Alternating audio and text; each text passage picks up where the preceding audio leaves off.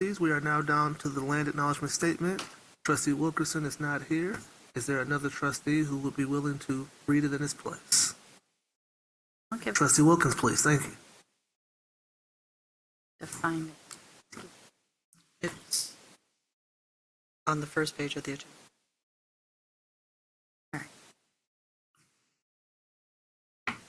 We acknowledge that the Ann Arbor Public Schools District occupies the ancestral, traditional, and contemporary lands of the Anishinaabe, Three Fires Confederacy, the Odawa, Ottawa, Ojibwe, Chippewa, and Potawatomi, Potawatomi. The taking of this land was formalized in a process alien to Native cultures by the Treaty of Detroit in 1807. The Ann Arbor Public Schools recognizes that many other Native peoples lived on this land at different times, including the Fox, Sauk, Shawnee, Kickapoo, Miami, Muscatoon, and Cherokee. Many of them were forcibly removed from their homelands. Acknowledgement by itself is a small gesture and does not exist in the past or solely in a historical context. Colonialism is a current, ongoing process, and we understand our responsibility in educating students about our participation. We further recognize the ongoing relationship and dependence upon and respect for all living beings of earth, sky, and water. It is our responsibility to take care for this land, and we honor, with our deepest gratitude, the Native people who have and will continue to steward it for generations. Thank you very much, Trustee Wilkins. Trustees, that brings us down to approval of the agenda.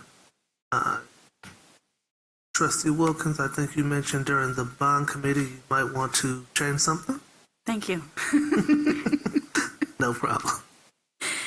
There was an item that there were two items having to do with music furnishings and musical instruments that would be going to first briefing tonight. Yes. But I'd like to propose that we add them to the consent agenda or add them as an action item. I'm not Consent agenda. Which is action.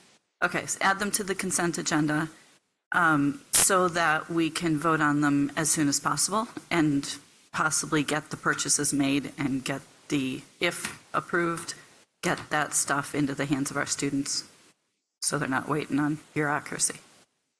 Sounds like a great idea. Let's add that to the consent agenda, please, Ms. Osinski.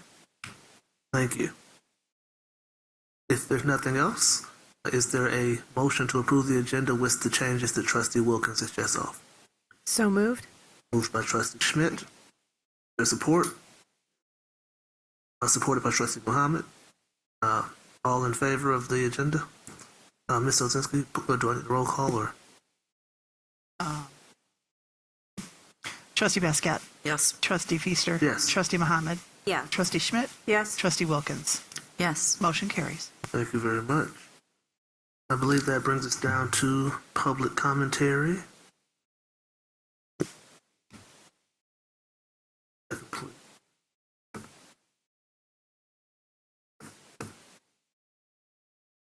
The notes on the side. Trying to find. All right, here we go. To the wrestling listening technology. The board would like to remind everyone that individuals who have signed up for public commentary will have their name called and are given an opportunity to speak. Commenters will receive up to 4 minutes with a total of no more than 45 minutes allowed for the public commentary period. When your name is called, please come forward and speak at the microphone. To help manage your time, a clock will be placed on the screen in front of you. We would like to remind everyone that public comments generally pertain to Ann Arbor Public School District matters. Comments about any individual or individuals are expressly prohibited. Also, please understand that board members do not respond to public comments, but we will listen carefully and we will follow up as appropriate. Ms. Osinski, how many sign-ups do we have for this evening? We have 10 signed up this evening, so each person will get 4 minutes. Thank you, Ms. Osinski. First is Lena Oldham, then Monica Hanna.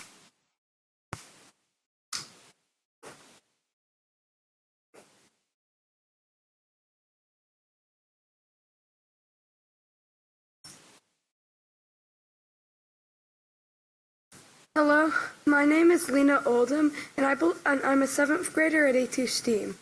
And I believe permanent functional stages are very important because students need them for so many things. School assemblies, plays, international night bands and orchestra concerts, and so much more. These are all things that have been important to me in my time at school. When you say you are building a new school, students and teachers and parents expect something better than what they had before. A lack of permanent stages is not better.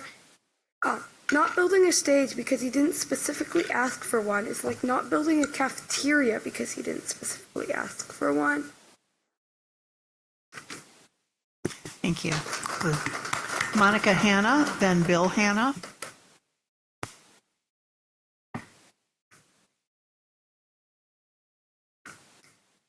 You all put in a lot of time, and I appreciate that. However, I don't understand why you were against any changes to your plans. Most of you ignored input about placement issues regarding Thurston. You did not get real input for the school's designs. You now have teachers, parents, students, and neighbors who are asking for permanent stages. Your current designs do not fit Ann Arbor school needs. I hear you're going to have glass walls. Oh my gosh. You can still make changes. Your buildings aren't built yet. You are pushing forward bad designs and bad plans, ignoring ideas that could actually make Ann Arbor schools better. At this point, people are just going to be saying, what on earth was the board thinking? Bill Hanna, then Beth Pearson.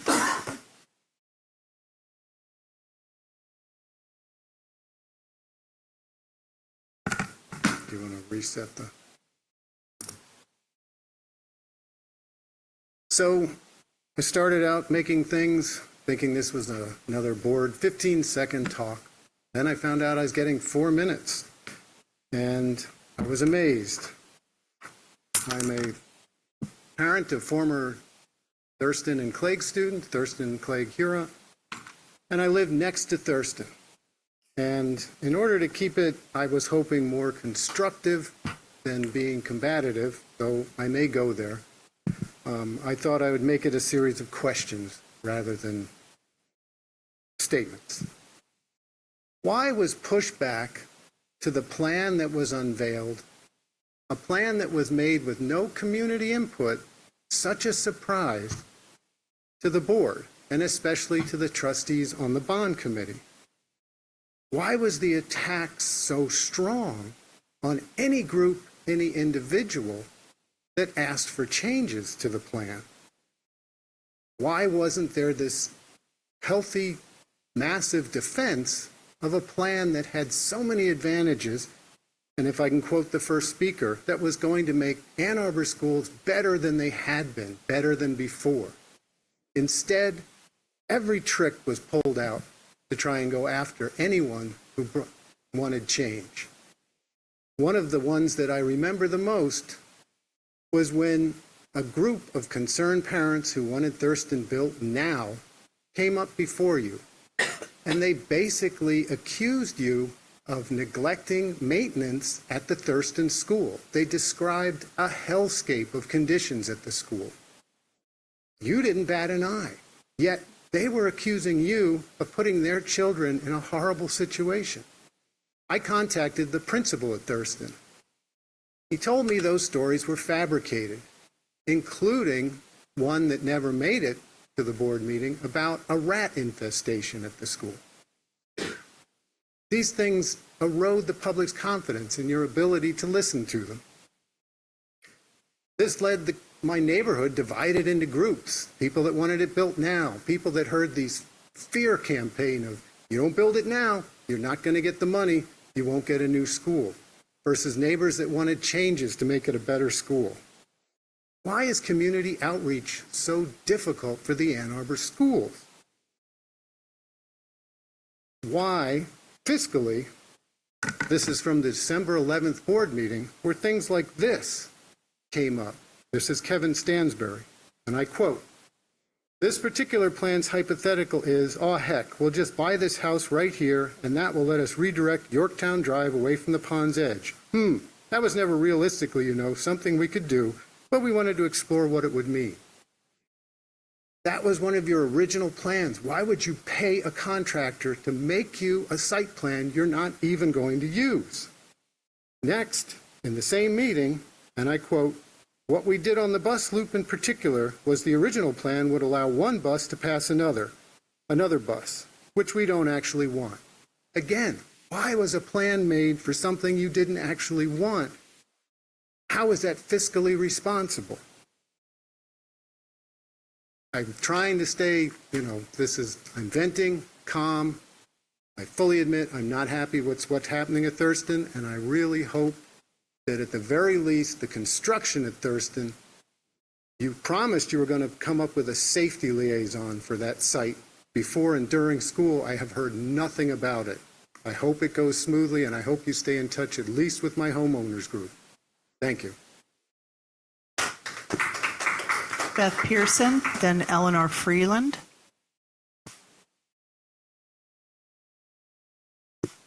Eleanor Freeland.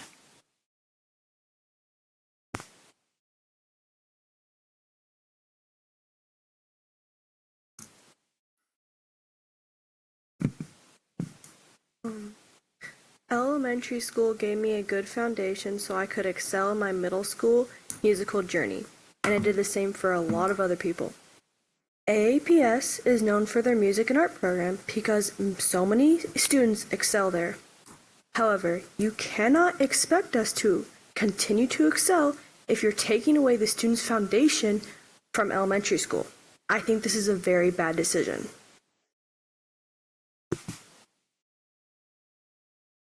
That's it. Okay. Fiona Freeland.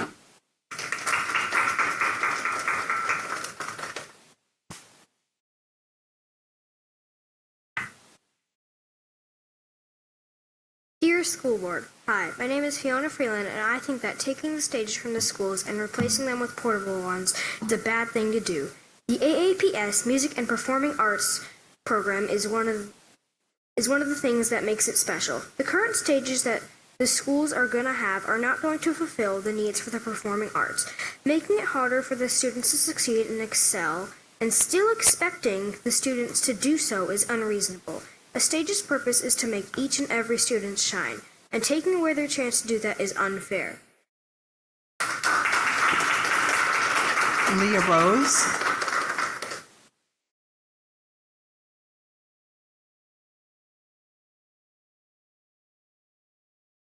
I just want to point out that my two daughters have gained a lot of confidence through all the programs at their elementary school. In a 2019 bond promotional video, AAPS employees stated clearly that each school community will have the opportunity to be engaged in the design process for their school. We have heard a lot from Capital Programs and Gilbane about the many engagement meetings that were held during the design process. And this latest issue with the lack of permanent stages in elementary schools is proof of a deeply flawed process.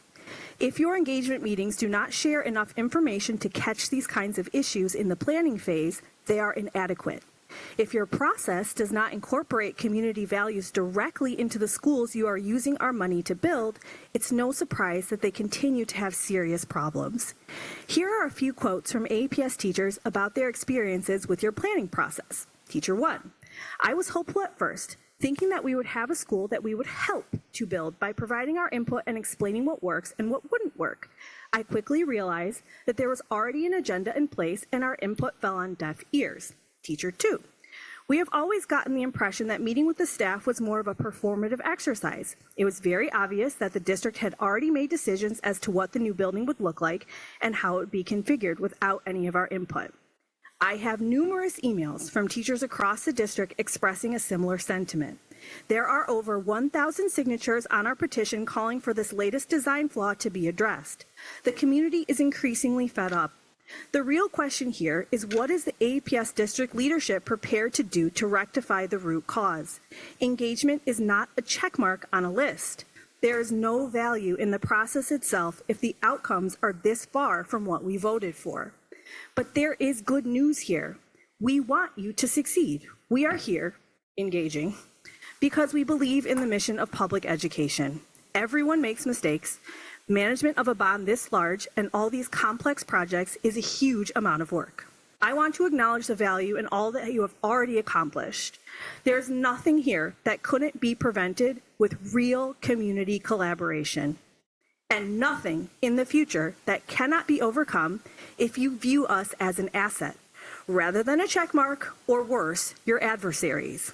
We are the stewards for these schools that will serve generations to come. Let's take the time we need to get it right. Please add permanent stages to all of the new elementary school designs. Give the teachers and students what they need in order to continue making Ann Arbor Public Schools a destination for excellent music education. Thank you. Jennifer Oldham.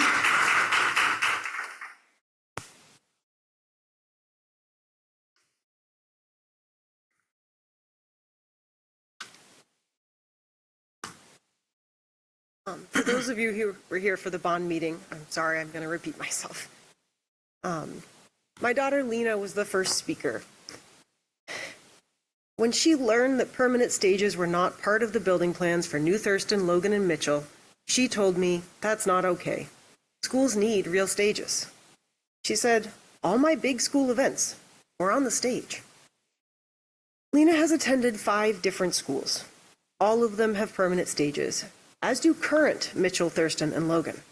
In fact, every single elementary school I've ever attended or set foot in has a stage with curtains, lighting, and a sound system in a space acoustically engineered to allow speakers to be heard. Lena must be onto something, because almost every single member of the AAPS music faculty has signed an open letter saying the same thing with far more detail. I did talk to a high school teacher from a recently constructed Colorado school that uses a portable stage in the gym. She said it comes with a host of problems, and mostly just doesn't work. Speakers can't be heard. The audience's attention is not funneled to those speaking or performing. There are no curtains or lighting. She said it's a nightmare, and it's cost her school many beloved traditions. No one expected or even worried that an Ann Arbor bond, which cited performing arts facilities and musical instruments in the ballot language, would be used to build new schools without permanent stages or performance spaces that accommodate the full student bodies of those schools. Including, I would point out, 2 of the largest elementary schools in the district. Logan is expected to be 670 students eventually. This bond money is Ann Arbor money. Its use should reflect Ann Arbor's values. On Saturday, WISD Superintendent Klein said that Washtenaw County Public Schools have lost 4,000 students since COVID hit. Some of my neighbors have moved to private schools, and some are returning to AAPS. Why? One large reason is because the music programs are excellent, beyond anything the private schools could dream of offering. Could I see hard cuts being necessary if the state passes a school omnibus with less support than last year, or if the federal level sends far reduced funds? Certainly. But that's a moment in time compared to the life of these buildings. The funding pendulum will swing back, and Ann Arbor will want to see music supported in school bands and orchestras over the next 100 years. Not to mention the many other uses for school stages. Really, the oldest existing stages are 4,000 years old. Learning communities will need stages in the future. I know it feels inconveniently late in the process to redesign these new buildings. I also know you flipped the locations of Skyline's pool and auditorium well into construction. If these schools are built without permanent stages, then students, parents, teachers, and taxpayers will feel their lack for the next 100 years, or until even more expensive retrofits are implemented. Please, don't let Ann Arbor be the once-in-a-lifetime case study for what not to do with your large bond for school facilities. Thank you.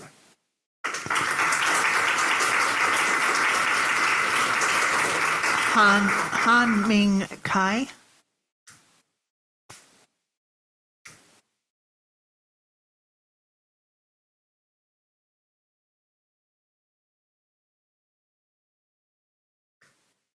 Good evening, and thank you so much for allowing me the privilege to address you all tonight. My name is Hanming Tsai, and I'm a rising sophomore at Pioneer High School. First of all, let me shout out everybody who showed up with a sign or delivered a comment about the stage issue regarding the new teaching facilities. I am 100% with them, and the voices of the public should be heard. I would, I start the timer. Okay. No. Oh, okay. Sorry about that. Next. I would actually like to speak today about another arts-related issue here at AAPS, and that is the cancellation of the screenwriting course at Pioneer High School. This was a course that students were genuinely looking forward to.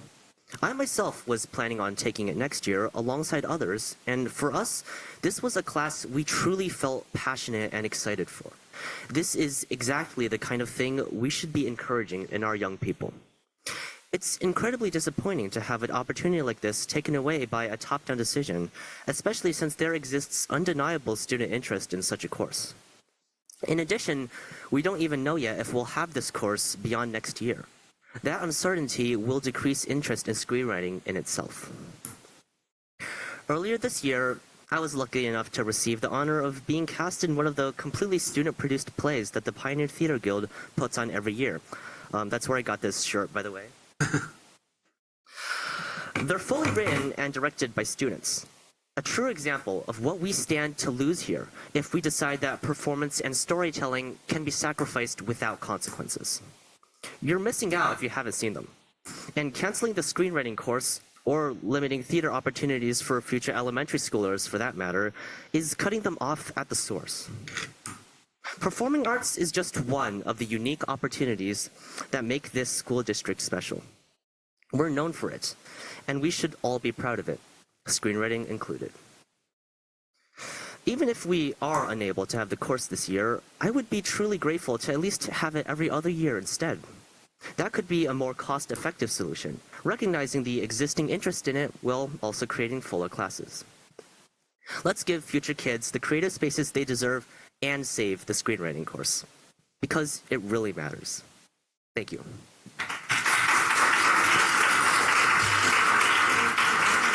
Smita Malpani.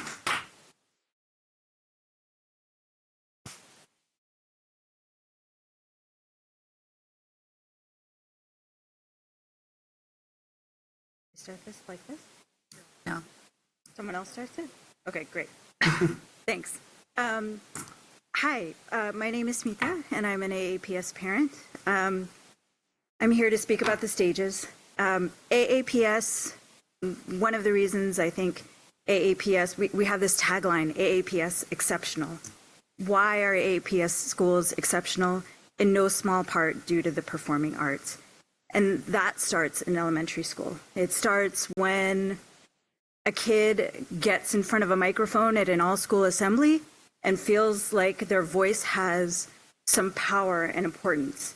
It starts when, in fifth grade instrumentals, kids from all across the grade sit together on a giant stage and literally learn to become attuned to one another, to other people. Or it happens when a child is dancing on stage at international night and performing a dance from their culture for their entire community and is able to feel that their identity and their culture is valued and welcome at AAPS.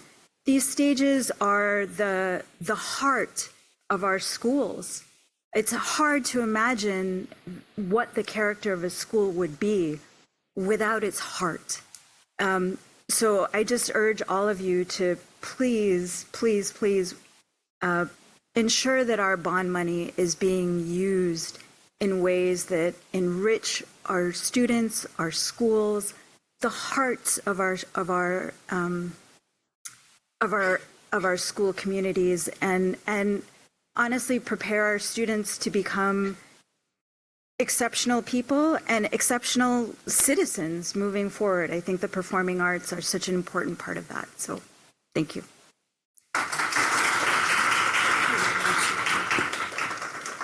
Beth Pearson. Is Beth Pearson here? Okay, that concludes public commentary.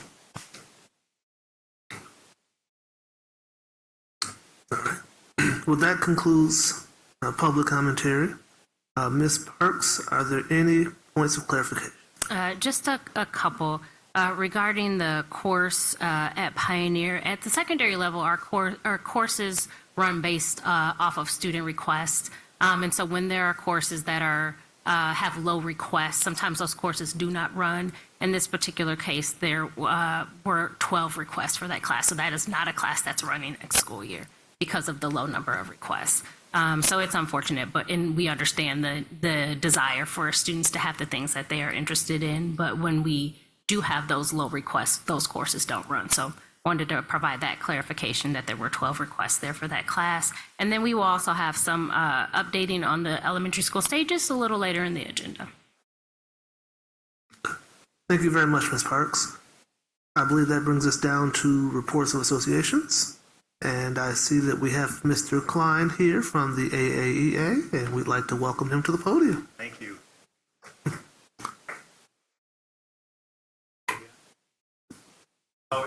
Trustees, Superintendent Parks, Ann Arbor Public Schools community.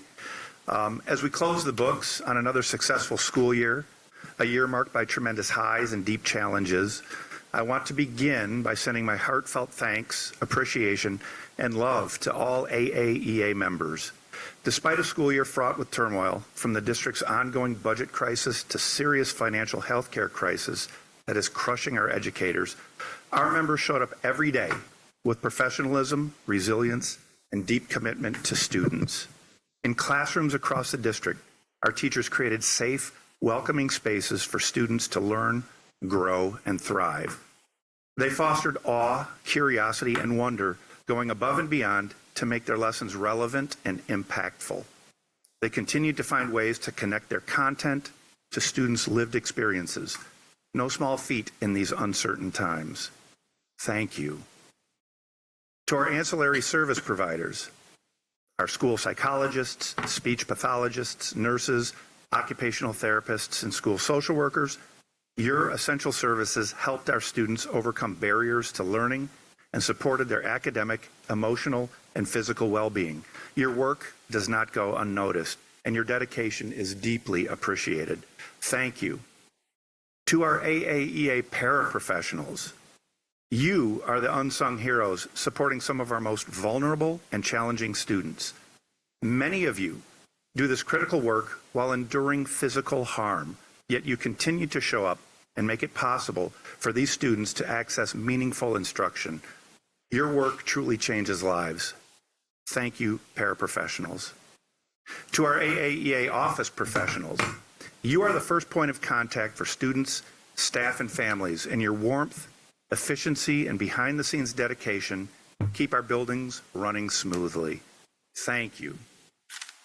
While I'm giving thanks, I want to thank Trustees Wilkes and Wilkins for attending our final Office of Special Education, or OSE, caucus of the year. Engaging in open dialogue about both our successes and challenges is vital. Your willingness to listen and learn is invaluable as you shape policies that empower our OSE members to better serve students. Thank you. On the union front, some quick updates. As many of you know, our union office is relocating.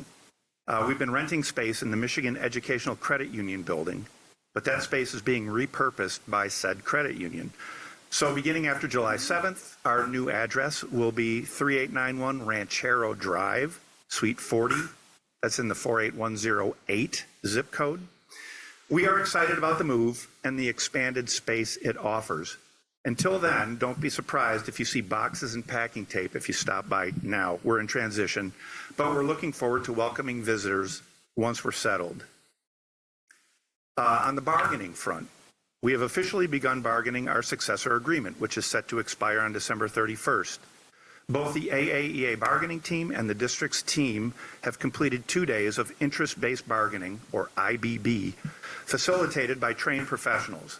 We've also held 2 full table bargaining sessions. During our first session, we collaboratively identified key issues and interests. And at our most recent meeting yesterday, we focused on contract language around just parent-teacher conferences, so one of those interests that we're looking at. After exploring options and crafting several straw designs, which are different options strung together, we successfully reached a tentative agreement on parent-teacher conferences. So we're getting that language written up, and we'll share that once it's ready to go. Our next full bargaining session is scheduled for Tuesday, June 25th from 10 a.m. to 2 p.m. Additionally, we have two subcommittees that are working on Appendix 5, the supplemental positions, and the calendar, or calendars, hopefully, for upcoming school years. Both of those groups are meeting Monday, the 16th, and we will continue to provide updates on progress. As you know, we are now at a critical juncture in AAPS history. The outcome of this bargaining process, particularly on financial matters, will determine the future trajectory of our district. Failing to fairly compensate our professional staff will worsen the current exodus of talented educators and dissuade future professionals from joining the district. The trend is already underway. As you've witnessed at numerous board meetings, AAEA members have shared their frustration at not having received a cost of living increase since before 2006.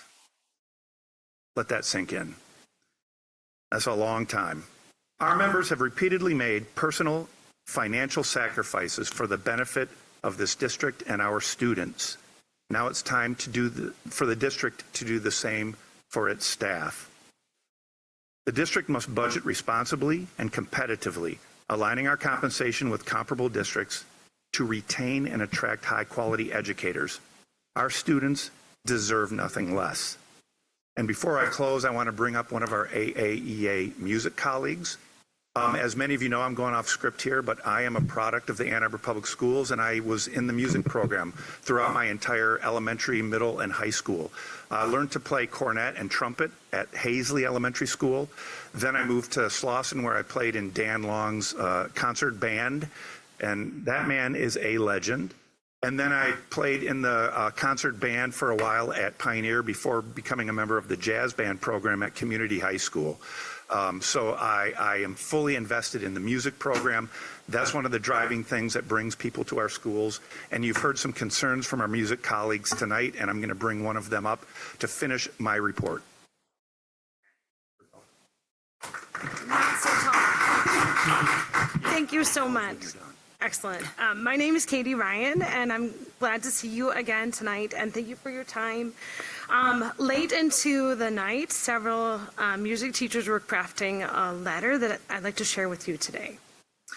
The Ann Arbor Public Schools has a rich legacy of being leaders in the fine arts among many disciplines and attracts families and students to Ann Arbor for our fine arts programs. As teachers, we continue our commitment to be at the leading edge of instructional practices and performing opportunities for all students. In response to our May 21st open letter to the school board expressing our deep concerns regarding the proposed use of portable platforms in lieu of permanent stages in the new elementary buildings, performing arts teachers were invited to attend a meeting yesterday, June 10th, with district leadership and Representatives Kevin Stansbury and Stephanie Corona from Gilbane and our Fine Arts Coordinator, Kim Colson-Mobley. About 20 performing arts teachers, a third of our department across the district, were able to attend. At this meeting, the district's team presented a preview of our same presentation that you'll receive tonight and also took questions following their presentation. In the first part of the presentation, it was made clear that up until now, no plans had been made for permanent performing spaces, and that any modifications now would be in the Department of Furnishings. The presentation included mock-ups of platforms set up in the proposed Thurston Cafe and gym as an example for how these may be deployed in the new elementary schools.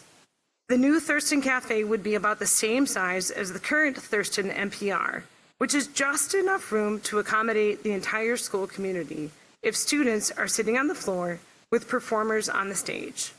However, the addition of a portable platform in the middle of the floor plan of this cafe space would limit capacity and not serve the entire school community in this configuration. Platforms placed in the double gym would yield a larger audience space, but it was acknowledged by the program managers that the acoustics of the gym do not adequately support a musical presentation. As stated in our first open letter, these solutions are both woefully inadequate and not long-term, as the warranty on these products is only 10 years. We remain steadfast in our professional view that these portable platforms and other platform solutions presented do not serve the needs of our schools. A new design is warranted. In reviewing the district team's prior stakeholder engagement process, the leadership team acknowledged that the process did not include the district performing arts teachers as a whole, and was done building by building with the principals selecting a design advisory team that may or may not have included performing arts teachers, and with no district-wide vision. This approach created many blind spots for the design team and has led us to the inadequate and short-sighted platform solutions for the performing arts. The district leaders at the meeting acknowledged and apologized for the inadequacies in this approach, and acknowledged that this was in fact the first opportunity performing arts teachers have had to provide insight regarding performing arts spaces and to give feedback on the current design plans for the district. This acknowledgement was much appreciated by all parties in the meeting. The program managers also acknowledged that there is still plenty of time to course correct and make a change to the building designs of these schools to give them an appropriate performing arts space. Failing to act now to address these blind spots for these new buildings would undoubtedly be a costly mistake to undo, as the district has learned over the years with stage and NPR retrofits at Pittsfield, Northside, Carpenter, Hazley, Thurston, Lawton, and perhaps other schools.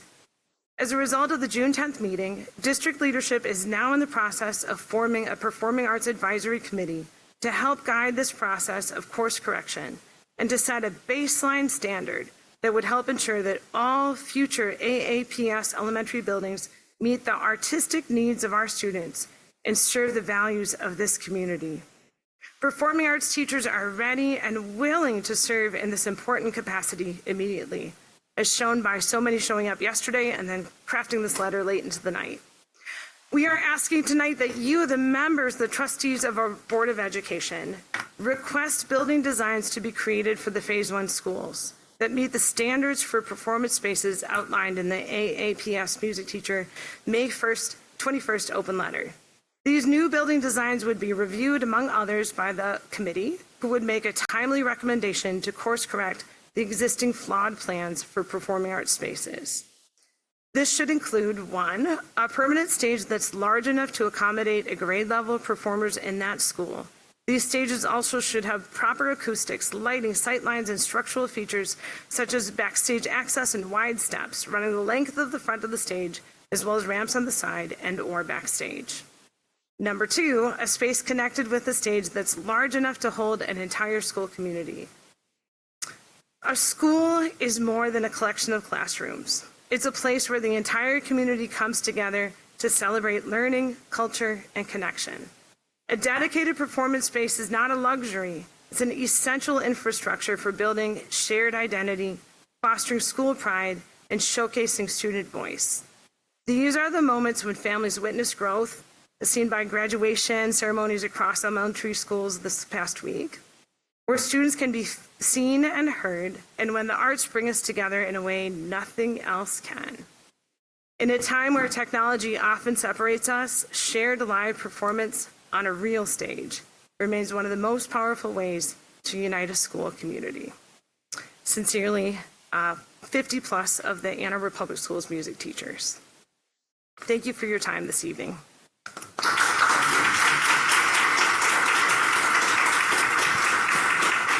In closing, let's keep board meetings boring. You know what you need to do. Thank you again, all of you, for your service to students and for listening to the voices of the educators who support them every single day. Have a great summer.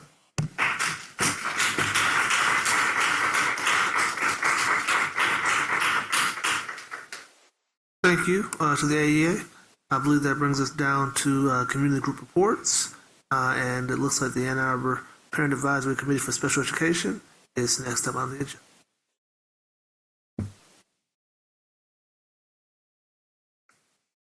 Good evening. On behalf of the Ann Arbor Parent Advisory Committee for Special Education, or APAC, I am here today to share an overview of the past year of our work in support of students with IEPs and 504 plans, and to outline our goals for the coming 2025-2026 academic year. APAC has a mission to advocate for children with disabilities and their families, to ensure they have meaningful access to the curriculum and inclusion with peers across the Ann Arbor Public School District. Over the past year, we are proud to have made the following contributions. Some of our key achievements. We have hosted monthly parent and caregiver meetings. We provide a consistent, welcoming space for families to connect, share resources, and receive guidance on navigating the special education process. Our meeting topics this year included meeting the administration and their department, including services like assistive technology, differentiation coaching and inclusion support, a meeting on the in-class service model and inclusion, accommodations and accessibility, a meeting on the high school to post-secondary options, a meeting on summer options in the community and from the district, the preschool and transition to elementary school, MTSS at various levels, tiered interventions, and parenting in the digital age. We have also improved collaboration with staff. We met monthly with district leaders in special education and teaching and learning to share feedback from families and collaborate on solutions, resulting in improved processes and communication. We made achievements in service disruptions in that we improved communication around service disruption during staff outages, ensuring parents are aware and have the information to ensure services are fulfilled. We advocated for compensatory services being fulfilled for our families and advocated for flexible and accessible service options for families. We advocated for district-wide consistency, continuing discussion on both MTSS and services outlined in the IEPs and 504s. We advocated for transfer of level meetings, which are still available upon request for our families, and for parent contribution in the IEP process, which is valuable and should be prioritized over date compliance.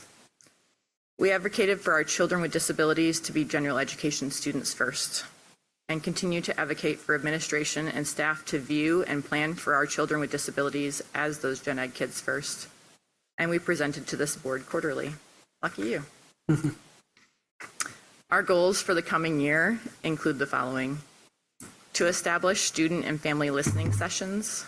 We plan to host facilitated sessions that allow students and caregivers to share their experiences with us to make us better and more informed advocates. We plan to expand access to translation and ASL interpretation services, being aware of what is needed in each building for students and families to fully participate, creating a process to request this accommodation for both students and their families.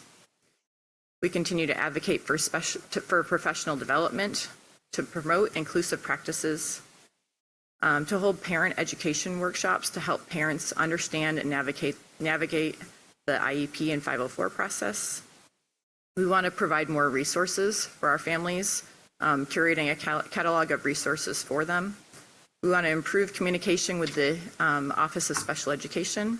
We want to improve communication from us to our families, sending out regular newsletters. We want to increase our visibility by building a stronger presence through social media and district newsletters to ensure more families know how to access us. We want to improve our building liaison program. We're refiguring this role to be more integrated into their school communities. And we want to improve our collaboration with the superintendent, hopefully meeting quarterly to ensure visibility and recognition at the importance of inclusion. We are grateful for the partnership and support we have received from district staff and board members this year. We especially appreciate Assistant Superintendents Concetta Lewis and Don Linden for their collaboration at our monthly advocacy meetings, and Superintendent Parks and Trustee Schmidt for meeting with us just last week. Thank you to all of you for your continued attention to and support of students with disabilities. We welcome the opportunity to meet with the board in the near future to share more about our work and discuss how we can collaborate further. We believe that by working together, we can continue to build a stronger, more inclusive school system that meets the needs of every learner. Thank you.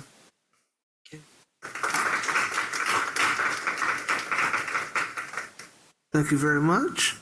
And I believe that brings us down to our next community group, although they may have just presented the AAPS music teachers, or, yeah, that's okay. All right, no problem. And that will bring us down to board committee reports. I will start with the executive committee. We met this past Monday.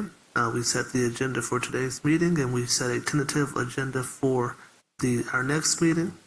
It was a quick meeting, but we're looking forward to addressing issues the trustees have brought forward and issues that our superintendent has indicated need to be addressed. Now I'll turn it over to Trustee Basket and ask about the bond committee of the whole. Thank you, sir. First, I will apologize again to the community for starting the committee meeting late. Between getting new technology and hoping for more trustees to arrive for the meeting, we were delayed, and again, that's on me, and I apologize. We did, though, get through some very interesting and intense packages of work that the committee saw, and we have moved to first briefing, so we'll see that this evening. We also included questions from our trustees who are not present. Do appreciate the fact that although they're not at the meeting, they took time to read the package and submit questions. And again, my thank you to Trustee Wilkins for helping get those questions into the record. We acknowledge we have received a lot of interest regarding the stages. And so with the superintendent's support, we have asked the team to provide us as the board an update. So Superintendent Parks, I'll turn it over to you. Yep, so we have the capital team, although they may have stepped out. So we'll get them back. Yeah, we'll get them back so that they can provide the update.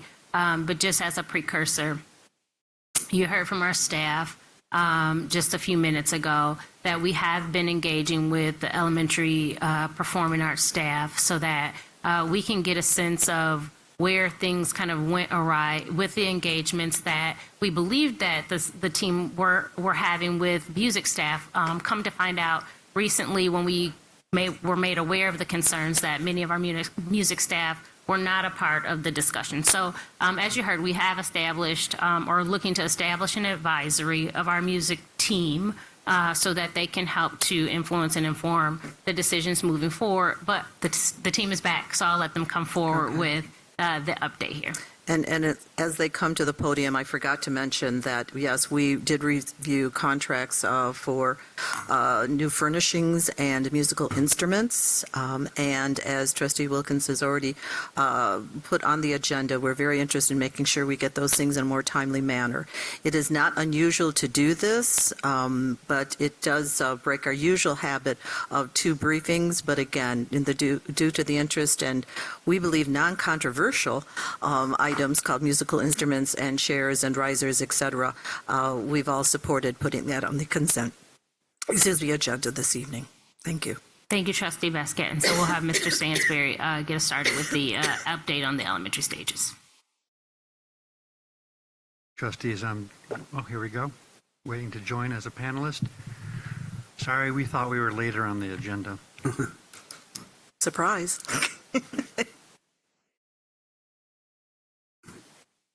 And Mr. Stansberry, you are pulling up the presentation that we as trustees have received at our table? Correct. Okay. So, trustees, we have that just in case there was a glitch with our learning the new software. So this is a long presentation that we're going to do in 7 minutes. So tonight we'll be briefly reviewing how we arrived at the current approach for specials and performing arts, what that approach is, concerns we have heard most recently, and what the alternatives are for addressing those concerns. So this is the agenda, background and context, some space, performance space existing conditions, space design process, major project conditions and best practices, and alternatives for elementary school performance stages.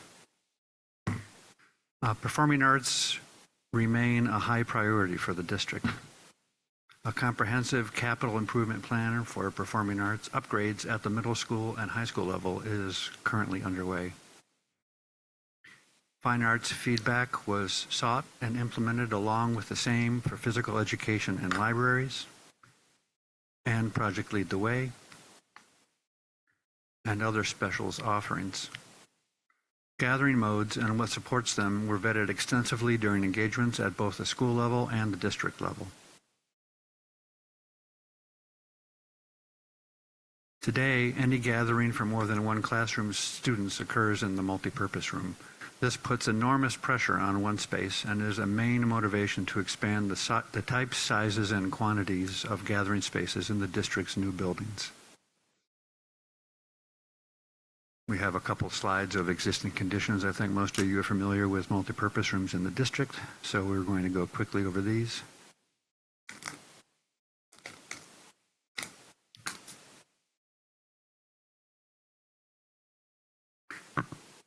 So the process for engagements about gathering modes took place at each school and with the district's specials coordinator.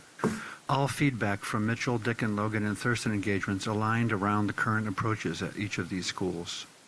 At a recent engagement for a project in the planning phase, the design team heard a concern about the lack of a permanent stage for the first time, but even at that school, most of the engagement around gathering modes supports the current approach for the other schools. We are now in the process of gathering feedback to inform a decision about how to proceed. Given the feedback we've recently received, it is clear now that there were undetected gaps in engagements. Despite design advisory teams with 8 to 12 staff assembled to support the school design process and through multiple engagements with them, plus 3 or 4 full staff meetings and multiple meetings with principals, it is evident that not all fine arts staff feel they were given the opportunity to weigh in. Of course, this is not the intention of the engagement process. The intention was and remains to explore with a large cohort of stakeholders what each current building's physical obstacles are, what worked, what didn't, and what aspirations each school had for the future. Understanding the district's values and each school's culture and ethos, and to design and build in direct support of those outcomes was the goal. Mr. Stansberry, I'm sorry. Yes. Do you want questions as we go or That's at the fine. end? However you'd like. That's good. So looking at that last slide, 21, I just want to understand that a little better. On the left, we say Mitchell, and these are all the little sticky notes of comments and feedback from the Mitchell discussions? This is one artifact from one of the engagements. This was a full staff meeting. The architects, among other things at these types of meetings, will canvass staff for what it is we do now that works, what we would like to do in the future, and what's a wild idea. So that was the prompts at Mitchell. Prompts were a little different at Lawton. What should we be less of, what should we be more of, and what we should continue being. Okay, because I wasn't sure how to read this. So again, the feedback from Mitchell versus the feedback from Lawton, and the arrows were the prompts. Yes, okay. And these are just 2 examples. Okay, thank you.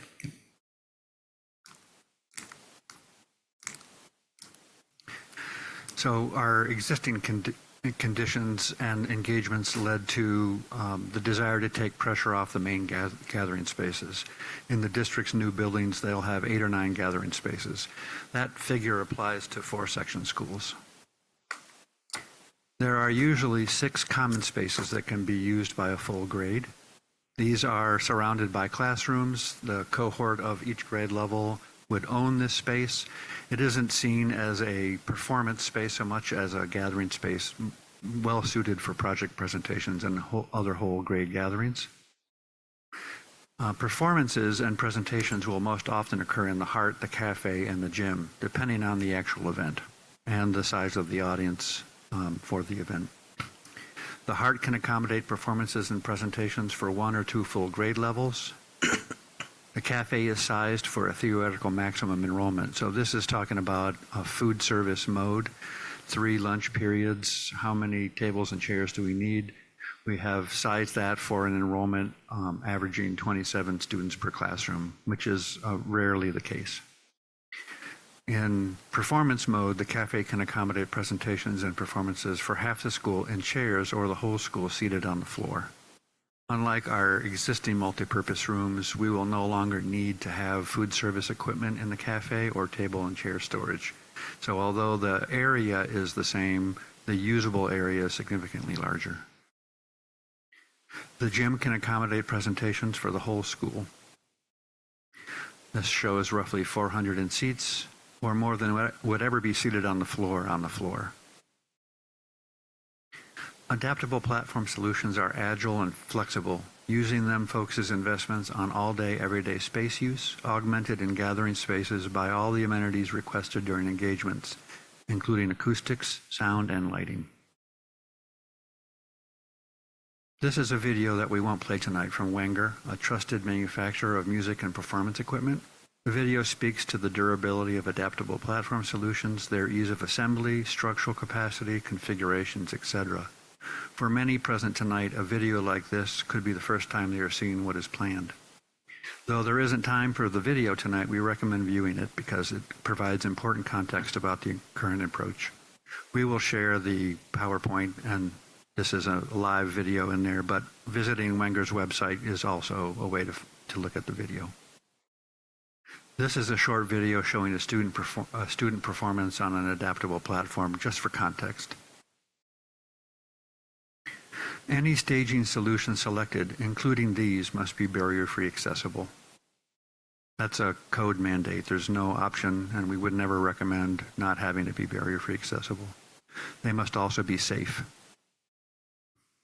The current approach is for these systems to be specified in quantities and configurations to accommodate the same events that occur today in spaces sized and equipped for performances, but which are also used for other school functions, as is the case today. This is just another view of the last image showing an adaptable platform solution in the cafe. The pros of this include fulfillment of program requirements identified through engagements thus far, the focusing of investments in high utility flexible spaces, and an adaptable solution for multiple gathering needs, offering extensive performance and presentation configurations in more than one location. The baseline expectation has always been that the quantity of adaptable platform panels would be large enough to accommodate the same performance events as occur in K-5 buildings today, now with multiple configuration possibilities. The spaces these would be used in are large enough for an entire school community. That varies depending on the actual event. Some would be in the gym, some would be in the cafe. The primary performance space these would be used in, the cafe, and the additional performance spaces provided in the new school buildings, including the Hart, would be no less dedicated for performances than the district's MPRs currently are. Adaptable platform solutions are available for use in the cafe, the gym, and the Hart, even concurrently, allowing for multiple events to be held at the same time. We're speaking to concerns we've heard very briefly here, but what's written on these slides is a little bit more in detail. Acoustics, lighting, and sound systems are included in the current plans and would not be specified differently if the approach to staging changes. Adaptable platform solutions are designed and engineered precisely for fine arts performances, including dance. They are durable, quick and simple to set up, using no tools and involve no moving parts. They are solid and easy to repair, should that be required. Using them is considerably more cost-effective than constructing permanent formal stages. Sometimes platforms can be left in place and would not impede lunchtime use of the cafe. Other times it's possible to set up adaptable platforms in either the Hart or the Learning Commons, bringing them to the performance space right before a performance. There are notable concerns about district values with respect to performances, centering on the differences between use of adaptable platform solutions and the provision of permanent fixed stages, sized for 100 students with instruments and with backstage access. Many of the concerns raised about adaptable platform solutions were likely raised based on experiences with systems, accessories, and settings that are not similar to what is currently being planned. Grant monies are an important funding source. We have not found evidence that stages are among what's required to qualify for these funds. Included here are website links to what has been provided in this regard. This is one instance. It states a requirement for at least one dedicated classroom for each arts discipline, as well as for requiring well-designed performance and exhibition spaces. Current plans comply with this requirement.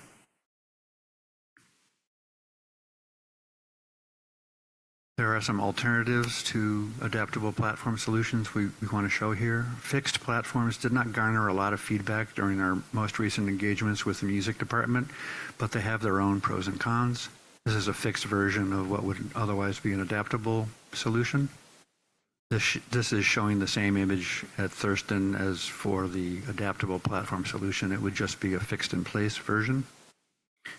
This is an example of a fixed platform at the Arc. And here are pros and cons for fixed platforms. Another alternative is a retractable platform. As with fixed platforms, these did not garner a lot of feedback during recent engagements. The point being, the main focus was on adaptable platform solutions and fixed permanent stages. There are alternatives in the middle. We didn't see a lot of excitement about these. This is a video showing the operation of a retractable platform. Again, this would be a link that you could click on when you receive the actual PowerPoint. Here are pros and cons for retractable platforms. The approach brought forward most recently by the music department and supporting community involves a dedicated stage. This is the existing Thurston stage, which is similar to most K-5 NPR stages in the district. All options have pros and cons. This is the pros and cons for formal stages. Here are some numbers for what the cost impacts would be to change approach for the buildings that are currently starting construction. Though this slide doesn't address the condition, we heard feedback recently that while half of the fifth grade currently performs at a time with instruments, there is a desire among some for the entire fifth grade to be able to perform together. This would move the stage size up from accommodating roughly 50 to accommodating roughly 100 at a 4-section school, nearly doubling the projected cost increase for this approach. We are grateful for the feedback we've received at all points along the way and for time devoted to this topic by passionate teachers and community members. It has tremendous value in developing the best possible plans for the district. Happy to answer any questions.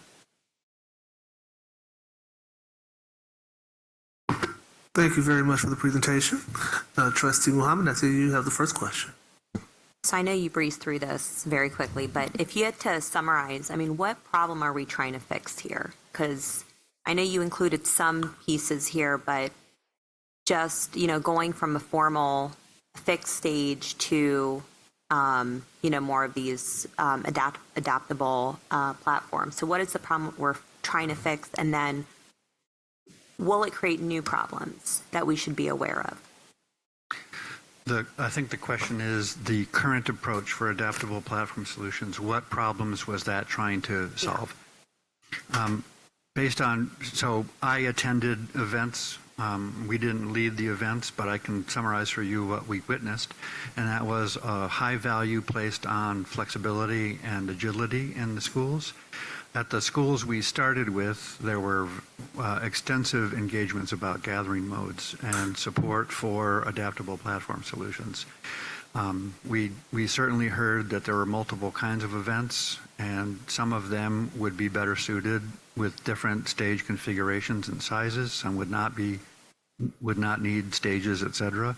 And we did find at our initial schools that stages were underutilized. So those particular schools valued using square footage in other ways besides stages and supported agility and adaptable platform solutions. We then discussed that with the special coordinator at the time and got the same support.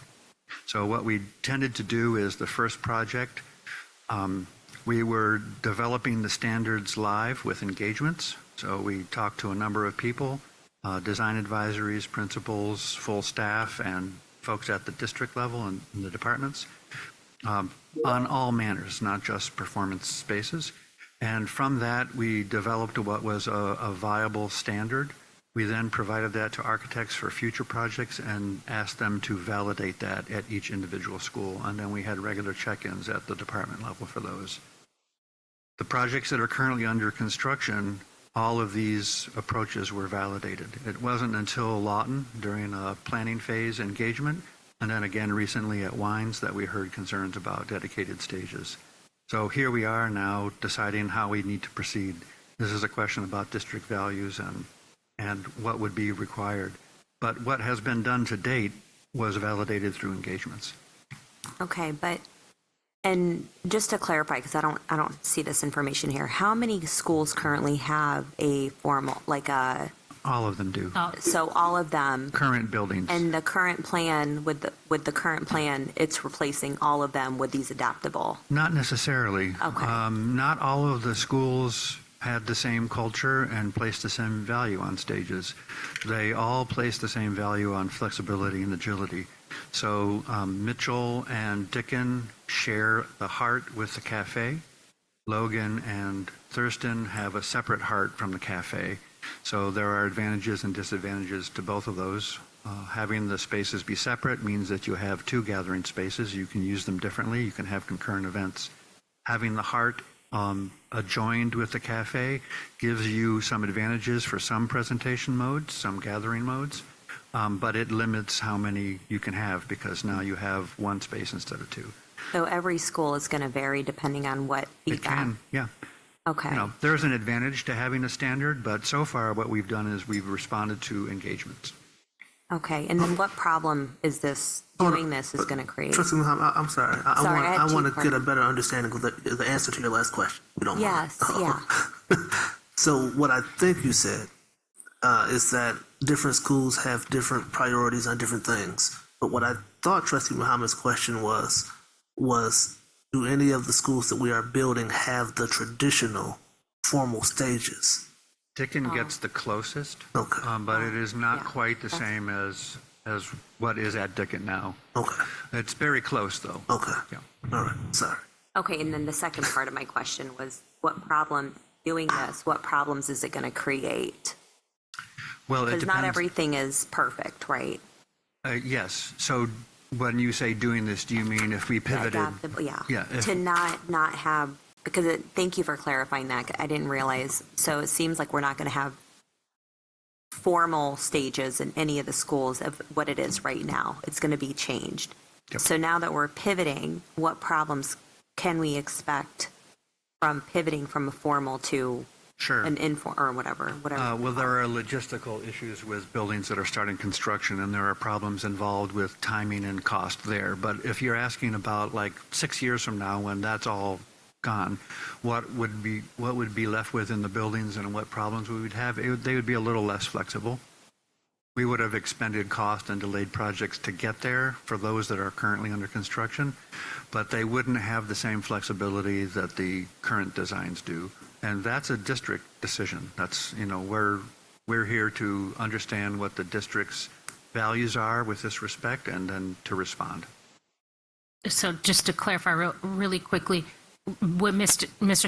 Stansberry, what you just described was if we pivot to permanent fixed stages. And I think your question was, what would the challenges be or the concerns be if we stayed with adaptable solutions? That's what yeah.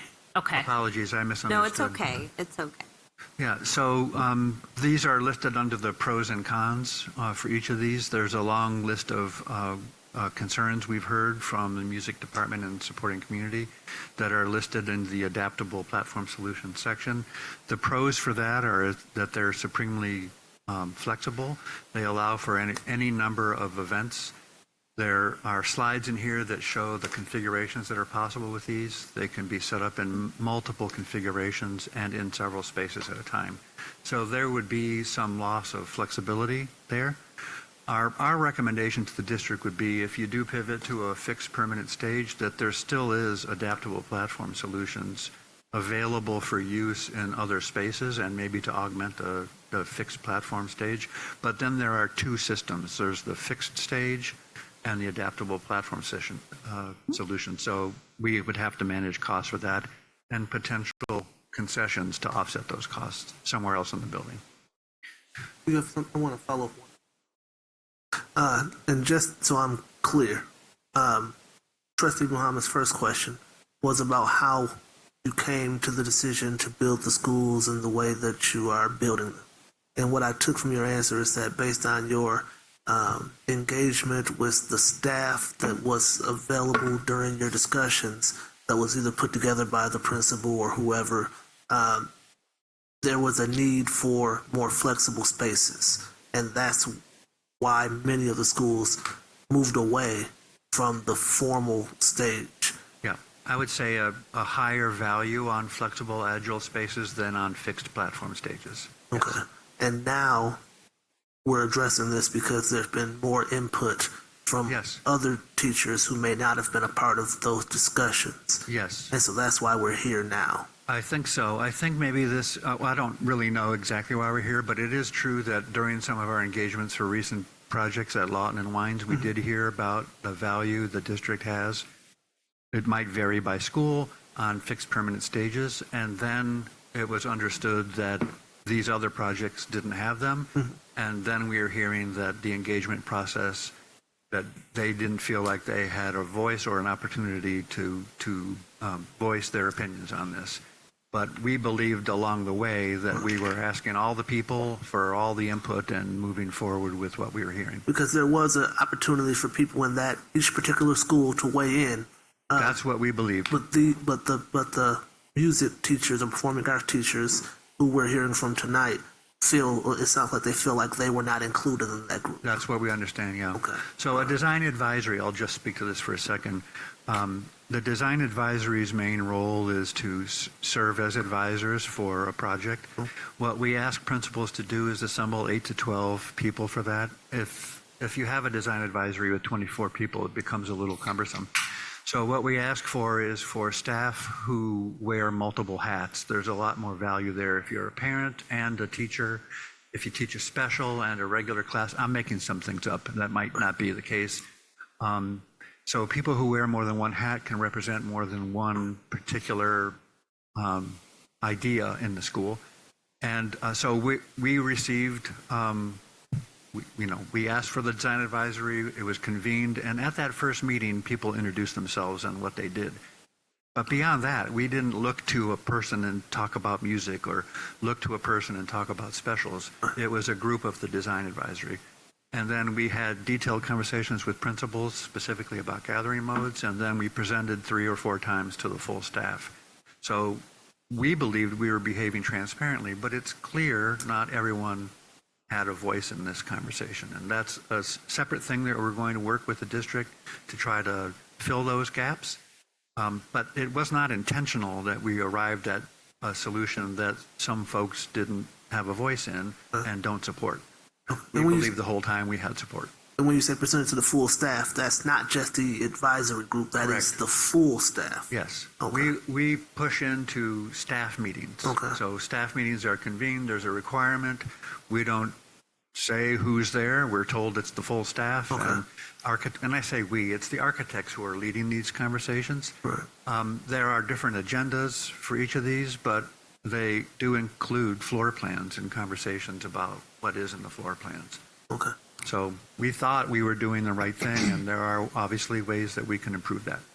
I would also add that the former fine arts coordinator was also a part of those conversations in those meetings that Mr. Stansberry just referenced, and Ms. Colson Mobley is now a part of the conversations. Okay. Yep. All right. Thank you. Trustee Schmidt.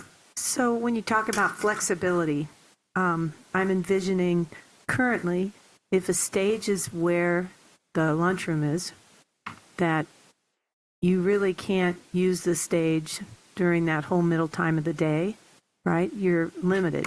I mean, so when I think of flexibility, if I want to go in and do something with a group, we're running a little rehearsal, we're getting ready for a play, we're doing for the parents, it's a little hard to do anything in there during that time. So when you showed different gathering areas that we could use these portable stages, that then opens up the day for me to be able, as a teacher, to be able to schedule things. I'm not limited to before lunch, after lunch. Is that what you mean when you say flexibility? I'm trying to understand. Among many ways, that is flexibility, yeah. And this is a conversation we had, and the same conclusion was reached at school levels.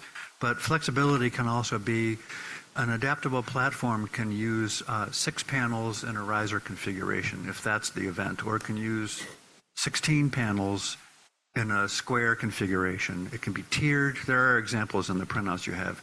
Tiered, it can be a thrust stage, it can be a catwalk, it can be set up in the middle for something in the round. So there's flexibility in where it's configurations, the size of the stage. It impacts the size of the audience. There's also flexibility in where they can be used in the building and for scheduling.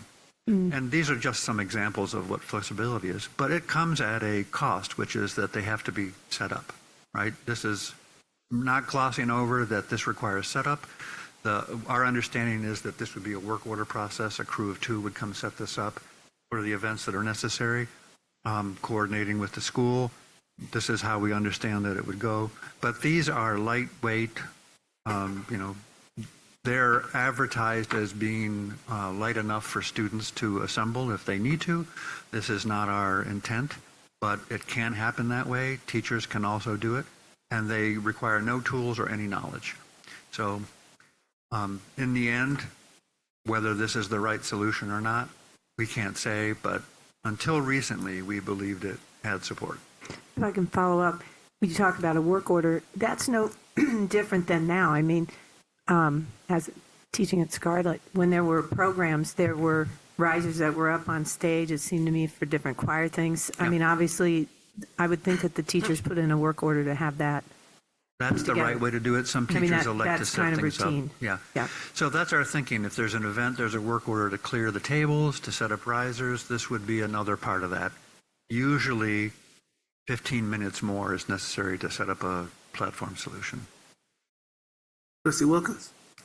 A couple things. So the risers you're talking about, and then like the initial costs, if we pivot, would be, I forget which scenario we were at, but you said, 6, 7, 8 years down the road, then you don't have those costs if we have this more adaptable thing, except we're about to probably approve expenses for new risers that have gone bad, and now we have to get new ones, where if there was a stage, we wouldn't be doing that, right? So there is some savings or some offset costs. There are two kinds of risers. What was presented earlier today is a riser that would be assembled or put together on a stage or in a music room.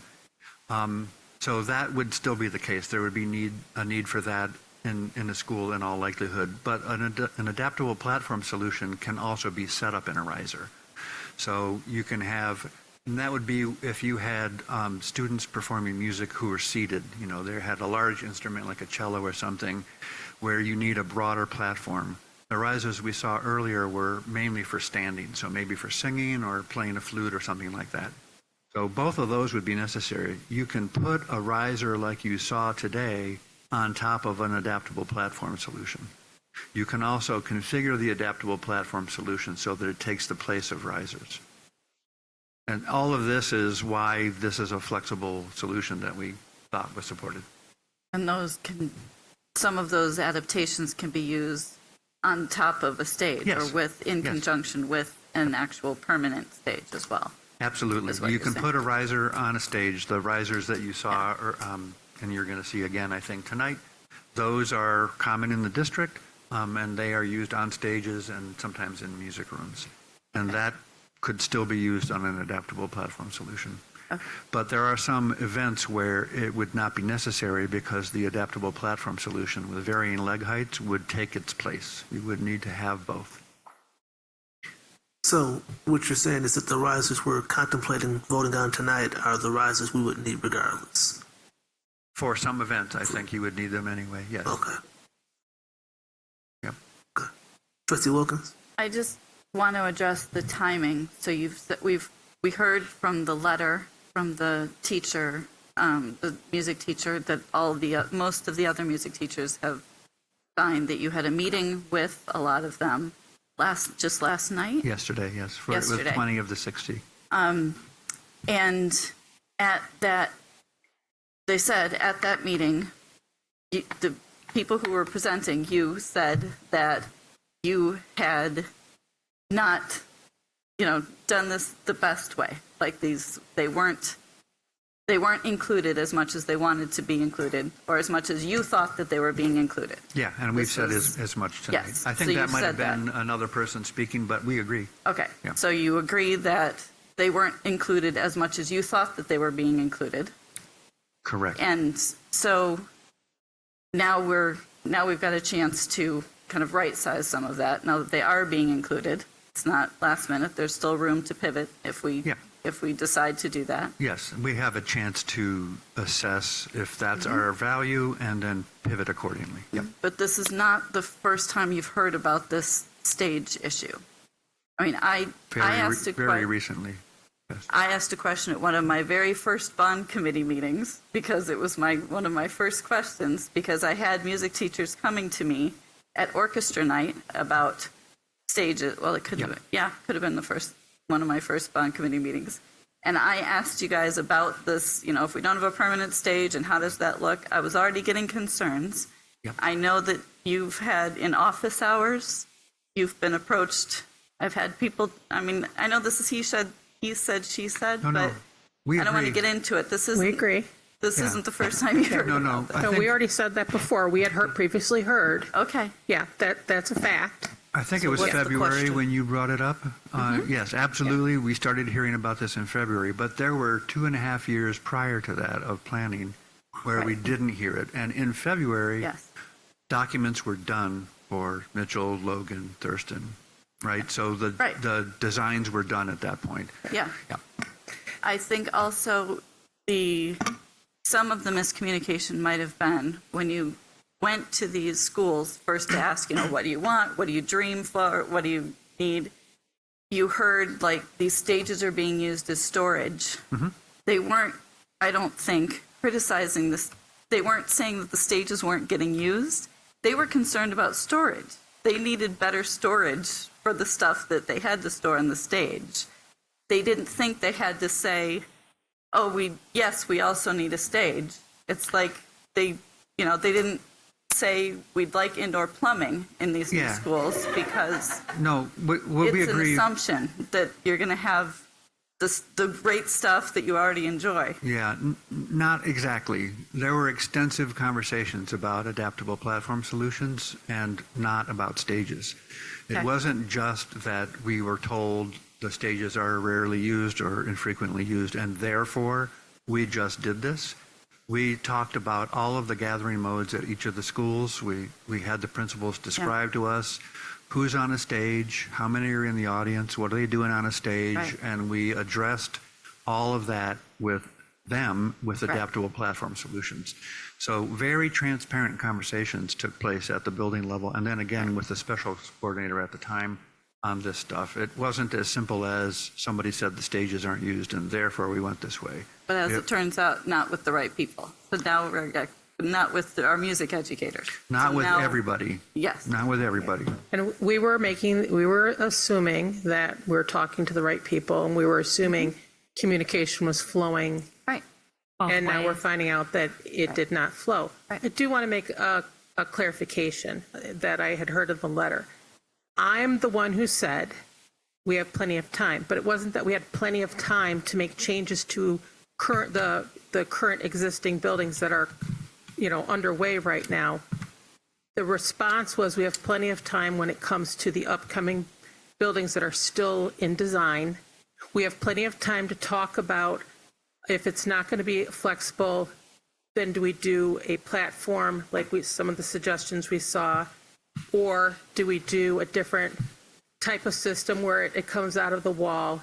We do have some time for that. And we have plenty of time to talk about things like lighting, theater lighting, which all of the buildings have, about curtains, what does that look like, about the needs to support any kind of theatrical or musical or performance that happens. That's the context of which that was made. And we do intend to keep seeking feedback and adjusting plans, but with the district's participation in establishing values for these things. And we did recommend at the end of the meeting last night that a committee be put together And because there is not a standard for elementary schools when it comes to that program. And so we said we were seeking that. It's been something that the designers have been seeking for the last couple years. And so it would be a great opportunity, not just on the elementary school level, but we still have middle schools and high schools. We have started the first round of the middle schools and high schools with the theater rigging, but we still have lights, we still have curtains, we still have sound systems to update. So those are the things that we'd like to have feedback from a committee to find out what is that new standard going to be for those replacement items. One of my questions from the letter from Ms. Katie Ryan was that I think she used the Thurston Cafe as an example, that it would not be large enough to accommodate all of the students with the adaptable staging, even with them seated on the floor. And so I guess my question is, how often is the entire school in these circumstances needed to be in one place? Is that something that is common? And if it is, then is that something we need to try to look into?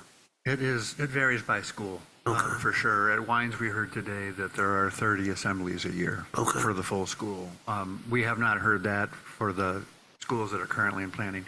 But we do believe it's possible for full school events to occur in the planned Thurston Cafe with the stage. It does depend on how many people are on the stage.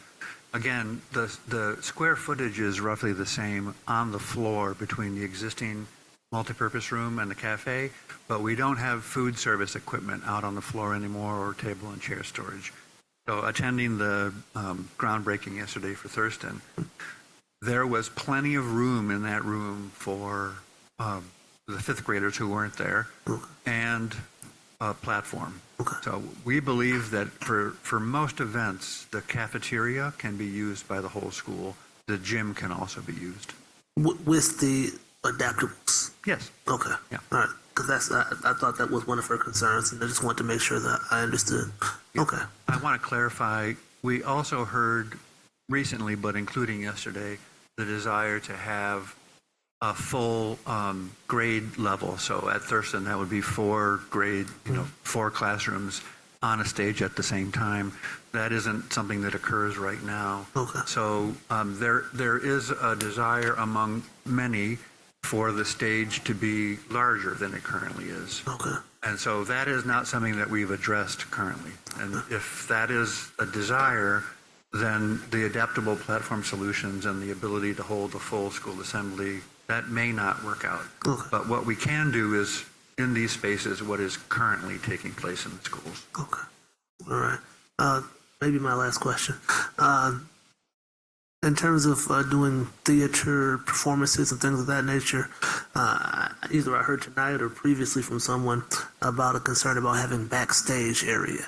Do these adaptables allow for backstage areas similar to how a formal stage might work for a play or something? Not in the same way, no. Okay. So I think it isn't so much that there are rooms like green rooms or scene shops in our elementary schools that are immediately adjacent to the stage, but what there typically is a backstage access, either a ramp or a stair or both, that leads to a corridor. Gotcha. So students for a theatrical production, and this is more common for theatrical productions, they can be elsewhere in the building in an adjacent classroom getting ready for a scene change or whatever it's going to be, and they can come and go from backstage. Okay. Adaptable platform solutions have something like that that's possible depending on the placement of the curtain. Right. There are some rooms adjacent to these cafes, like a teacher's lounge, that could serve the purpose, but for many it won't feel the same. Okay. Right? So for certain theatrical productions, backstage access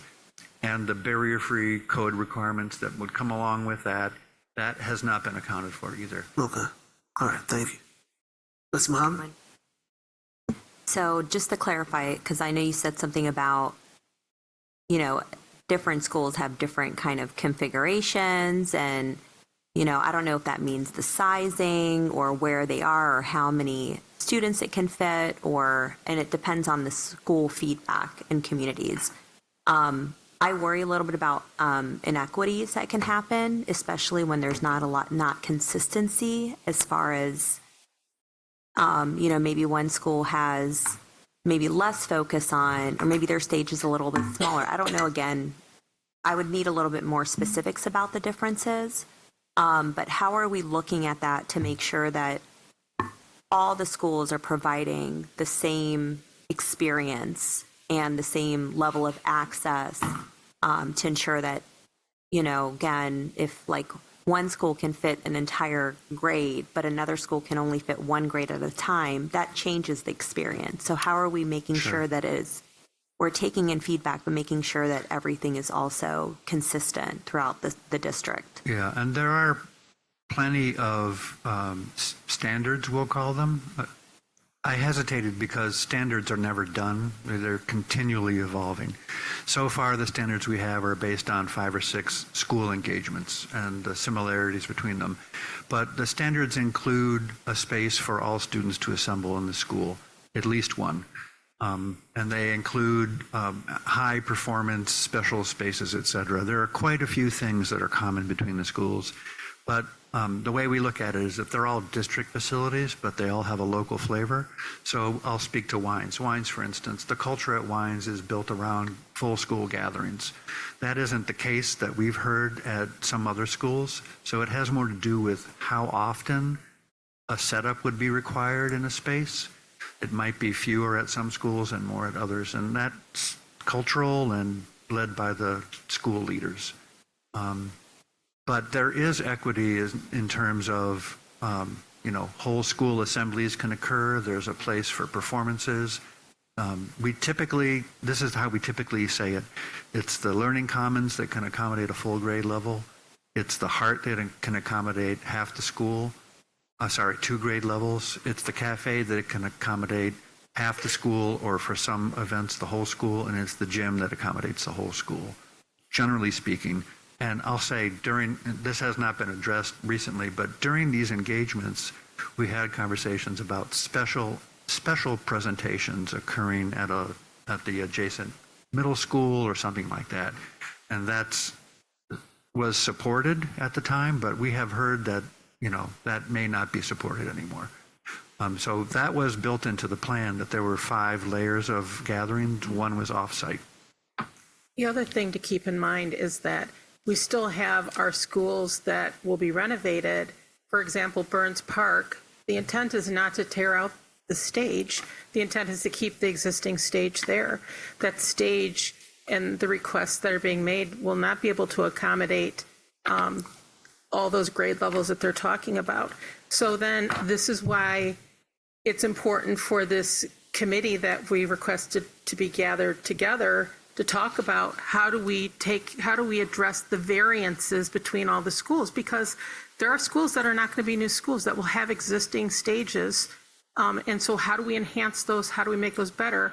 Those stages are buried in the middle of a school. So adding on to it, there's no place to add on to it. You're going to add into an existing space that needs to stay. So that is why we made that request last night, that hearing what we're hearing with the concerns, understanding that there is more to be discussed about the music and theater program, having a group of people that can help be part of the solution and tell us and help guide us how do we address where there's not going to be everything the same.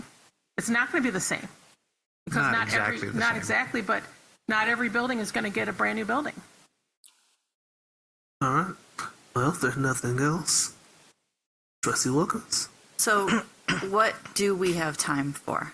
What is their time to? You talked about kind of a hybrid is my word, but you said that there could be more of a permanent-ish performance space that could also use some. Is there time for that with the schools we've already broken ground on? It's with some redesign? Easier in some schools than in others, depending on where we are.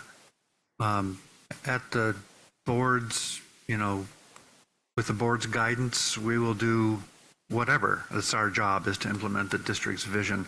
So if the board decides that pivoting to permanent stages is what we must do, then we will find a way to work that out. Our role is to provide the data, and the district will make a decision. So schools that are breaking ground tomorrow, much more difficult to pivot to something that involves adding square footage. The conversations in doing so will be paired with what are the offsetting concessions, and that could take a long time and be particularly painful. There are also projects that are in the middle of planning. It's easier for those, but we don't have a lot of time, to do this. Those projects would be done with their documentation in October. So if it takes months to sort out what the district's vision is for performing spaces, then it becomes difficult for those. But if there's a direction that could be given quickly, I think we could implement those, and that would be Lakewood and Lawton. Then we have Burns Park, Wines, and King that just started. So we just ended five months of engagement there. Much easier to address. But the conversation about concessions would apply to all of these. It's not so much we can just add 1,800 square feet and the budgets that come with that. We have to figure out what is the offsetting. Where do we focus changing the priorities of something else to accommodate this? So there's time for some projects, but not a lot of time. And other projects we're breaking ground, and it's particularly difficult. Delaying those projects would provide time, but we can't recommend to delay for projects that are breaking ground right now. That's something the board can decide. But it goes back to, there was some, in the packet, you'll see, there's options to do a fixed platform, but the full-blown stage that I think that we're hearing as a desire to service a large number of students, and that square footage and real estate that it takes in the building would take up a significant amount of existing space that was already programmed for something else. So it's just, we're just going to have to talk about it. Right. So it's going to be compromised. Yeah. And we're interested in getting this right. Yeah. It's just, I appreciate it's that. multifaceted, right? Yep. And then some projects are farther along than others. And so how do we accomplish that? Yep. And I think this advisory group that you're putting together is a great We're not idea. putting together, but We've asked for it to be we've put asked for together. it to be put together. Well, how does it get put together? The district will put it together. Yeah. Oh, okay. Yeah, we would. Yeah. Oh, okay. Trustee Basket. Thank you. I appreciate the conversation. Want to stress the value of the open houses that we had. I mean, I first heard about the concern about the stage at one of the open houses. And again, assured the person nothing has been drawn and committed to at that time. So again, another form of community outreach and asking people to come and be involved and to offer their thoughts early on. Because as the staff, the team has said, it's easier to do it in the planning stage earlier than, at the groundbreaking stage. Correct. One of my questions was, as you listed the pros and cons, and I wish we had taken more time to go through them, but I understand you valuing our time. We have a full agenda. My concern, we committed to, as much as possible, carbon neutrality, for lack of a better word, the being environmentally, friendly and being concerned about our energy usage. I think that's something we have to keep in mind as well. And maybe we as a board, we as a community need to talk about, again, you have priorities. I think you guys call them standards, but what are the priorities? Again, having hung around this community, our schools aren't all the same right now. I grew up and attended Boss School, and believe me, that auditorium was awesome compared to what I sat recently into some buildings. But it was an older school with an older model. Right? And it would not be cost effective to rip out a stage, as Ms. Corona said, at Burns Park, for example. Okay? Our buildings will never be the same, and I don't know if we want them all to be the same. But to have the opportunity, and based again on the community, is what we're striving for. So at some point, I think we need to have a conversation. as a board, as a committee of the whole, what are the priorities? Because again, I think we've somehow gotten off kilter, and I don't know how to explain that better, but thank you. I appreciate, the presentation and learning what you have understood and learned. And we have to acknowledge there's been some transition in personnel, and, that also affects communications and thoughts. And so we can all do better, and I'm sure we're all striving for that. So thank you. I want to tag on to that. I had called my sister, who was a graduate of IU's Music Conservatory, and she's been a longtime teacher in Ludington, a music teacher. And she said the most important thing is children have a place to perform. She said, if it's a stage, they just need to have opportunities to perform. And I know if they're doing something super grand, that they also want to have more parents be able to attend, because, in a cafeteria, when you bring all the other kids in, how do you bring in parents too? I sat in one at BA, and it was seriously crowded and hot and ugh. But they actually use the middle school or the high school to do something big. So, but I thought, it's really, how do we find ways for them to perform and show what they can do in whatever we set up? Trustee Basket. Yeah, I'm sorry. Thank you, Trustee Schmidt, because you kind of prompted an earlier comment I forgot to mention. We had the opportunity to attend a performance at Pathways, which has a stage. Okay, but they created, for whatever reason, and I cannot speak to, they had a platform, a flexible platform, if you will, for the presentation.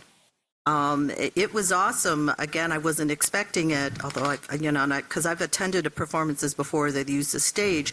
But again, for whatever reason, their performance was designed with that flexible platform in mind. And again, it was a different experience for me as a person in the audience. But I think we have to allow for the creativity of each group to decide how best to use their space. So just want to keep that in mind. Thank you. All right. It's been a great conversation. Thank you all for all the input. We really appreciate it. If there's nothing else, then we'll move down to the Finance Committee, and we'll have their report. Trustee Wilkerson is not here. I don't know if Trustee Schmidt would like to say something. Basically, the items we covered are all being covered this evening. So it's about to be shared. All right. Anything for the superintendent update? Sure. Brief update this evening. We just want to say congratulations to the class of 2025 and acknowledge their extraordinary journey of the 1,400 graduates of the Ann Arbor Public Schools over the course of the past week and a half that trustees and I were able to go and witness their graduation ceremonies. They have everything that it takes to move forward in positive and in profound ways and make their mark on the world. And we cannot wait to see all of the things that they continue to accomplish. So congratulations, class of 2025. Community, can find our commencements on CTN broadcasts, and those links are on the district website. Trustees, we have a really special donation that was provided to Westerman Preschool and Family Center. They were recently named, the schools recently named a beneficiary of a generous donation from the estate of an Ann Arbor resident, Linda Grasselli Sprinkle, who passed away on December 7, 2024. Education was Linda's passion, and she volunteered in the Ann Arbor Public Schools. She personally sponsored scholarships that enabled many young people to pursue their dreams. So among many scholarships that the Linda Grasselli Sprinkle Trust has supported, the Westerman Preschool and Family Center was selected to receive a portion of $333,173 to the school as a part of the estate of Ms. Sprinkle. So we really thank Ms. Sprinkle, her family, and the estate for that very generous donation to our Westerman Preschool.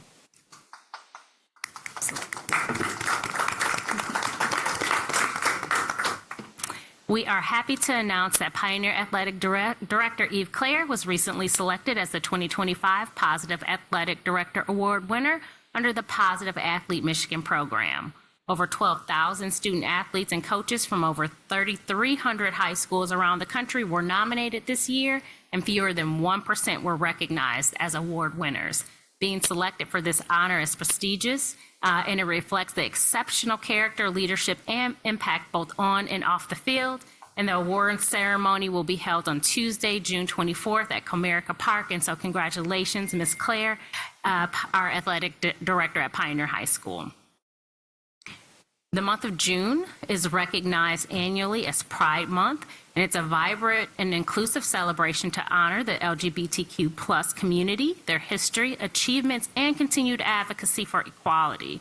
During June and throughout the year, our students, teachers, staff, families, and community welcome the opportunity to learn, support, and celebrate individuals for exactly who they are and the many talents and gifts that they bring.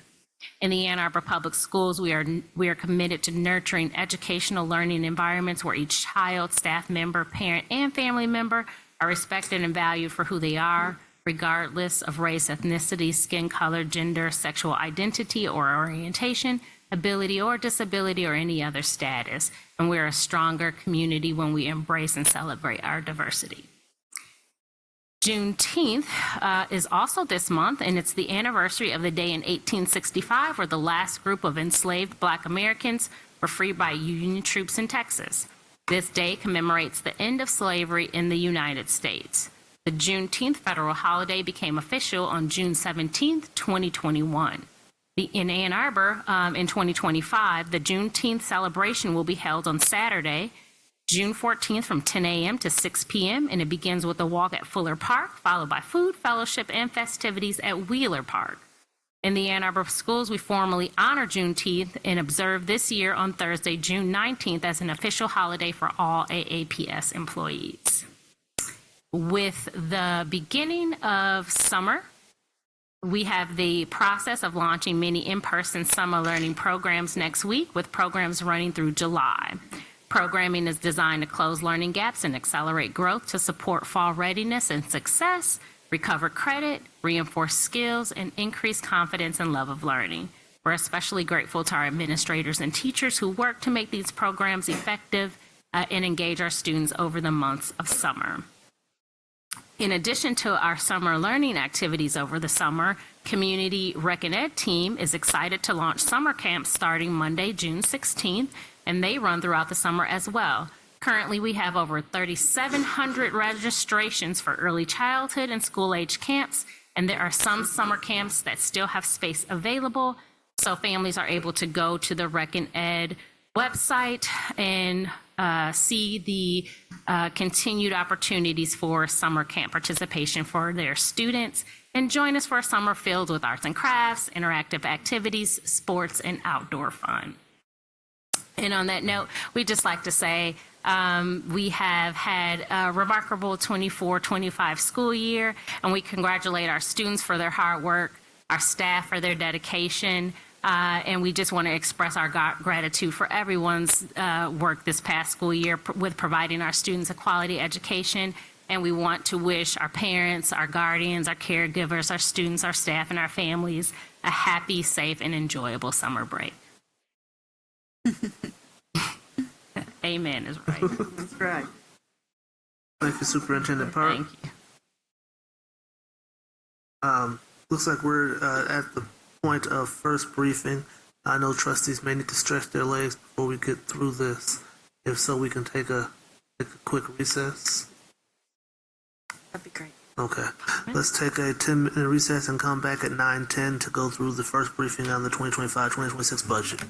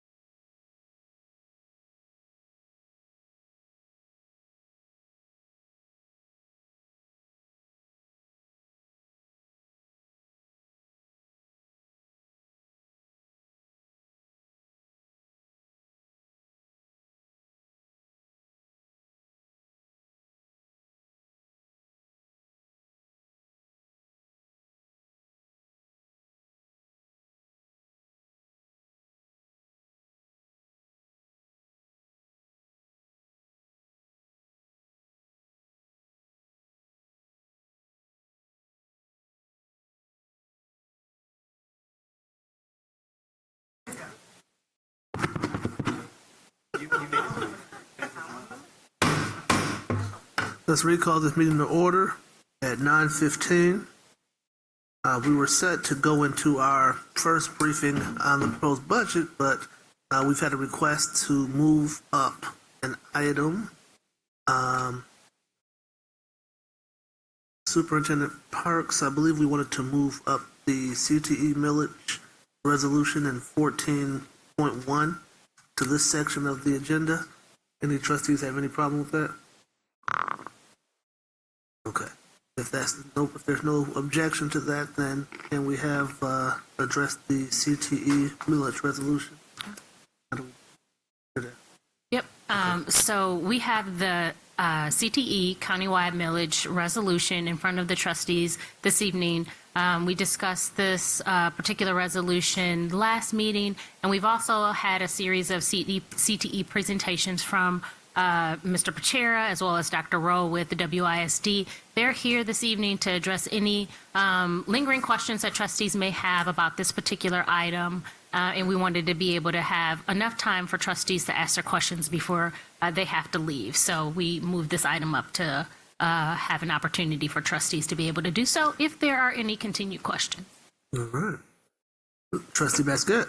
Thank you. I know it's been a few meetings since we saw the presentation and so much appreciate it, but the community may not have tuned in. Dr. Rowe, you said Dr. Rowe was here? Yes. Okay, there, saw you. Hi, guys. Could you further the community's benefit and a reminder to us older board members who forget things, how much does the district stand to gain? And if we do not support this resolution, a question was put for me, would the district, our district, still gain from it if it should pass, so to speak? Thank you for having us again this evening, and thanks for the question. There's various areas that Ann Arbor Public Schools would benefit from a millage. Approximately 44% of the county's population, student population, attend Ann Arbor Public Schools, by far the largest. And so if a millage passes 1 mil and it's $24 million, you can do the math to understand the value that that would bring. $24 million, 44% of the population. If you just prorated that amount, you can do the math to understand that it's significant value to Ann Arbor Public Schools. So for those of us who can't do the math, let me just pull that out help for you. the community out here. For you. I'd appreciate it. Yes, I will grab that for you. Yes, I knew you had it somewhere. Yep, I do. And in the meantime, yes, if the resolution is not supported by Ann Arbor Public Schools Board of Education and the ISD Board chooses to place it on the ballot for November and it passes, then yes, you would still benefit. And my next question, sir. Go ahead. Yep. Okay, in addition to the number, what expectation or support do you need from us should we pass this resolution? If you pass this resolution, we will take your support, official support by the board, to the ISD Board of Education meeting, along with the other 8 districts, and provide that information to the board. So would you be expecting us to help? I mean, I know we can take part in educating the community. Correct. Promoting, again, the educational piece of it. But again, even if as individuals campaigning, putting up yard signs for it, I mean, what do you need? Yep. So after the Board of Education meeting at the ISD, if they approve to place that on the ballot, the first thing we'll have is a report to the community on where we've been, where we're at, where we're headed. So we would ask for your support in sharing that accurate information on how Ann Arbor Public Schools community would benefit from the millage. We'll provide that to you, and we'll offer a package of material that you could educate your public on making an informed decision come November. And I'm sorry, Trustee Schmidt. As I remember from the presentations, we have seen a steady growth in the CTE programs across the county, and we have people on wait lists trying to get into our programs. Is that right? You do. I also understand that if we don't pass the millage, trying to expand and do what we would like to do to accommodate the growth is very difficult, if not, I don't know, impossible. So this gives a lot of opportunity there, right, for those students. I was hesitant at first, I have to say, because I know that we have the sinking fund millage coming up next year. You know, the bond, we've passed that, you know, a lot of extra taxes for the community. But one thing I know is that since Proposal A passed, we don't have control over raising more money except through these kinds of millages. People say, well, let's get the state to give us more money for our schools. Well, the legislators will decide that, and right now we're seeing that fight happening, that this is our way to say if we value the schools, then we raise millages to put more in. And I think that, you know, in the future, there might be a revenue enhancement millage that not just us, but other districts want to see passed. Who knows? But I think it's a good show of faith that this is a program that will affect a lot of people, and we can be there to help all the districts do this. And then if it happens, you know, there's something we want later that we want them to help us. But we're all just trying to find ways to put more money into the schools because the state isn't doing it for us. And we, you know, want to be exceptional in what we offer. So I know I'm very interested in supporting this. And I know Trustee Wilkerson, he and I have discussed this, and he said in his comments, and he was feeling the same way, really, about the issue. Thank you very much. I do have your number for you. Oh, wonderful. For the community, of course. Yeah, $10,984,600. What is that number again? I'm sorry, no, not what the number is, but what was the question that's the answer to? We're asking, what is the value of a $24 million millage, vocational millage to Ann Arbor Public Schools? How much do we Thank get? you. Okay. One mil, to clarify. And about $5,399,000 of that would go back into the general fund, because currently all of the state certified CTE teachers' salaries and benefits are paid through the general fund. A CTE millage by law can pay those salaries and benefits, as well as mine. So, as your director. Thank you. I'd like to speak to the wait list real quick, if that's all right. Can I one more time on that number? 24 million countywide. Correct. 10 million to AAPS. 10.9. Thank You're welcome. And 5 million to the general. To the general. Possible 10 million back to the general fund. Yeah, that's salaries, transportation, things that are currently taken from the general fund for CTE only. So we have about 265 students on the wait list for next year. A little breakdown, about 100 students won't get Know Your Auto, which is an introductory class to auto, because our classes are full with our Auto Tech 1, Auto Tech 2. Actually, that teacher will be teaching 1.2 next year at Huron. So we won't have they won't have a prep period. Cosmetology, we have about 25 students on our wait list. 22 students were accepted in the program. That's 2 more than normal. I pushed for 2 extra, knowing that we have some attrition from 11th grade to 12th grade. So we'll have 40 students at our cosmetology class next year between our juniors and seniors. 26 students on the wait list for culinary. That's divided between Huron and Pioneer. 26 students for home building. Some of those students will fortunately be placed in our first year course we're calling Fundamentals of Construction. That'll be at Skyline next year. That's a new course that I believe Ms. Linden will talk about later with you. Health Science Technology, Huron and Pioneer again, split 28 students. And Health Science Principles, that first year class, the 11th grade class, is booming. Unfortunately, we don't have space. We'll have 60 students on a wait list between the 2 schools. 2 questions. We have 2 trustees missing tonight, but my understanding is you need a decision before our next meeting. Correct. On the 24th, the ISD board will make their determination whether it went to place it on the ballot for November. All right.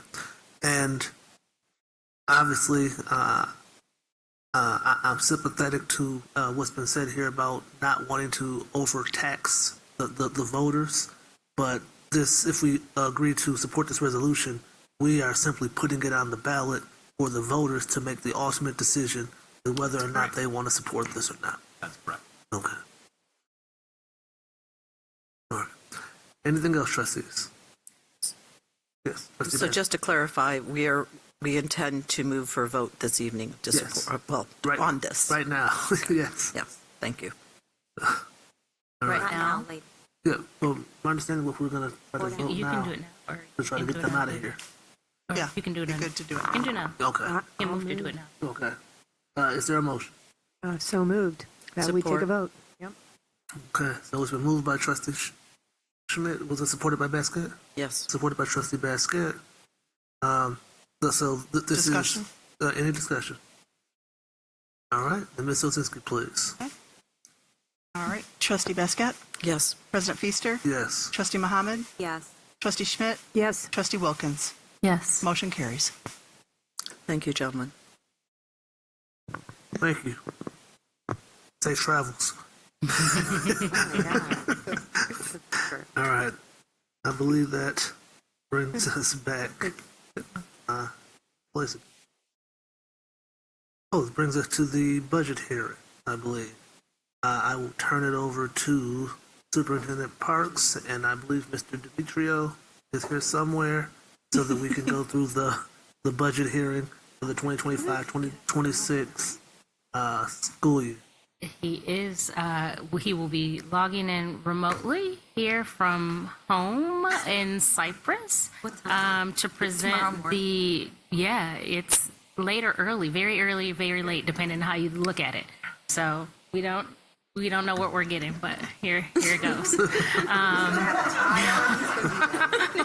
The 24-25 final budget amendment, as well as the 25-26 proposed AAPS general fund budget, and the 25-26 tax millage resolution are all coming forward now under the parameters of the budget hearing. We also have Ms. Francoeur and Mr. Zaski here to address any questions along with Mr. Demetrio. Good evening, or in your case, very early morning, Mr. Demetrio. Good morning, good evening. All right. So we have the first item up here is our 24-25 final budget amendment. Trustees, you have that document in diligent.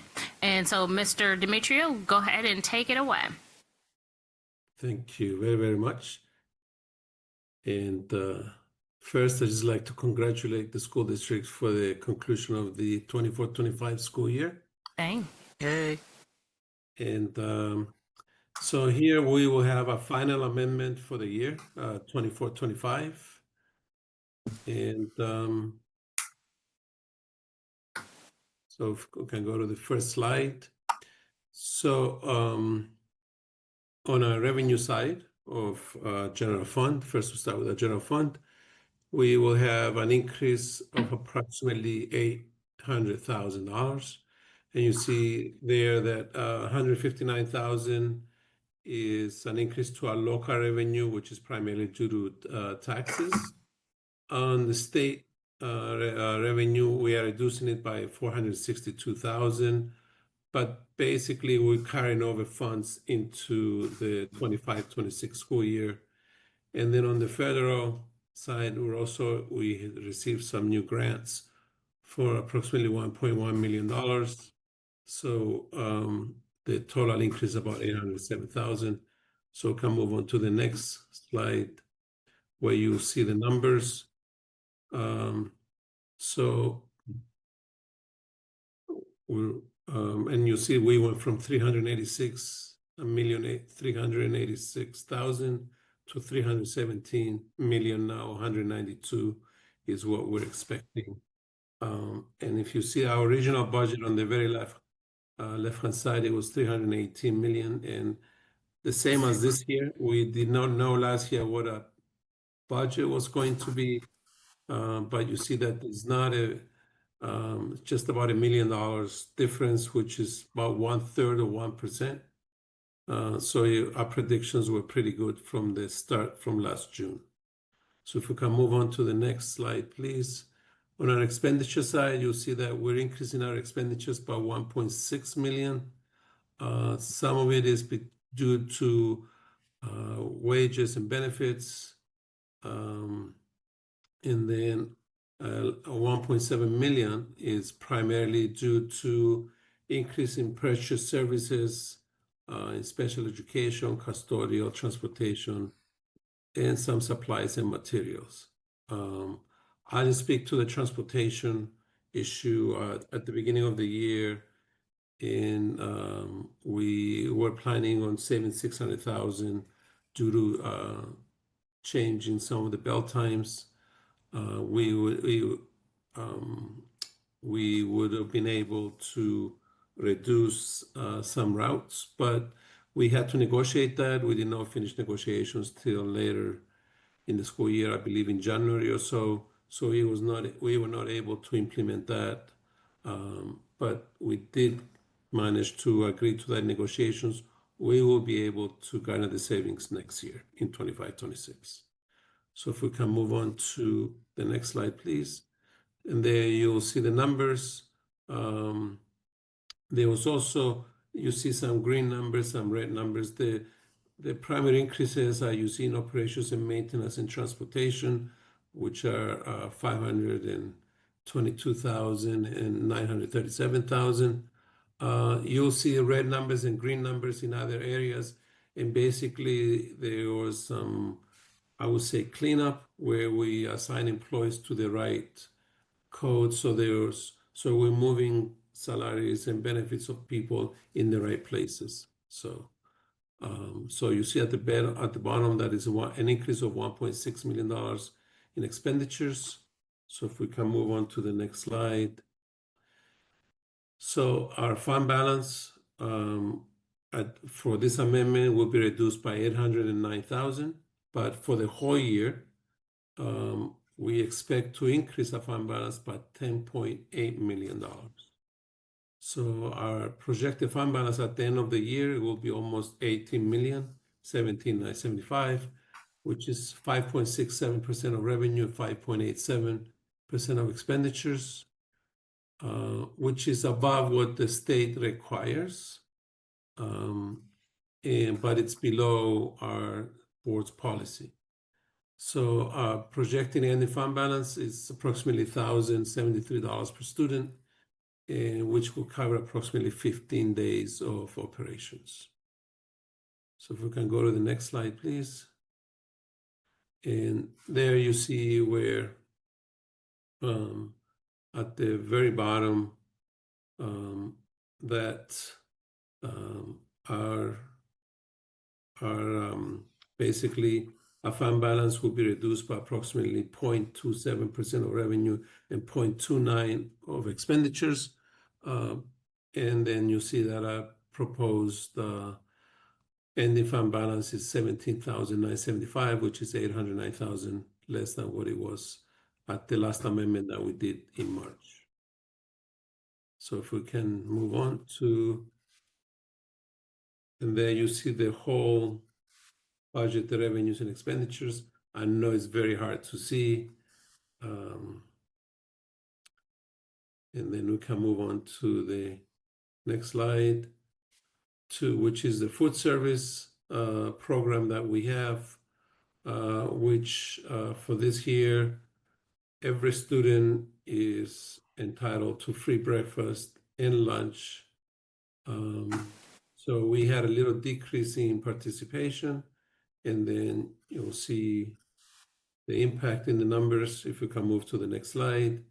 So basically on our revenues, we're reducing it by $350,000 from our previous budget. And then our expenditures, we are reducing by $704,000, almost $705,000. So we're adding to the fund balance $354,000, which will bring it to $938,000, which is approximately 10.8% 88% of revenue and 11.35% of expenditures. And there's the addition of the fund balance is basically 0.84% of expenditures. So we can move on to the next slide. And again, also in community services, we had some decreases in participation, and you see our revenues and expenditures were reduced. So we're reducing our revenues by 1.2 million and our expenditures by 1.3 million, which basically creates $138,000 addition to our fund balance.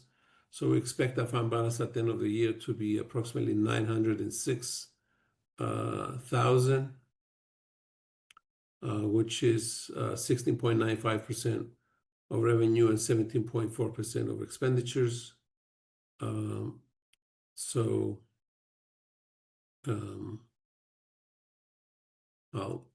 Let's just go to the next slide, which is the next slide. This fund is the Student and School Activity Fund. The funds belong to the student clubs. They do not belong to the school district.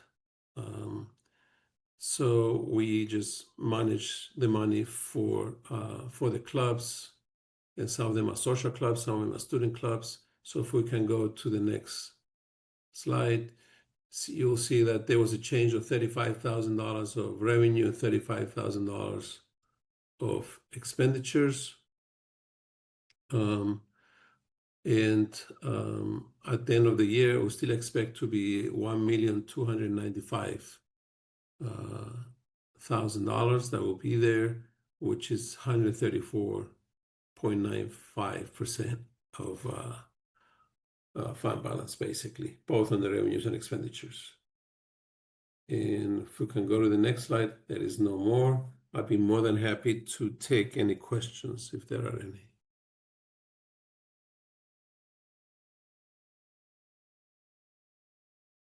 If they're not, we can move on to the 25-26 budget. I think there's one question, at least one question from Trustee Wilkins. I have a question. The way back in slide 2, there was a decrease due to carryover of unspent funds.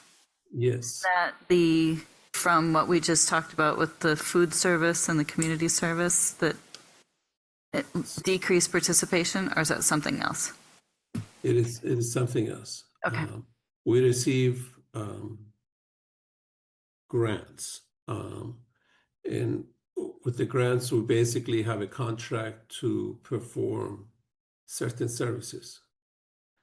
So we get a certain amount of money to perform the service. Sometimes the services take more than 1 year, 1 school year, to be performed. So what happens, we carry over the money that we don't spend, then we carry them over to the next year where we will complete our contract, basically. Many times, most of our federal, these are state grants, but I also receive federal grants. Most of our federal grants cross over years.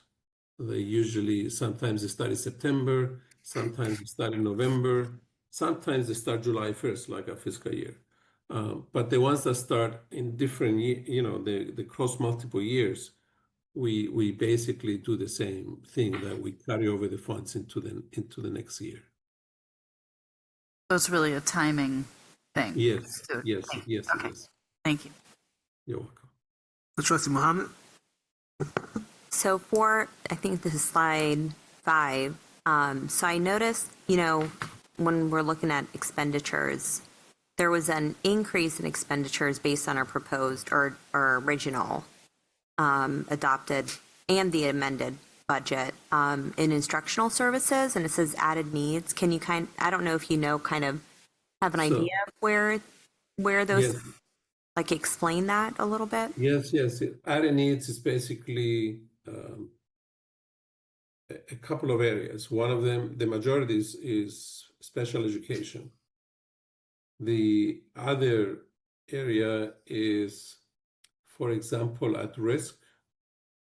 We get at-risk funds from the state is to basically help us use money to help children catch up in reading, catch up in math, discipline issues, and so forth. School districts have some flexibility how to use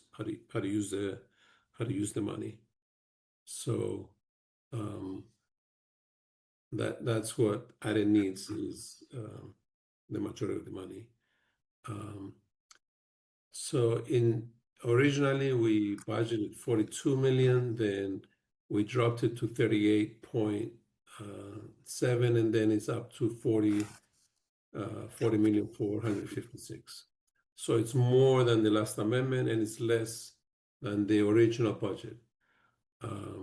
So as the year goes on, we basically adjust our numbers based on the funding that comes in, or based on this side is the expenditures, is based on the staff that we have, and we make adjustments. So in the second budget amendment, we adjusted basically on the staffing that we had at that time, and I believe we just settled some of our contracts and so forth. And then in the last amendment, we do the same thing, based on the staff that we have. And an additional thing that we did this time is that we review all our payroll and see where people are getting paid from and where they should be getting paid from. So we move people around into the right places. That's why you see a big number in the 1.7 million that was added to the added needs. That is not because we hired a whole bunch of people. It's because we were doing cleanup, and you see some of the numbers that show green, which is a reduction in expenditures. Again, that is the cleanup that we were doing. The additions is primarily the expenses went up 1.6 million is primarily due to the transportation, which was 900,000, and the operations and maintenance, which is an additional 500,000. The other stuff is primarily in and out, if that makes any sense. All right. It looks like there are no more questions, so please continue. Okay, so we'll move on to the 25-26 budget. It's a little bit more exciting.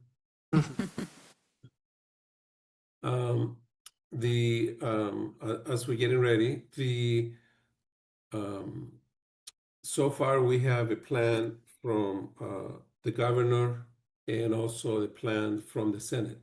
Today, the House subcommittee released this budget, but the House has not voted on it yet.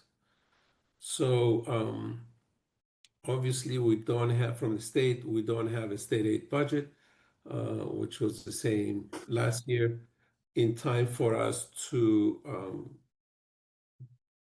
have a budget from the state to know how much money we're getting. So we are basically estimating what will happen. And we're trying to use a middle of the road. We're not too liberal, not too conservative, and we'll show that later. But before we get to the budget, we would like to share some data which shows where the school district has been, and the budget will show us where we will go next year. So in this slide, it shows over a 10-year period, our number of employees, and then right next to it, the change that's happened each year.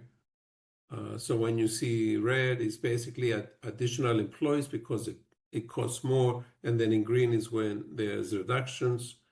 And you'll see that in this year, 24, 25, there were reductions of about 208, but overall, the number of employees have increased by 272. And then the same thing for our students. Our students over this 10-year period were reduced by 91 students. And so overall, this 10-year period, we added 272 employees, and our student population went down by 91. And our reductions, you can see in the students, happen in the last 5 years. So if we can go to the next slide, here you see the breakdown of the employee groups, and you'll see it by year. On the very right-hand side, you'll see which groups were increased and which groups were decreased. So the 272, you'll see some, like in the superintendent's cabinet, it was reduced by 1. Principals, directors, 2 and 7. Then the teachers went up by 323. Then you see some, the other big group is parapros that went down by 73, but also a new group that was created. They used to be in one group, now the 2 groups, the parapros. There's also in 22, 23, you'll see that 22, it was basically breaking the group down to 2. So it's a combination over the 10-year period, it's a combination of those 2, which is the minus 51. So on the very bottom, you see at the same time where we see the where the employees were added, then you can also, or reduced, you can also see what happened to our student population at the same time. If we can move on to the next slide. In this slide, we show our foundation allowance, what's happened to our foundation allowance over this 10-year period. And then you see the change. And you see that in 2 occasions, we received nothing. One of them was last year. And then in 1 occasion, we received $10. As far as I'm concerned, $10 is nothing. So 3 out of the 10 years, we received nothing, basically.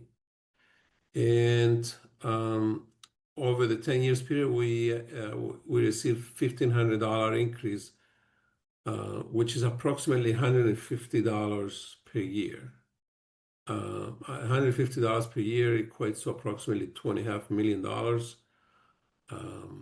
And we have some, which it is not even close enough for the increases that the school district needs, basically. In the next column, you see a fund balance, which you'll see over the 10-year period increased by $1.2 million. And the highlighted in yellow, which is this year, we haven't completed the year yet, but that is basically a budget.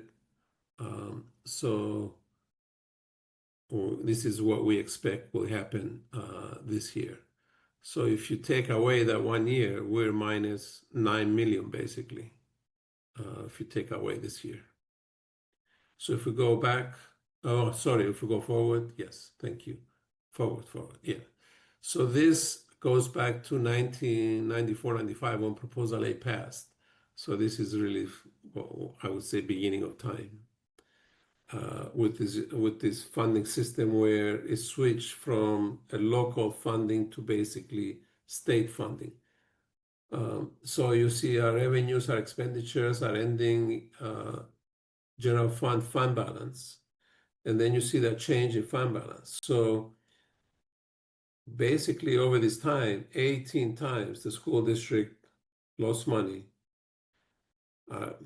or use fund balance, not lost money, they use fund balance, whereas 13 times we added fund balance.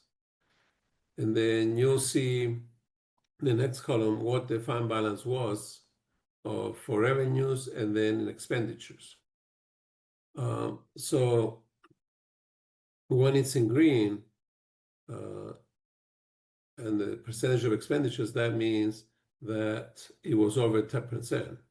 If it's in black, then it's 6 to 10%. So there was 13 times the fund balance was above 10%, 11 times where it was between 6 and 10%, and 7 times that is between, which is below 6%. And 4 of the 7 times is basically including next year, the last 4 years, basically. So what this slide shows is basically that the school district, once the system was changed from a local funding to state funding, that we have been having financial difficulties, because you'll see 1 year we'll have add to the fund balance, then the next year or 2 years we use the fund balance, or we gain for a few years and then we use fund balance again for 3 years and so forth. So this has been like a yo-yo effect for the school district. Doesn't have any steady, there is uncertainty basically with our school district's funding. So if we can move on to the next slide. And this shows our special education costs. You have a question, Mario, so I'm sorry. Sure. Yeah, hi, Marios. Not so much a question, but when you show the longevity of the payments and you talk about local funding versus state, I just want to clarify that before Proposal A, if you were a district that had high property values, you were bringing in a lot of money every year. If your property values went up, you had an increase. Things were flowing. You were building programs. And then when Proposal A kicked in, the money goes to the state. Now we're on sales tax, right? And a second homestead or whatever, right? And then they dole out to the districts. And over time, they've tried to even out what everybody gets. So the very expensive high-end school districts who are getting a lot of money from property tax versus some of our inner city schools who weren't getting very much, they've evened it out. But it's made it very hard for schools like Ann Arbor, who have created all these wonderful programs, to continue all those wonderful programs when the funding doesn't go up every year because our property taxes go up, right? That is correct. And I'll go a step further.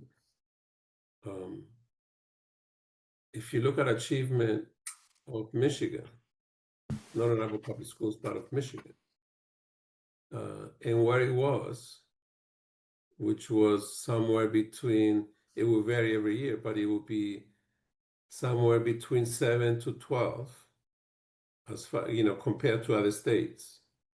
And where Michigan is today, which is 46, 44, in that range, it is obvious that this system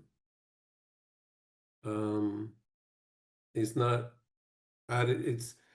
the state is not adequately funding the schools in Michigan, because of the achievement is the main thing, and achievement has gone down tremendously during this period.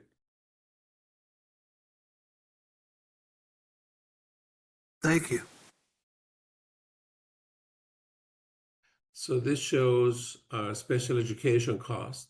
In the first column, or the second column, we can see the number of FTEs, and I must say that probably this FTE makes, there's approximately 2,000 students.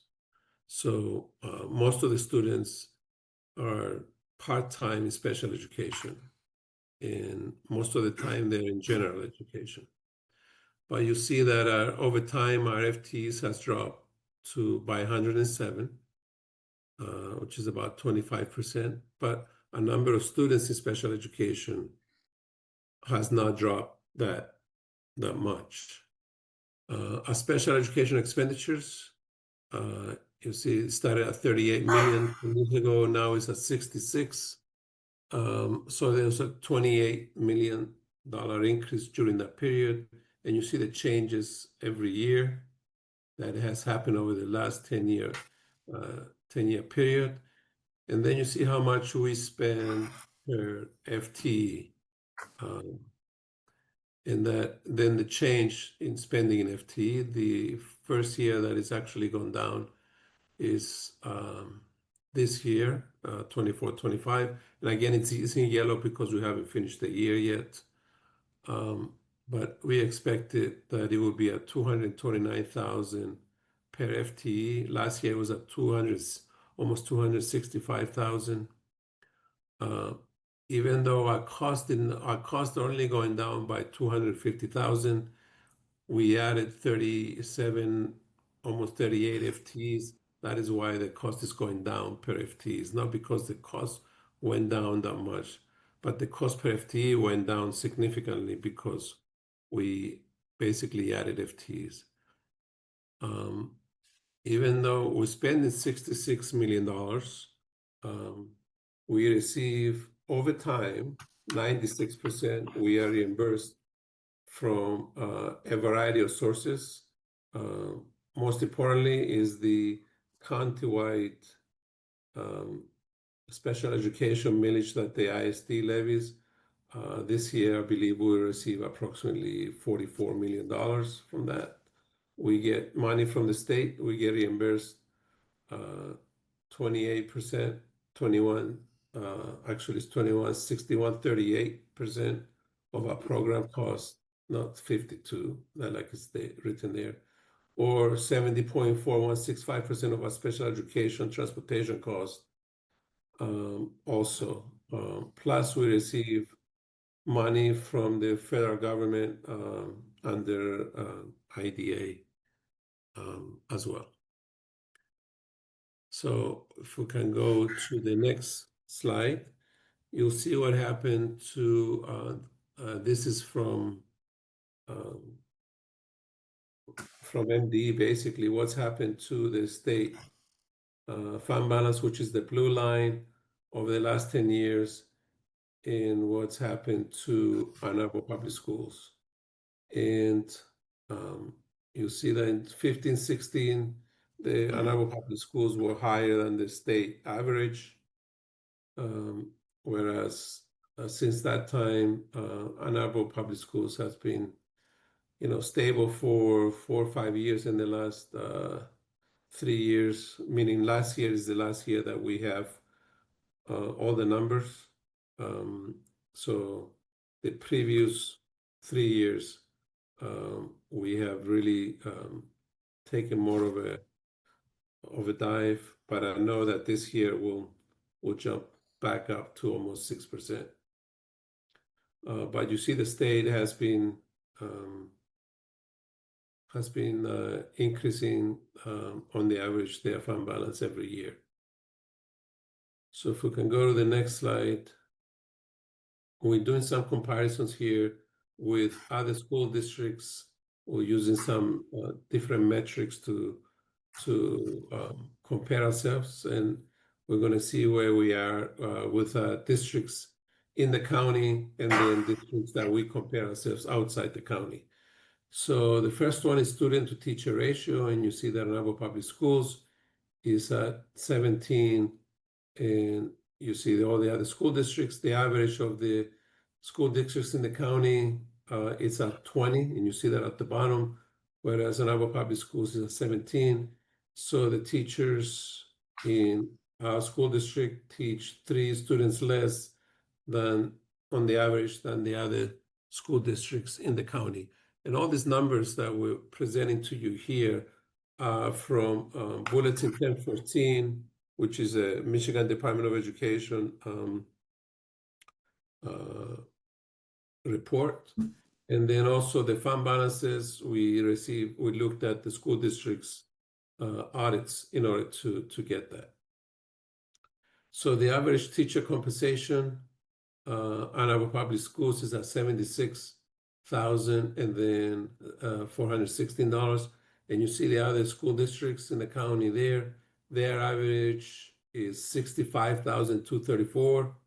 So Ann Arbor Public Schools pays $11,182 more compared to our other school districts in the county on the average. As far as foundation allowance, our school district receives $10,609. And the average of the school districts in the county is $9,608. So we receive $1,001 more. That $1,001 more is because Ann Arbor Public Schools levies a hold harmless millage, which so our local residents pay for that $1,001. It does not come from the state. And what actually happened when Proposal A passed, certain school districts were receiving more money from their local taxes than other school districts, and Arbor was one of them. I believe in the beginning, there might have been like 70 school districts. So those school districts that were higher spending, they were allowed to levy a millage to kind of supposedly Proposal A was not going to hurt any school district. So they allowed Ann Arbor Public Schools and the other school districts to levy a local millage in order to raise additional funds so the school district wouldn't be hurt when Proposal A passed. But as we know, as time passed, the legislature would give nothing to Ann Arbor Public Schools, and they might give $200 or $300 to other school districts that were receiving less in order to basically bring the school districts that were lower funded higher by keeping the higher funded school districts by not giving them anything. We saw some cases when the slide I showed you before, there was 3 times that we got nothing, or 1 time we got $10. At the same time, there were times that the school districts, other school districts that were lower funded were getting twice as much, or they might get $200 and we get nothing. There was, this is what's happening to Ann Arbor Public Schools. You see that then moving on to the student FTE, Ann Arbor Public Schools this year has 16,739 students. The average in the county is 2,588. So Ann Arbor Public Schools is almost has 14,000 students more on the average, which is we're almost 6 times bigger than our counterparts in the county on the average.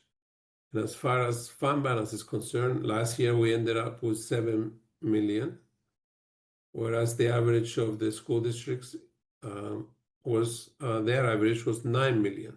Even though we're 6 times higher, they had almost $2 million more than us in fund balance in actual money. As far as percentage of fund balance, the average of the county school districts is 17.3, and we're at 2.2. So we were 15% less than. So they had almost 8 times more fund balance than us. Excuse me, Mr. Demetrio. I believe we have a question from Trustee Schmidt.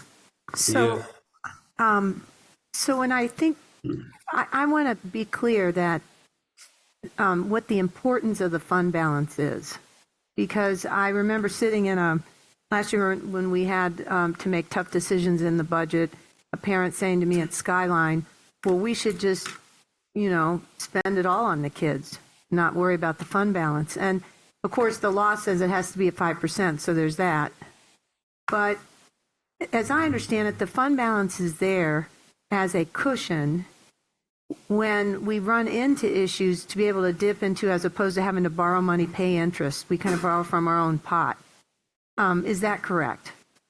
That is, there are many reasons to have a fund balance. It's like a family when they have a savings account. You do want to have it for your rainy day when, and it was obvious in the slides when you get 0% increase or $10 increase in those years, your expenses don't don't wipe you out. They don't go away. And Yeah, sometimes, right. like now, we're going to pass a budget and we have no idea what the state is going to give us. So in order for you to make decisions, you have to make those decisions in the spring, primarily in April, because you have union contracts, you have to give people notice, right? In April, we didn't even we only had the governor's plan by that time. So if you don't have any money, then you're going to be in crisis, because you need to have money to buy yourself the time, at least a year, to take your time to make decisions. And I think the graph you showed a couple back, which showed the green and the red down the right side, which said, here's the year we put it into the fund balance, here's when it helped us, here's when we put it in. That's why it's important to make sure we have those funds. Because if you don't have those funds, what's going to happen? You're going to be making decisions only, when you have on a crisis mode, basically. You're not going to be able to sit down and think about it and how I'm going to change and do it wisely. You're always going to be on a crisis mode, which is nobody wants. No system should. You're not going to be able to provide stability if your fund balance is low. Yeah. Every the accounting profession tells you to have 45 to 60 days of operations. Also, the Michigan School Business Officials, the organization that every school official in the state belongs to, recommends 15%, and both those numbers for Arbor Public Schools is about $50 million. Thank you very much. $45 million. So if we can go to the next slide, please. So this shows the same data, but for school districts that Arbor Public Schools likes to compare itself to, some similar school districts. So looking at the student to teacher ratio, again, we're at 17. The average of these districts is 21. So our teachers teach 4 students less than the average of these school districts. As far as average teacher compensation, Arbor Public Schools pays at $76,416. The average of these school districts is $79,727, which means that the other school districts pay $3,311 more than Arbor Public Schools. For some of them, there's a reason. If you go to the foundation allowance, you'll see that Birmingham and Bloomfield Hills receive about $2,800 more than Arbor Public Schools as far as the foundation is concerned. And then you see their class sizes at 18 and 17, which are very similar to Arbor Public Schools, but they get $2,800 more than us. How is that?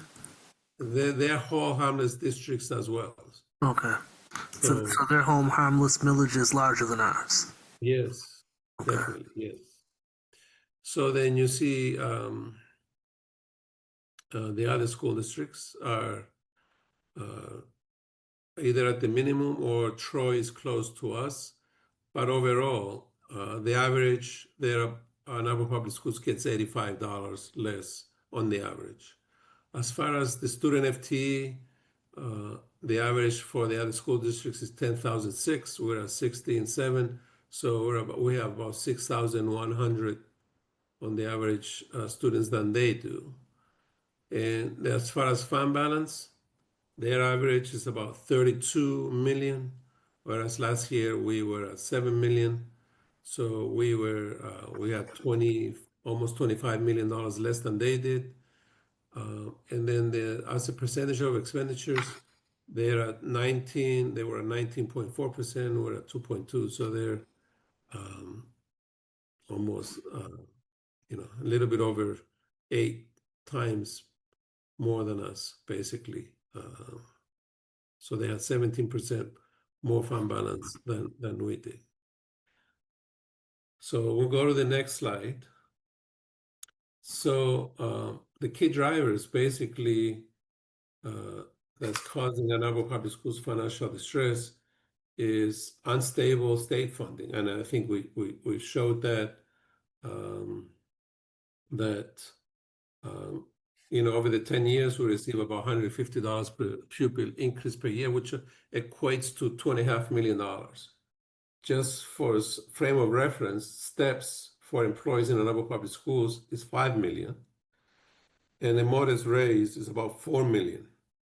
So plus, there are additional funds that the school district needs due to inflation or contracts that it has with providers like transportation, custodial, but also if you remember, healthcare last year rose 24%,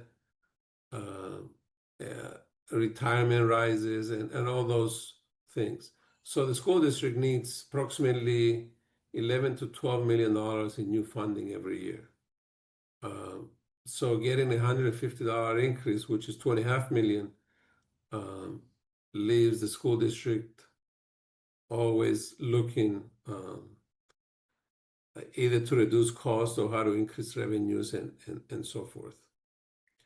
The loss of enrollment in the last 5-6 years, which was 1,218, has played a huge role. That 1,200 is probably close to $15 million, $14 million of funding for Ann Arbor Public Schools. And then staffing additions. The staffing additions, we know we added 272. We know that primarily it's in teachers. And the average salary of a teacher and benefits, the average compensation, including benefits, about $120,000. So 272 times 120,000, you're probably looking at about $33 million. So these three factors is what's driving the school district's basically financial distress. So if we can move on. So here we'll show our millages.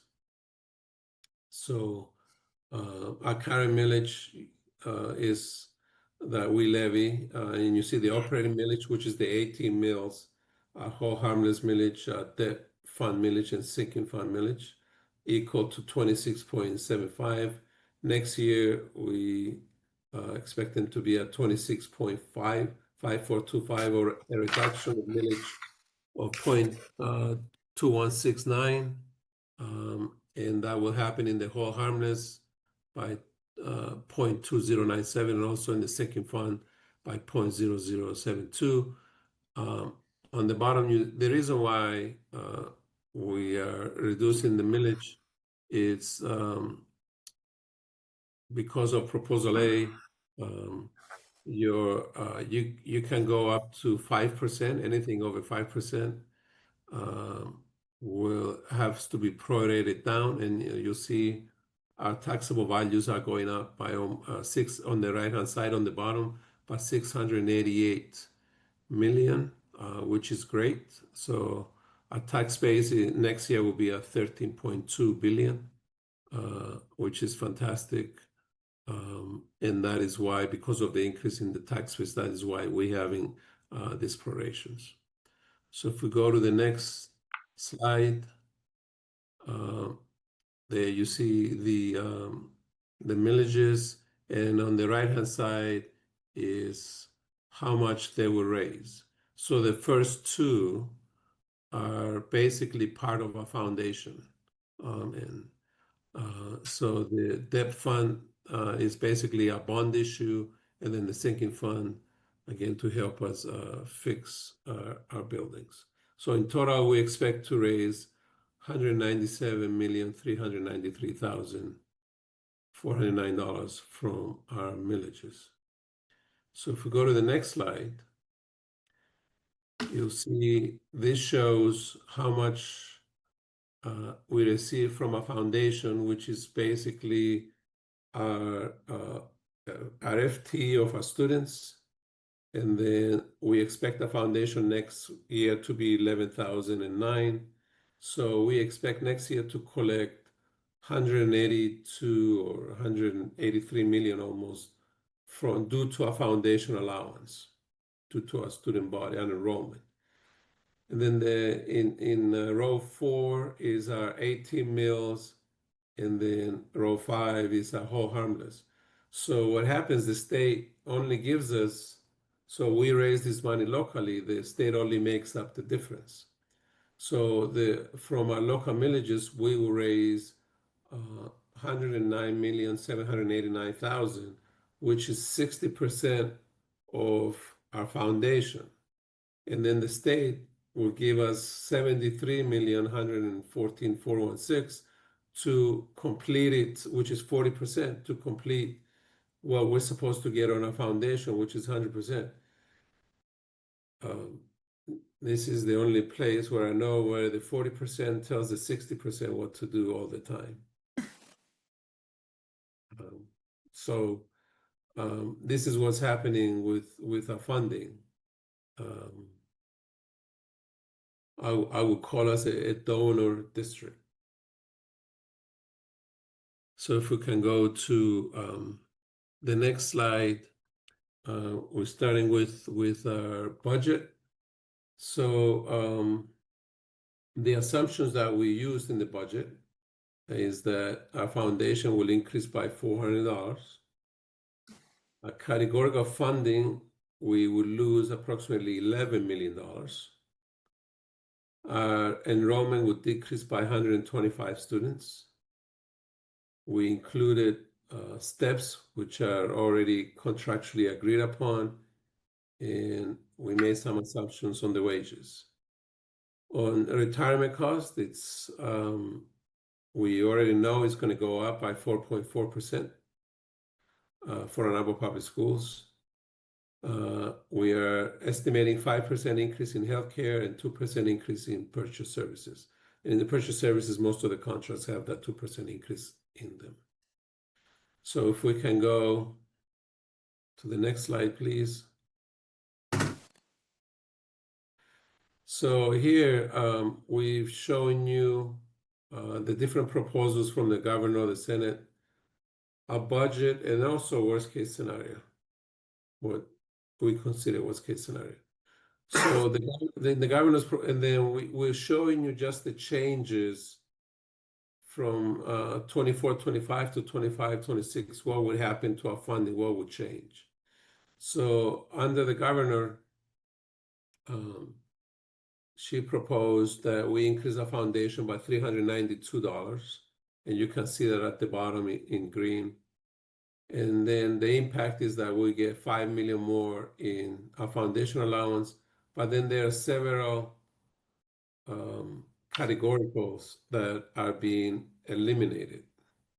Whole harmless is one, the literacy PD, MEPSers offset, and also a MEPSers UAL offset of 8.4 million. So there's about 9 million there.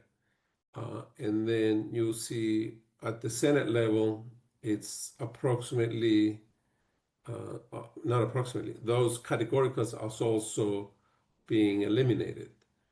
And then you see in the on a budget, we are assuming that those will be eliminated as well. There are some areas that the Senate is adding to at risk and to mental health. We're taking middle of the governor has nothing in those areas. And we're taking the middle of the road, like I mentioned. So So we're adding 500,000 to our risk and 1,000,001 to mental health. So overall, we are projecting that a budget will be reduced, funding from the state will be reduced by $3.9 million due to this. Going over to the worst case scenario is at the state level, we remove those times that like the 500,000 or the 1,000,001 that we're basically going closer more to the governor's proposal in the worst case scenario,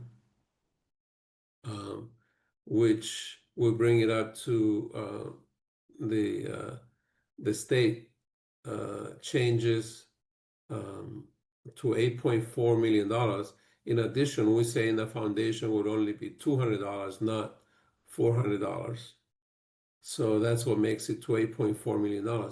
Also, we are changing our federal funding to cut it in half, basically, based on what's happening at the federal level, the uncertainty at the federal level. So worst case scenario, the school district will be approximately 14 million, the funding will be reduced by approximately 14 million. So if we can all move over to the next slide, please. There's another question, Mr. Demetriou. Question. Yes. How do you arrive at predicting 125 student loss? Are you just looking at sort of the trend of the county, et cetera? So a big part of it, that's part of it. We're also know our enrollment from this past February. So we looked at past years, but gave much more weight to what happened last year and this February. So that's basically how we came up with it. Thank you. We know also our birth rate all across Michigan is being reduced.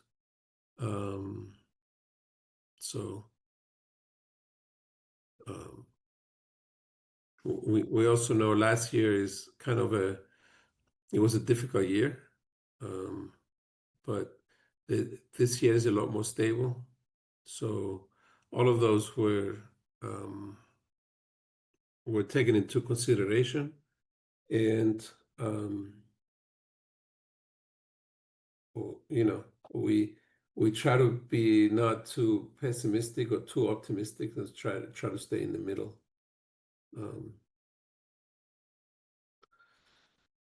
So can we go to the next slide, please?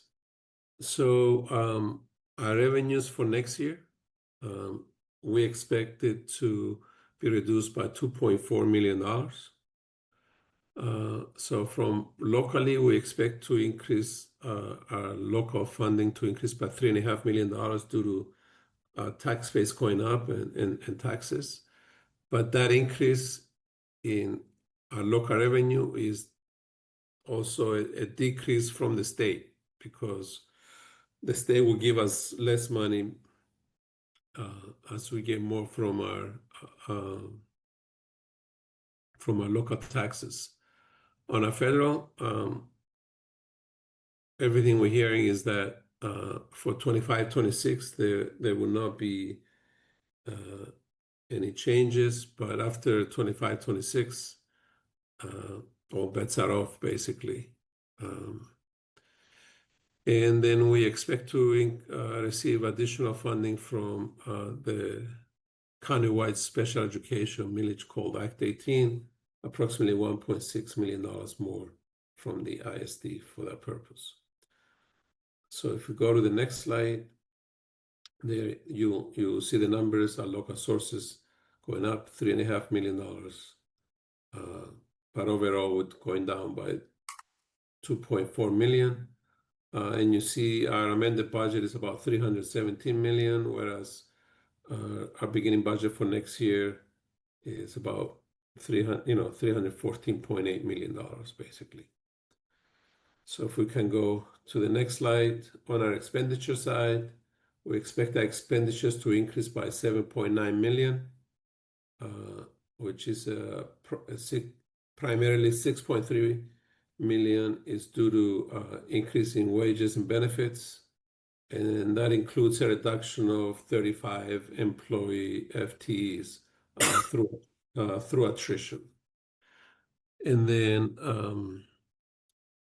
in purchase services, our estimated 2% increase is approximately 1.6 million.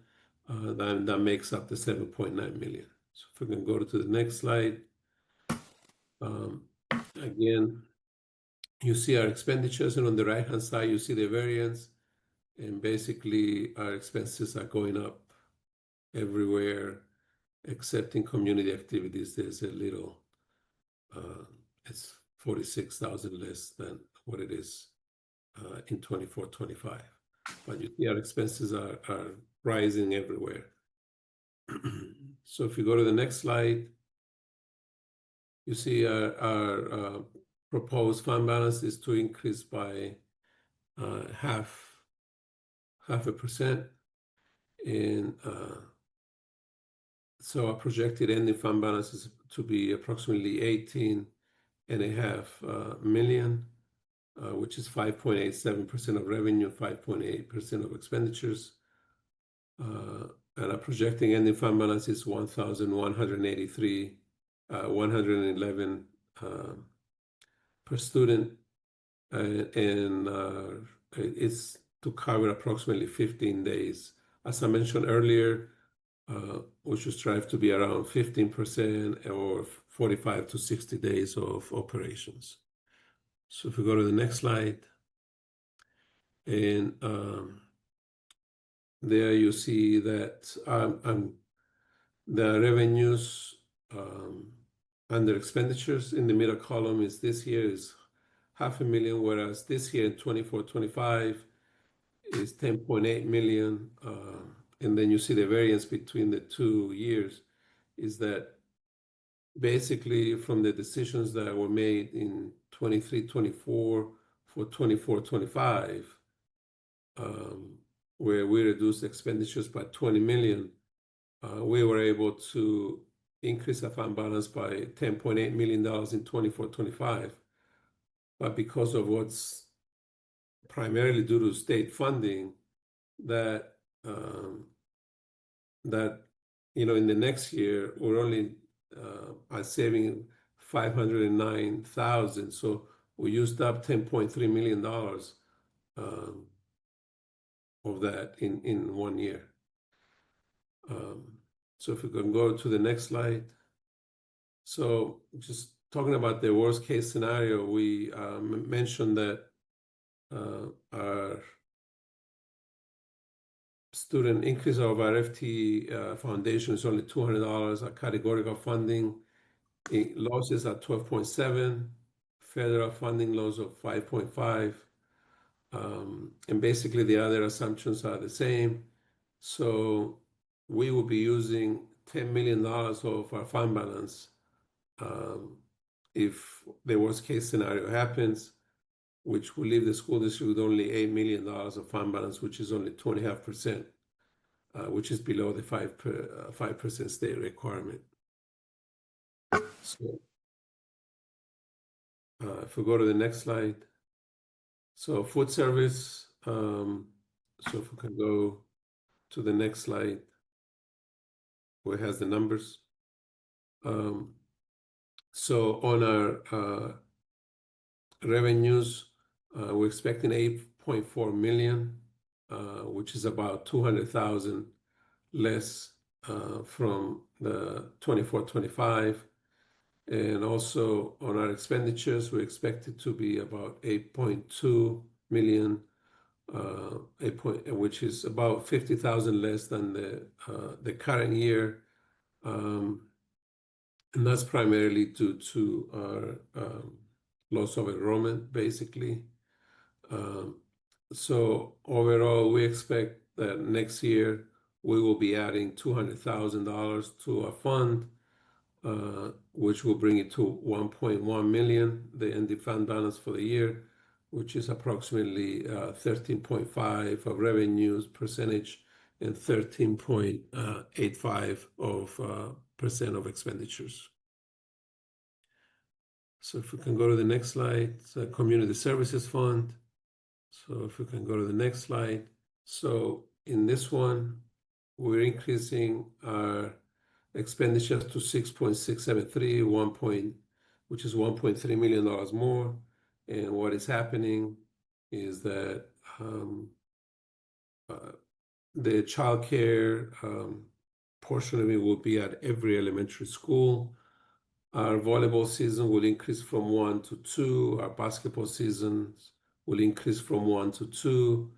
And I believe we're expanding football as well. So we expect to receive $1.3 million more. Also on the expenditures, we increased that, and we're expecting that expenditures will go up by 1,464,000. So we expect that we're going to be breaking even next year. So our fund balance will be at 906, which is the same what we expect to be in 2025, which will be approximately 13.58% of revenue and expenditures.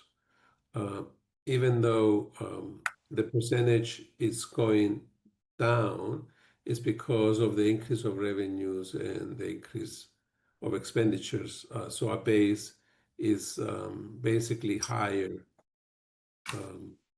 That is why. It's not the amount of the fund balance. The percentage is changing because the base, which is the revenues or the expenditures, is changing. So if we can go to the next slide, like the Student School Activity Fund. So if we go to the next one, so we expect a very minor variance. So expect our revenues to be 962,000 and our expenditures to be 962,000, which is only 2,600 more than the year before.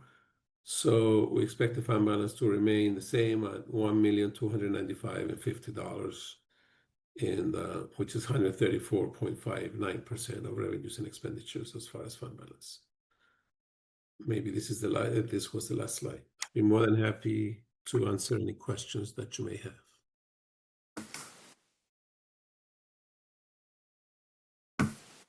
Okay, that's great. Thank you very, very much. Oh, sorry. I see Trustee Mohammed's hand is up. Oh, okay. No, thank you for putting this together and the level of detail. I mean, I have a question, but also kind of a comment. Having it at, I think it was 500,000 above the past, last year's budget is cutting it very close. But what are parts of the proposal, our proposed budget, where we're making adjustments, and what are areas that, because I see that the revenues have also increased in our proposed budget.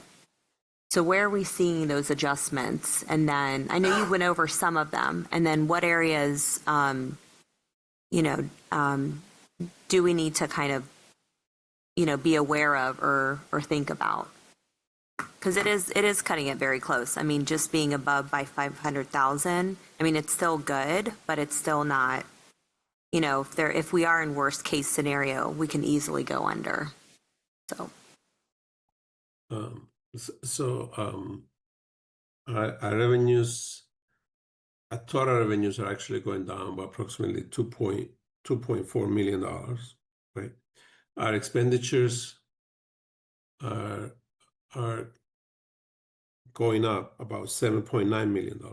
The reason is that even though those things are happening, the reason that we're still able to put $500,000 in our fund balance is because of the decisions that were made in the spring of 24 to reduce expenditures by $20.4 million.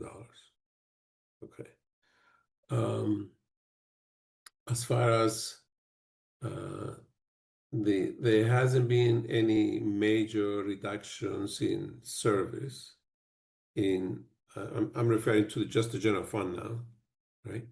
So there will be, the only reduction will be 35 positions that will be reduced through attrition. And attrition is when people leave the school district either through retirement or, the voluntary separation. They might go to another school district, they might leave the profession, whatever. So we have usually, around 100 people that leave the school district every summer due to retirements, or they just leave the school district, for whatever reason. So those 35 positions will come from there. I don't think that all the retirements, all the people have left yet. I don't think the decisions have been made where those 35 positions would come from. So I cannot give you any specifics at this time. Trustee Schmidt. So if you could go to slide 16. Okay, I just want to be clear. Our revenues are going down, not up. Even though it shows local 3.5 million increase, that just means that the state will give us less. That we're still going to be down 2.4 million in our general fund revenues. So that's deceiving. I think people will look at that and say, oh, well, but we're getting an increase. No, it just means that the state will give us a little less, because in the total what they give us, if we gather up more locally, they'll just pay us a little less. We still just get what we get per pupil. There are, in both the House and the Senate, they're also taking away about $9 million.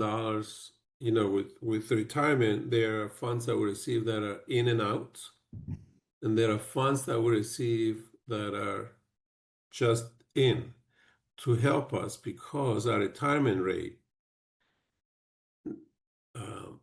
this year, 24-25, is approximately 42%. Next year will be approximately 46.5%.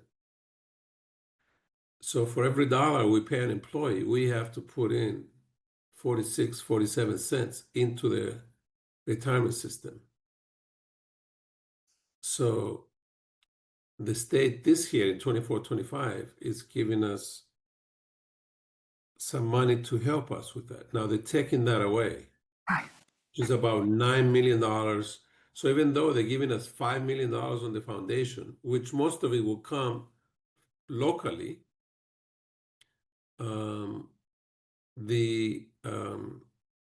they're also cutting about $11 million. They're also cutting our whole harmless, which was a promise that they would, that they did not want to hurt us when they passed Proposal A. That's broken many, many, many times.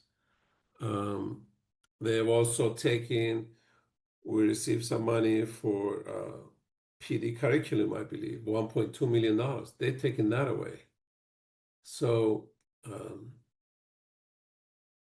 and at the same time, if you look at slide 18,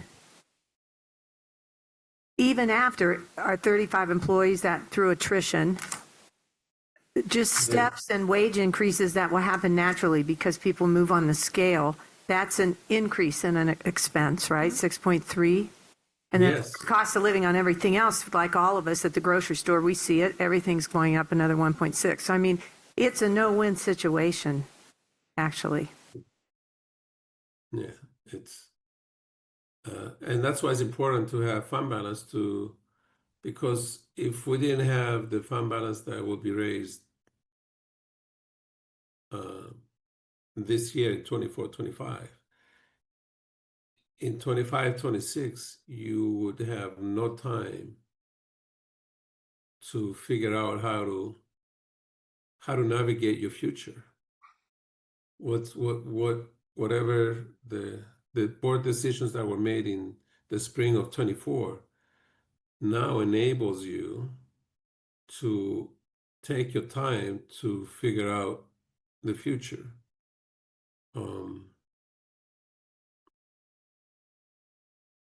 Trustee Muhammad? So just to kind of clarify again, slide 21. So, and I think you said this in what you were saying right now. So based on the decisions that we made last year, if we haven't made those decisions, we would actually be negative. Am I reading this right? We would be Yes. negative Yes. 10 million. You would have been, Yeah. so just think about, we reduced $20.4 million, right? 20.4. And I was telling you then that if you don't do it in 24, 25, you'll be in deficit, right? So now this year, you're making $10.8 million. So what that says to me, if you didn't make those decisions, you would have been about $9 million in deficit in 24, 25, which you will be having a completely different conversation with the state than the ones that we're having right now. Does that make sense? Yes, sir. And also for 25, 26, it allows you the time to make future decisions, to sit down to discuss and what the future should look like based on these financial realities that Ann Arbor Public Schools is facing.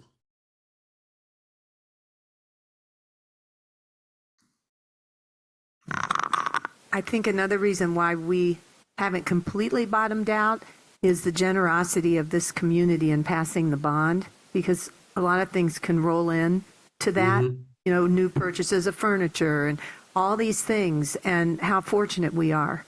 But we still have to,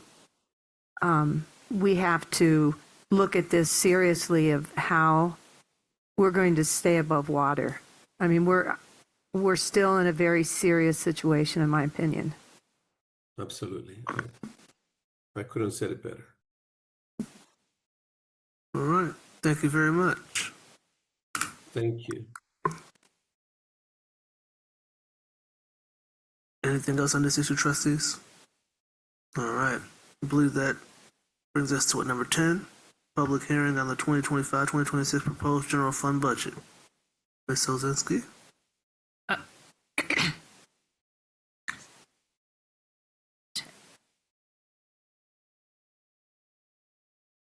Sorry, Ms. Ozinski. Hello? There we go. There are no, I'm sorry. According to Superintendent Parks, we need to do 9.3, the 2025-2026 tax millage resolution. Yes, the millage resolution, sorry. Apologies. But after the public hearing, and so we opened it, closed it, there was no one signed up. Thank you. Okay. So.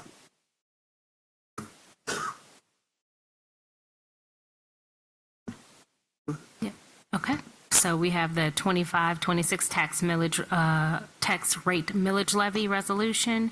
Was Ms. Francoeur, did you want to just kind of give us a general overview of the tax rate millage, or was Mr. Demetrio doing that? Heading that way. It's exactly what you saw on the screen. And if you, and Amy has the copy of the L4029, which reflects the different millages on there. And you saw on the slides that he presented tonight what those totals will generate this fiscal year. And what we are doing is passing the resolution, or we are hoping to pass the resolution and have it signed off. And then what I will do is I'll send it out tomorrow morning to all the local townships in the city so they can start preparing their tax bills to with our taxpayers. So is this slide, I'm looking, slide 12 slide 11. 11 was truth and taxation. Is that the one you're talking about? Yes. Yes. So if everybody there's pulls up 2. 11, that was the one Mario's just showed. Yes. And that's the one, I don't have it in front of me, but the one that shows. And the next one Correct. shows how much we is- gain. Correct. Yep. And then I think Truth and there's one, this one where it shows how much we should collect this year with all the different funds. And like you said, the operating millage and the hold harmless millage, that goes right into our foundation allowance, debt fund millage, that's only used to pay the debt from the different borrowings we've had, the different bonds. And the sinking fund is for sinking fund, which are 2 completely separate funds. Thank you. So, do I need to entertain a motion, Ms. Ozinski? Is it, I think it's actually scheduled for approval further down in the agenda. And the consent maybe, or no? All right. It's on board action. Okay. All right, thank you. And I believe that brings us to number 11, which are our first briefings. And I'll turn that over to Superintendent Burks. Thank you, President Feaster. We have Assistant Superintendent of our Office of Special Education, Ms. Gonzalo Lewis, coming forward with the Pediatric Therapy Associates contract recommendation. Good evening, trustees. I come before you this evening with a recommendation for a contract with Pediatric Therapy to supply physical therapy services as well as some speech therapy services. And I believe that you have received the memo ahead of time. The speech therapy component is just a small component to support with various leaves that will occur throughout the year and fill in some of those gaps when we have those vacancies when staff are out. The physical therapy component is 4.0 FTE for physical therapists that have provided support to our district for a number of years. And they also provide support and services for our extended school year services. If you will notice, the rates that they offer are very competitive rates. And again, we have a strong relationship with this company. So we are recommending that we continue to move forward and have pediatric therapy provide these services for us. And so the total that we are requesting is $554,484. Do you have questions? Trustee Wilkins? Yes. So is this a firm you said we've got a strong relationship with them, so we've used them for a number of years? We have used pediatric therapy for a number of years, well, even before my first tour of duty here with Ann Arbor Public Schools. Okay, then that was a really long time. And is this a typical solution for this kind of, are other comparable school districts doing this kind of? This is typical specifically for the physical therapist component. The speech therapy, again, I said, is to support with covering leaves for staff that will be out for next year. But this is very typical for school districts. Thank you very much. Oh, Trustee Bascott has some. Quick question. Yes, I'm very familiar with the Pediatric Therapy Associates. So you have done comparisons in the past years, to again confirm the competitiveness of their rates. Could you please tell me? I can't read here. How much of an increase is this over Last past year contract? Yes, so last year the rates were $66 for the physical therapy and speech therapy that we offered during the school year and $64 for the ESY service. So it is a slight increase from last year, very minimal. Yeah, as everyone's experienced an increase as we saw, so Yes. that's only reasonable. So it's just $5 basically over what's, $5 more this year over last year per hour. Yes, I and see some $69 3 an to hour. 5. So for some services for the summer, it was 64, and for the actual school year, September through June, it was 66. So just $3 more for the regular school year service. Thank you. Any other questions? Thank you very much. Thank you. Thank you, Ms. Lewis. Next, we have Dr. Kellstrom, who is bringing forward a recommendation for the Cisco WebEx calling VoIP service. Good evening, Board. Ann Arbor Public Schools maintains VoIP, which is voice over internet based phone service. We have 2,250 handsets. Our VoIP system not only handles incoming and outgoing calls, it also works with some security measures. So our doors are opened through our VoIP systems. Our paging systems can be turned into other tools using our VoIP system. And we use E911 locational services. Every phone is tied to a room in the building. So when you call E911, they know exactly where to go. Our phone system is considered just like water, heat, power. It is a critical service. We have to have it. So we were notified recently that we would see a 30 to 35% increase in cost.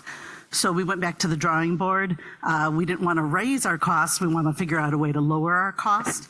So we solved a problem. We were looking to modernize our phone system as we've done each iteration to increase the communication capabilities and scale, to reduce operational complexities, to integrate our fully Cisco operated system and right size our cost. So we had a much lower yearly cost that would be sustainable to our budget. And so before you is a recommendation to move to, it's called a 6-year for 5 years. So you pay for 5 years, you get the 6th year free, meaning the first year, that's the implementation year of it, of a hybrid WebEx calling platform. And we would also couple it with some managed services to help make that transition. We looked for cooperative pricing. That's where we get our best bang for our buck. So we have both a NASPO cooperative pricing and also one government procurement pricing. And the total cost of the project over 6 years would be $1.268 billion and $15 paid annually. Next year, we would realize a savings right off the bat of $150,000+, and each year after about $63,000. And that doesn't include any capital cost that we would have to incur in general for upgrades to our phone system. So this will save us quite a bit of money over 6 years. Does anybody have any questions? Trustee Muhammad? So I see in that, like where the funds are coming from, it says general funds or future grants and or bond. Yep. So can you explain a little bit about that? Yep. So when you run a VoIP phone system, sometimes you'll purchase products like routers, gateway pieces to connect. We have 32 buildings across a very large geographic area. So sometimes we have to employ extra switches or routers or, work on a firewall. And all of those things are bondable. And can you provide a breakdown, or is it we don't intend to we don't intend to incur lots of cost. We had intended to buy some gateways, so we might have to buy a couple of routers. It might be $50,000. When we did the total cost of ownership, we figured right around $50,000. We won't know till the full implementation. If we buy any equipment, it would come out of bond, but we don't intend to. One of the reasons that we went with the Cisco WebEx is because we already purchased $400,000 of handsets.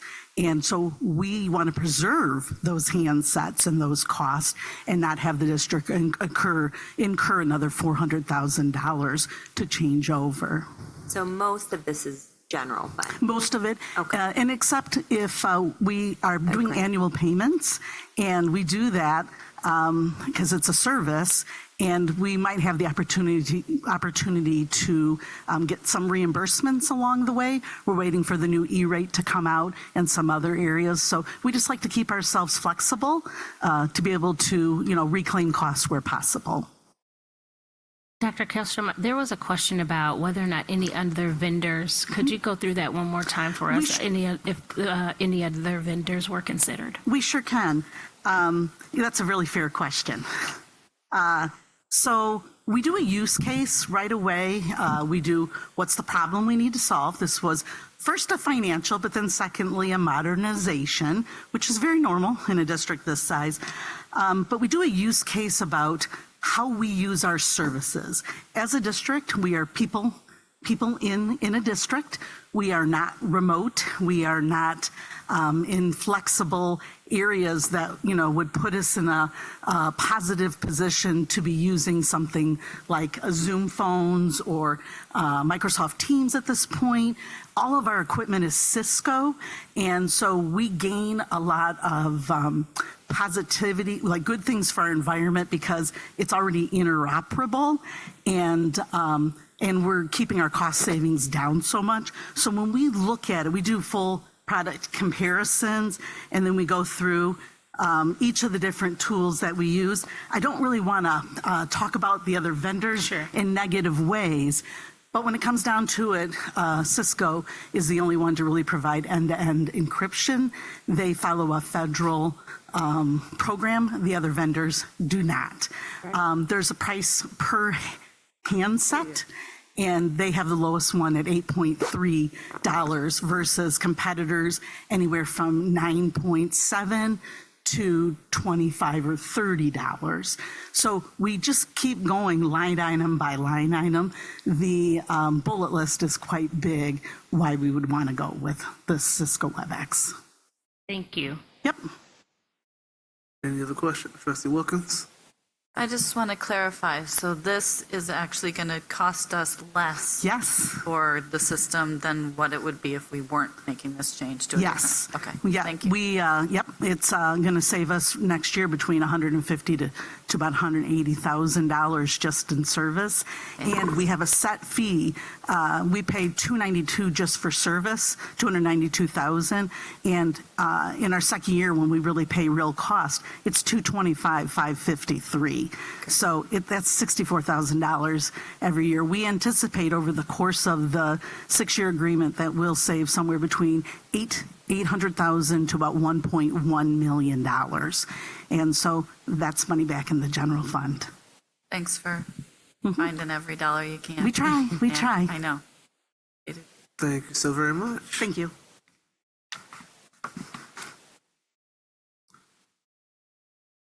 Thank you, Dr. Kallstrom. Next, trustees, we have Ms. Linden, who's coming to introduce 2 items. One is AP Environmental Science textbook adoption materials, and the other is AP U.S. Government and Politics textbook adoption materials. And I believe there he is. Dr. Almond is here for questions about the AP U.S. Government and Politics textbook adoption, and Ms. Deller is going to be joining online if there are questions about the AP Environmental Science textbook adoption. But Ms. Linden is going to go ahead and bring forward these items to get us started. It sounds great. Thank you very much, President Feaster, Superintendent Parks, and trustees. On screen, we are lucky to be joined by Ms. Amy Deller, who is our secondary 6 through 12 Science Department Chair Extraordinaire. And this evening, as Superintendent Parks shared, we have 2 textbook adoption recommendations to bring, both of them for AP courses in the district. It's important to note that AP courses authorized by the College Board do require textbooks that are 10 years old or newer. And both items we're bringing this evening are between 10 and 15 years old. In addition, both courses have seen new fundamental frameworks, and they both have new aligned exams. So it will benefit our students to have a textbook that's aligned with those frameworks and exams. And I have to just thank Ms. Deller and the science teachers who have been part of this recommendation this evening. So for the first is AP Environmental Science. Ms. Deller will be walking you through the process, but I will simply cut to the chase and let you know that we are asking for the approval of the purchase of 242 textbooks, which also include 8-year licenses for digital access. For environmental science for the AP course, this is the 4th edition, the newest version, and the total cost would be $55,134.61 to be paid for from the general fund. And Ms. Deller, would you like to walk us through briefly the process? Oh, I don't think we can hear you, so we'll test your volume here. And maybe hop to the next slide if we've got one. Yeah, great. Just so briefly, the rationale for this particular text is to just make sure we update the text, this particular content area. Our previously adopted text already has some outdated items. As Ms. Linden already mentioned, the course description and exam framework from the College Board has been updated as well, and we've been supplementing heavily to make sure we're kind of meeting the needs there, and this will support us in being well aligned. The other thing I think just really important to note as a priority is that this was the textbook that is best suited for the range of students. So we teach this course to 10th graders through 12th graders. And so you can imagine we get quite a variety of students in the class. And this was the text that all of the teachers thought would best serve all students within the course. So that's the primary rationale. And if we can hop to the next slide, I'll just briefly overview the process. So we did do a very thorough search for whether any open source texts were available, and we did not find anything that really suited our K-12 audience for this particular course. Nothing available on OpenStax for this course in particular. And I will say that we have 3 teachers who teach this course. They all participated in reviewing our options. I think I've shared a little bit about their choice of selection and the why, the primary why, but you can see the variety of criteria that we consider when we look at the text. And we did do an informal pilot with this particular text over the course of this past year, just because we needed some things to supplement. And that was a great opportunity for us to put this in front of kids a little bit and get some feedback from kids, and the teachers elicited a little parent feedback too, although we don't have a formal survey for that. So that was our process in brief. I think next slide. You've got the overall recommendations. I do just want to highlight that we have elected a proposal that provides kids e-text access and a hard copy of the books to support accessibility and access to some of those supports that you can only get with an e-text, but also because our students overwhelmingly have said in a lot of our science courses, we really prefer a hard copy of the text. We need that to process some of the sort of more complexities of a science text. You might have an image on one page, and you might have text that's describing that image on another page, and in a sort of an e-text, that's a little hard for kids to process because they're scrolling and then they lose their place as they go back and forth. Also some problem solving sort of tools. It can be helpful to have be able to flip back and forth readily in their hard copy text. So those are the reasons we're recommending both. But I will point out that the actual, and we can look at the next slide, the actual price on the hardcover textbook is actually discounted significantly because we are also wrapping in an e-text sort of purchase in what we're recommending. So it's not like we're paying for both. We're getting one of them significantly discounted because of the availability of both. And I think those are all the key points I wanted to highlight. So. Thank you, Ms. Deller. I think we're ready for any questions you may have.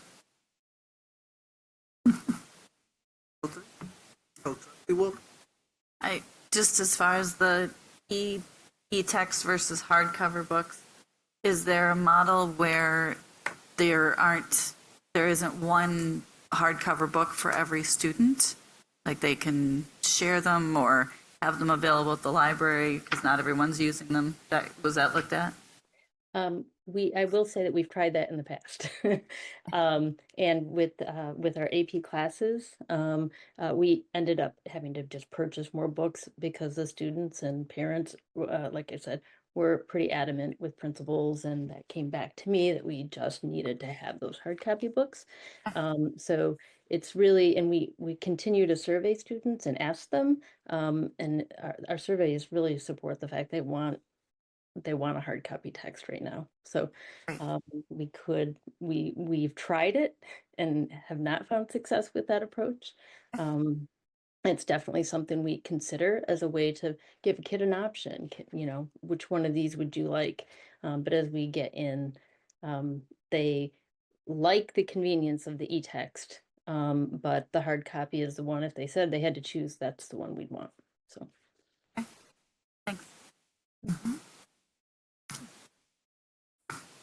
That's good. So the intent, pending approval, of course, is based to order these books for the fall. That is correct. Thank you. And you can see we get good use out of them, lasting as long as they do. You said books need to be replaced within 15 years. College Board requires that your textbook be 10 years old or newer. Okay. So once we get past the 10-year mark, we've got to replace it. And we're right there. We're actually past you. Okay. Thank you. You bet. All right, Ms. Linden, any additional information from you or Dr. Almond on the AP U.S. Government and Politics textbook? Very similar process in place, very similar requirements. Dr. Almond is here to walk through any questions that you may have, but I think it's pretty similar to science. You're seeing here in this recommendation, it is for AP U.S. Government and Politics. The course is offered across Huron, Pioneer, and Skyline. The textbook is also the same, taught in A2 Virtual. So the recommendation is for 400 textbooks of American government stories of a nation. That total cost, including 6-year licenses for digital access, is $76,431.60. And Dr. Almond is here in person if you have questions. Yeah, textbooks and people in person. I mean, this is right? amazing. Isn't it amazing? We could teach a lesson tonight. Yeah. We had the energy. Any questions, trustees? All right. Thank you for being here in person. It would seem very difficult with this kind of text that as the Supreme Court makes decisions that just as soon as you finish the book, it's outdated. I mean, science feels like that too, right? Oh, yeah. So luckily, with their e-text, when they have the e-text, do they, like the old World Book encyclopedias, they used to put an annual review that would update the set of encyclopedias you have. Do they incorporate that into the e-text? No, it'll be the same version. And so it's it? just an e-reader of that, in some specific form. But certainly all of our teachers keep up. Oh, right. Right, and provide all the supplemental materials, current events on a, weekly basis and whatnot. But yes, I think the point is correct too, that even some of the basic assumptions that we have made about the operational features of our government, right, have changed. And so we no longer rely upon, let's say, checks and balances as being a given or something that doesn't happen now without a lot of consternation, we'll say it. Thank you, Dr. Almond. Diplomatic. Again, same question. This is for the fall. Yep. Thank you. We're at our 10 years, this one as well. We're at 16 for this. Man, Don't tell anybody. I didn't hear it. Maybe new ones in 5, the way things are going on the federal. Right? Not touching that. All right. Thank you so much. Any other questions? All right. Okay. And I believe Dr. Almond is going to stay right there, as well as Ms. Linden, for the next item, which is our 99D grant book purchase recommendations. Thank you very much, Superintendent Parks. This is a very exciting item we're bringing forward for recommendation tonight, and it's fully grant funded. So we're thrilled about that as well. In the spring of 2024, Dr. Amen applied for a grant through the state of Michigan, the Michigan Department of Education, under Section 99D, Teaching Diverse Histories Grant. And the project is called Michigan Indigenous Histories, Cultures, and Governance. Part of that grant allows for the incredible purchase of many, many titles in support of Indigenous histories. And in this recommendation, you will see 547 titles have been identified and recommended for purchase. Dr. Amen and his team have worked incredibly hard to source and vet and pull together these lists. They have consulted with experts across the state of Michigan, very well-known individuals, including Indigenous authors, to make sure this collection is very, very rich and representative of the cultures in positive and contemporary ways, as well as historical ways. So we did go through a bid process. We identified 494 titles for bid, totaling $190,953. The cost includes shipping, and the vendors identified here: Amazon, Omnia, Barnes & Noble with Tips USA, and Bulk Bookstore Tips USA were the three that came through and able to meet these requirements. So we've followed all of the financial checklists for bid process, and therefore we're bringing forward this recommendation. So the recommendation this evening is to approve book purchases, part of the 99D grant, for titles to be used in classrooms and in libraries at all levels, preschool, elementary, middle, and high, from these three vendors in the total amount of $190,953, all funding coming from the 99D grant. And Dr. Amen is here to share a little more. So you might remember in April, I had the opportunity with my project co-director, Jocelyn Hunter-Young, to present about our Michigan Indigenous Histories, Cultures, and Governance project funded by MD's Section 99D grants. As a way of reminding everyone, our overall project had 6 different initiatives that we had identified, 4 of which we have completed, and 2 of which we are still ongoing and planning and processing. But those were professional development and place-based learning travel for our AAPS educators from June through April, curriculum development over the summertime, cater presentations in March at MCSS, an Indigenous artist series that ran throughout the spring, a multi-county showcase that will take place in August, and of course the book purchases that we are at right now. So over the course of the last 4 or 5 months, we've been going through a process with the goal of bolstering our representation of Native voices and narratives from within Michigan, the Great Lakes, and North America. We formed a selection committee where a book list was compiled by our project directors, cohort teachers, secondary ELA chair, district library chairs, as well as a consultant that had very specific expertise and literature selections. And so all together, we're bringing forth what is, a gigantic collection, 150 to 250 titles per level, titling over 500 different titles that are authored by Native Americans. This includes all of our pre-K through grade 12 school libraries. It also includes secondary ELA, middle school and high school literature circles, social studies reference materials. This in total will culminate in what we believe to be the largest collection of Native books in this. And so this has been a massive process with a lot of appreciation and thanks to our selection committee, as well as our finance department, who over the course of the last month has taken hundreds and hundreds of titles, compiled all those ESBNs, checked all of our cooperative contracts, and been working with us to take this. It's a major initiative, and we're very proud to have reached this point of selection. Trustee Muhammad. First of all, thank you for this. This is such a, it's amazing task that you've done. I do appreciate that it is being, where I saw it's going to be distributed evenly throughout all the schools. Absolutely. So, but thank you so much for this. Of course. Thank you so very much. Greatly appreciate it. Thank you. Okay. Ready? Yes, please. Okay. I'm sorry. All right. That's okay. Next, we have musical furnishings purchase recommendation. Ms. Linden is going to continue at the podium here for the next two items, along with Ms. Colson Mobley. Again, the first being musical furnishings purchase recommendation, and the second item being musical instrument purchase recommendation. So we'll go first with the music furnishings. Perfect. Thank you again. I feel like I'm hogging the microphone this evening, but at least I'm joined by several wonderful folks. So here we have Ms. Kim Colson Mobley, who is our coordinator for fine arts and special area programs. And this evening, we're bringing forward the recommendation for music department furnishings. In the memo, you'll see a variety of them, and in a moment, you'll see the slideshow with some photos of what we are replacing and what we are replacing them with.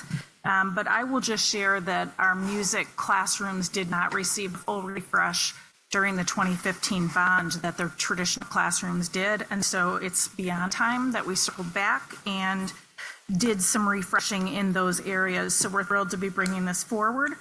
The recommendations this evening come from Wenger Corporation through the Omna Purchasing Cooperative Bid. So as you know, these cooperative bids provide discounted pricing. So they've already been bid out, and those pricings are made public, and that is what we will be using in this recommendation.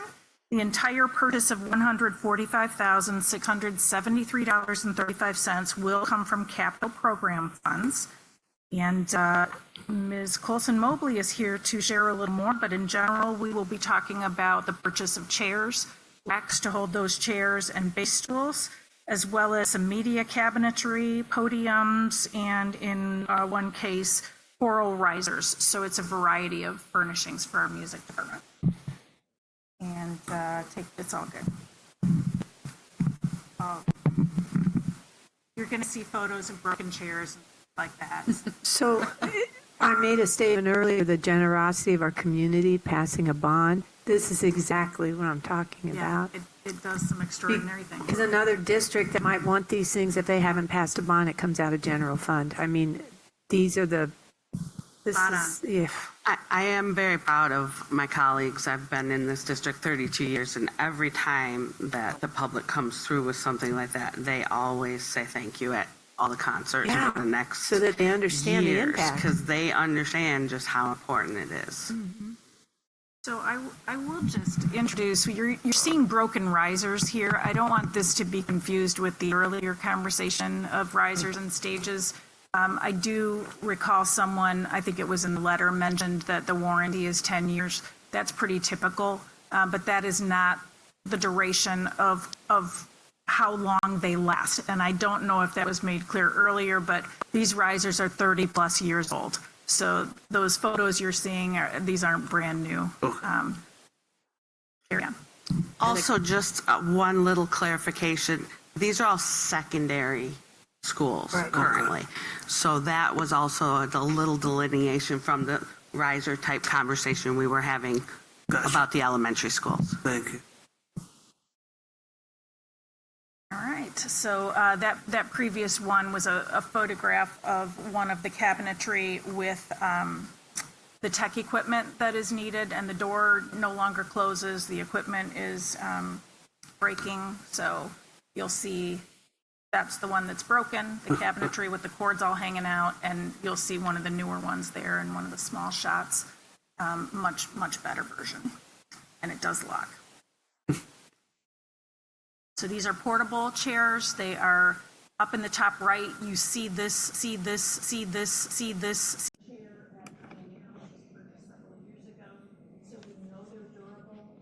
Of course, be getting the newest version, but they support proper posture for students when playing instruments, and they can stack and be easily moved, and so they're just perfect for this space.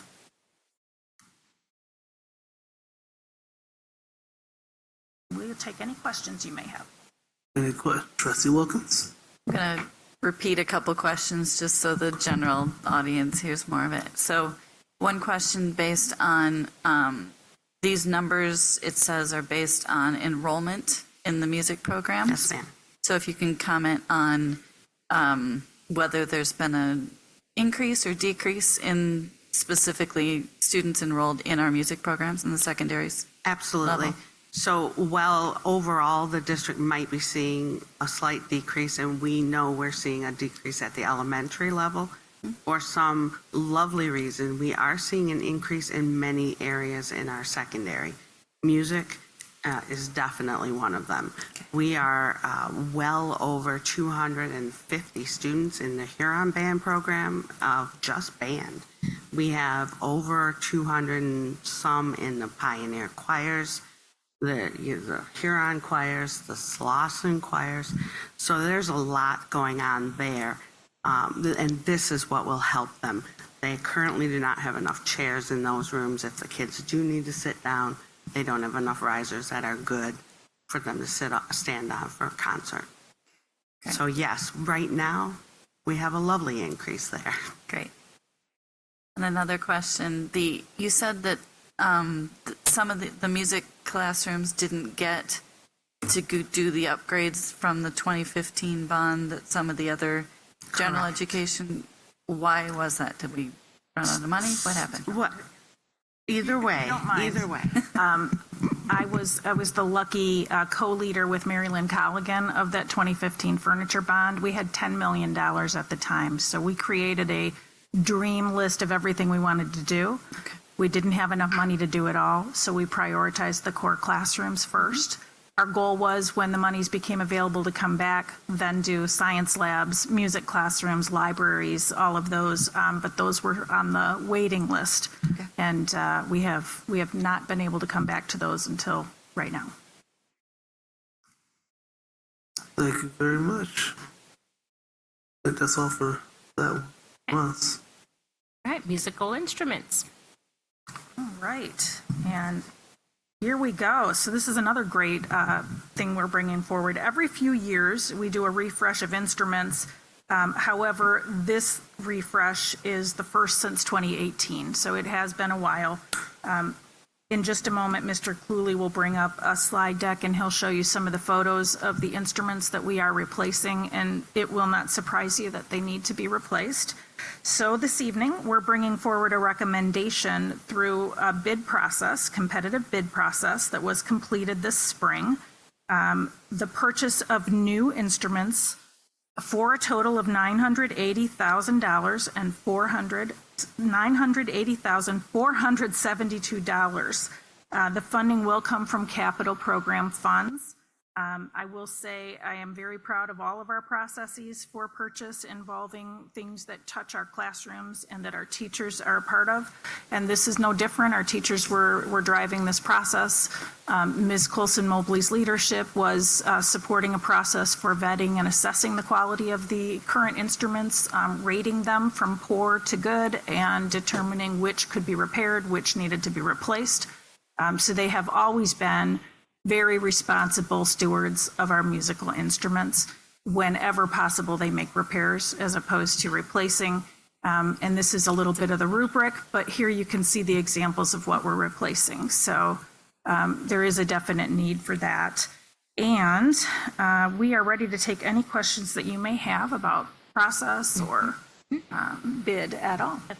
Trustee Basket. Just wanted to advise our colleagues that the list of specific instruments is attached in our diligent community software.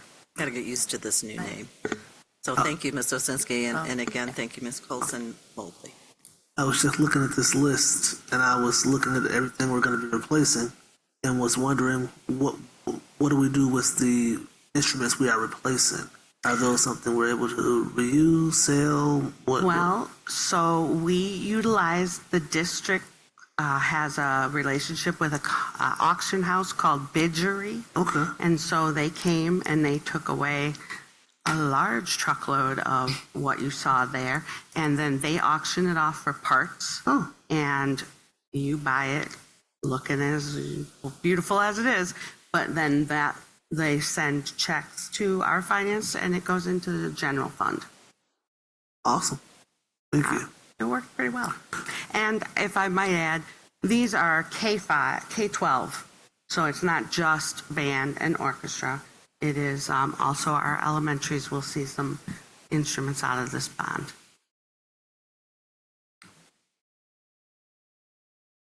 Go ahead and ask the question. Trustee Wilkins. Can you speak to the relationship that we have with some of these vendors? I know Shar and Sweetwater has been known to come into the schools and make sure the instruments are in repair, good repair and that kind of thing. That is correct. So Shar is right down the corner, down the street from us, and we want to use them as much as possible. So they are the first ones that we contact.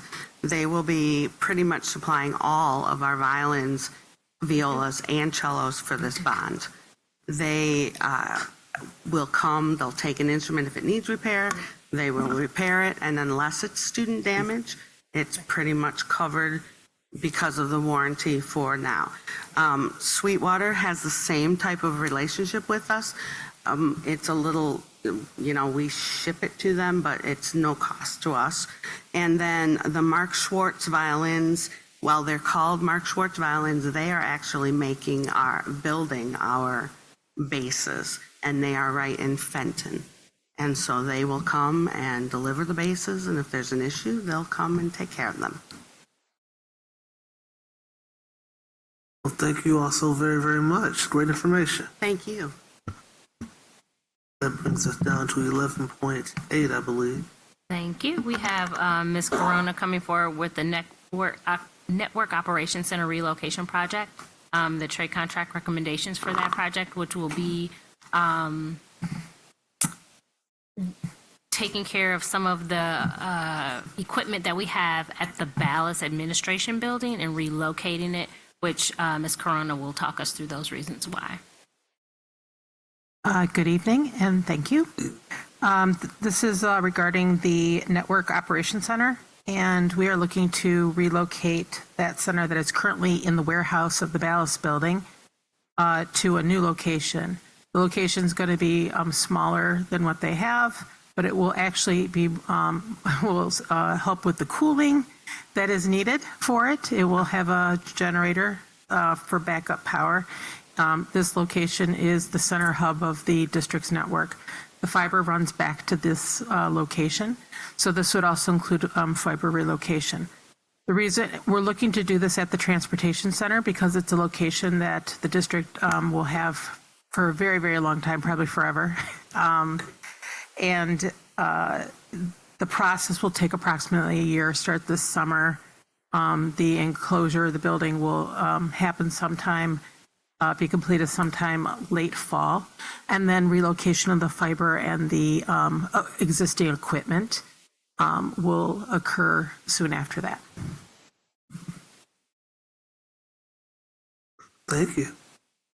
Question, Trustee. Something Trustee Wilkins brought up during our bond committee was why now? I thought that was a good question, and it was about trying to empty out Ballas. Yeah, so I think the original intent several years ago was to sell the Ballas building or lease it or rent it because you had purchased this building. But for us to do that, the one thing that's really anchoring us down is sorry. The only thing that is preventing us from doing that is the network and the network center, and it does take some time to get it relocated, and we cannot sell it, lease it, rent it because of security reasons. But with the district's network, so we know it's a long process to occur. If an opportunity comes up, we want to be prepared. So. Mm-hmm. Is Dr. Kellstrom okay with this?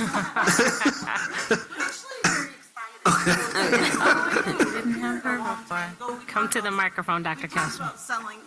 The building was in the talks for selling before. Yes. So, it takes a network of probably about 9 months to a year. Okay. So we've already downsized. We went through, if you look in the last 5 years, Trustee Bascott knows, we took our network and put it in half. So our footprint's ready. Our climate control is not in good shape, nor access to, reliable power source. So we're really looking forward. We own all of the equipment. We're just going to move it a quarter mile down the street and live happily ever after. So you're okay with not anchoring us down? We'd like to be in business the next day. Appreciate it. So, yes. Anything else, trustees? All right, thank you. That brings us to what, 11.9, I believe. Yes. This is the recommendation for Transportation South Lot EV chargers, electrical site work that Ms. Corona is going to talk us through. Yeah, thank you very much. So we previously brought the electric charger equipment and the canopies for the solar, and the last part was the site electrical. This lagged behind because the cost was significantly less than the other two bidders. We wanted to make sure that we vetted this contractor and that we also spoke to the second contractor to make sure that there was a complete scope. We also got a letter from the bonding company to confirm that they would support and bond this contractor for the work. The construction manager has vetted them, and we feel confident now about bringing this forward for recommendation. This bid is substantially less than this. That's why it took a while for us to bring it. We wanted to make sure, and the fact that the bonding company is willing to stand behind them. We found that that they did have all the work. We found that the other two bidders made some assumptions that were the wrong assumptions. They just should have stuck to what was in the documents. Yeah. Okay. And this will help us with our electrical buses. This is to support the electrical EV bus. Good. Yep. And it has the ability to grow if we grow our fleet. It does. Okay. It does. Yeah, and that is the point. Okay. So. All right. Any other questions, trustees? Trustee Bascott? As I mentioned in the bond committee, Trustee Wilkes did raise a question regarding the differential in the bids. And since President Feaster, you've already brought that question up, I'm not going to repeat it, but just wanted for the record to confirm that we had addressed her question, not only in the committee meeting, but here, again, through President Feaster, another trustee, on the same issue. I appreciate folks really looking at the bids and raising the questions. So thank you. Thank you. Sinking funds. I love it. Thank you. What does that bring us down to? 11.10, which is the new Dickin Elementary Trade Contract Recommendations, Part 3. Ms. Corona? Thank you. Yes, this is Part 3. This has to do with mostly finishes at this point, so flooring, acoustic ceiling, painting, window treatments, asphalt paving, landscape fencing. There will still be another package that probably comes sometime this fall that has to do with theater curtains and equipment and things that we don't really need to the very end of the project, and we still need to vet those items out.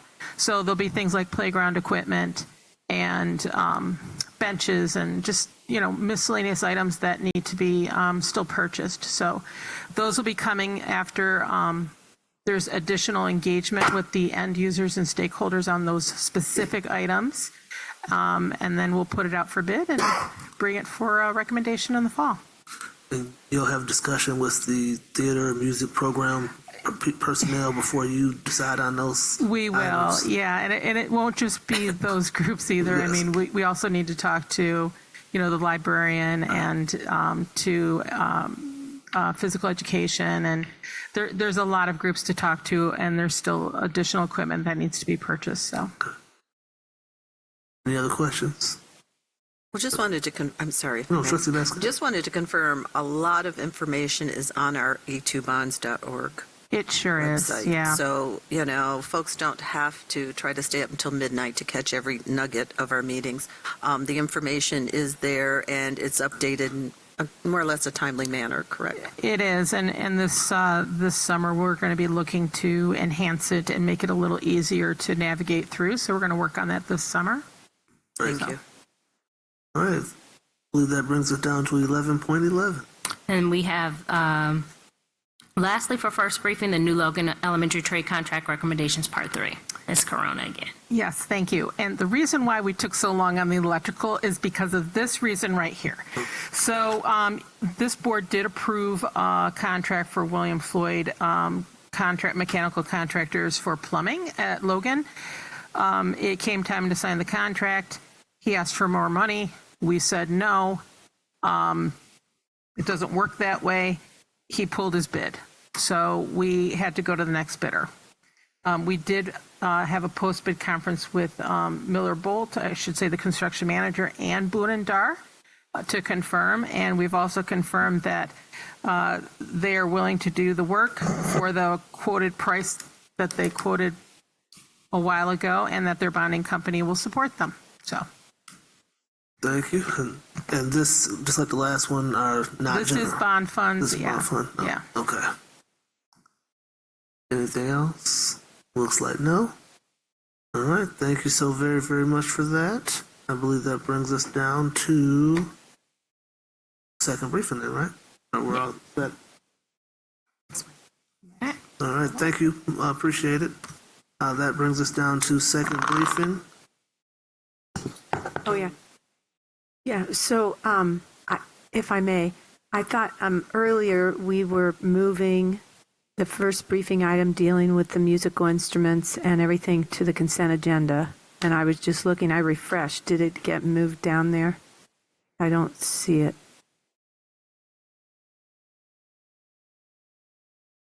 Okay, so just, yeah, I see it's like 11 point, or wait a minute, 13.15, I guess, and 16. It'll be under everything else. Right, just wanted to give you a heads up. So we're ready to go. All right. We're at number 12, 12.1, which is policy 50/50 graduation requirement update recommendation.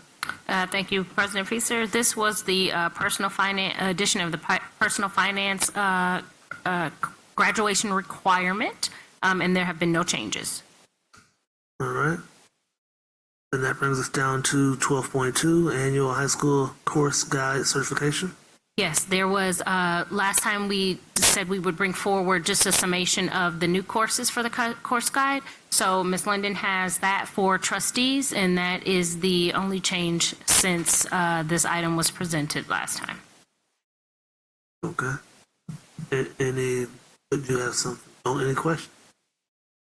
All right. And thank you very much. Oh, Trustee Muhammad.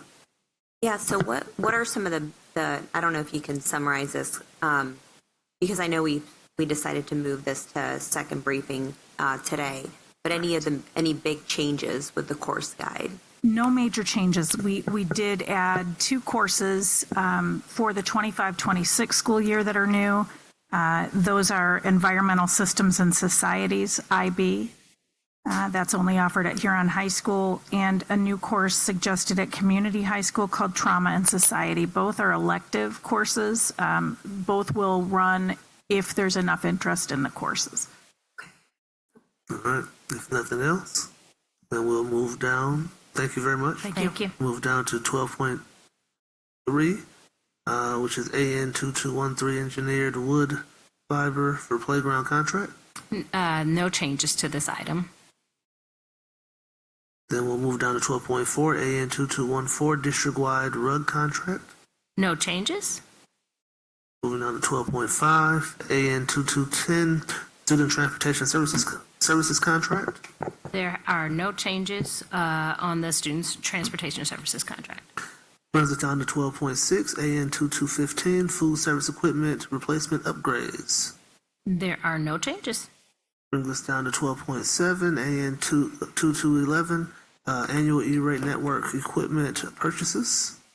No changes. Brings us down to 12.8, AN 2212 spring 2025 staff and student device refreshment purchase. Any changes? No changes there either. Brings down to 12.9, AN 2217 Slauson major renovation trade contract part 2. Any changes? No changes. Brings us down to 12.10, AN 2210 electric school bus purchases. Any changes? No changes. Brings it down to 1211, AN 2218, electric vehicle charging stations contract. Any changes? No change. All right. Trustees, that brings us down to the consent agenda. Ms. Ozinski? Okay. Okay.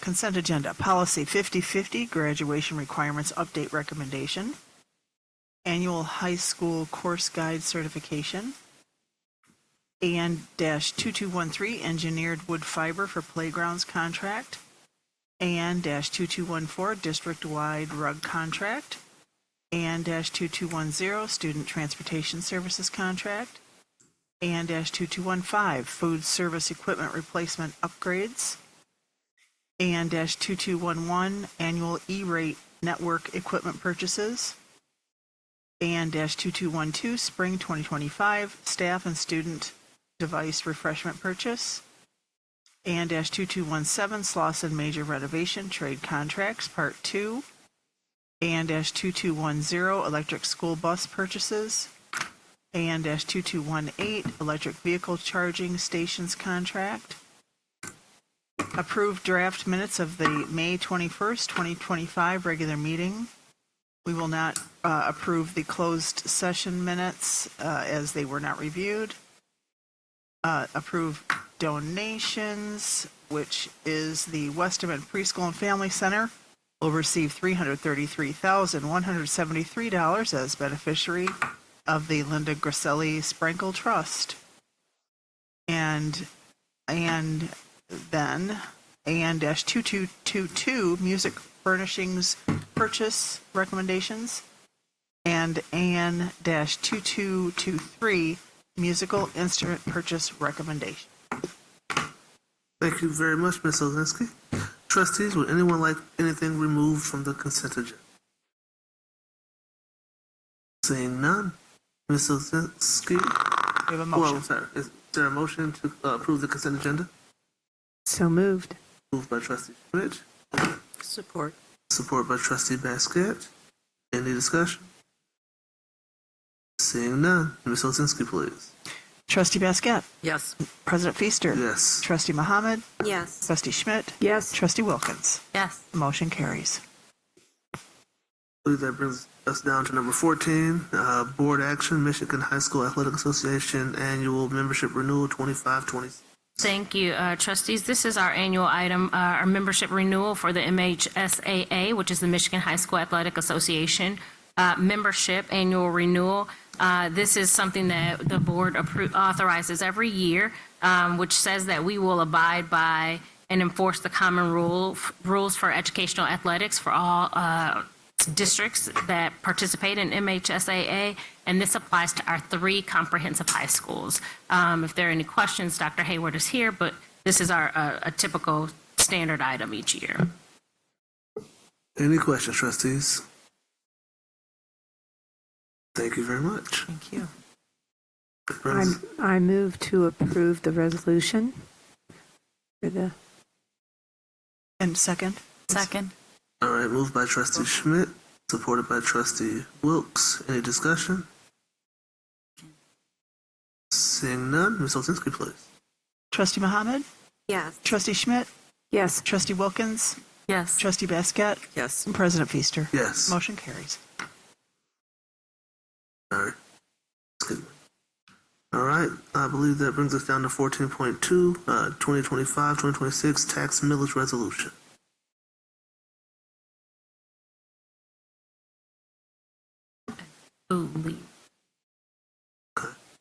Is there a motion to approve the 2025-2026 tax rate millage resolution?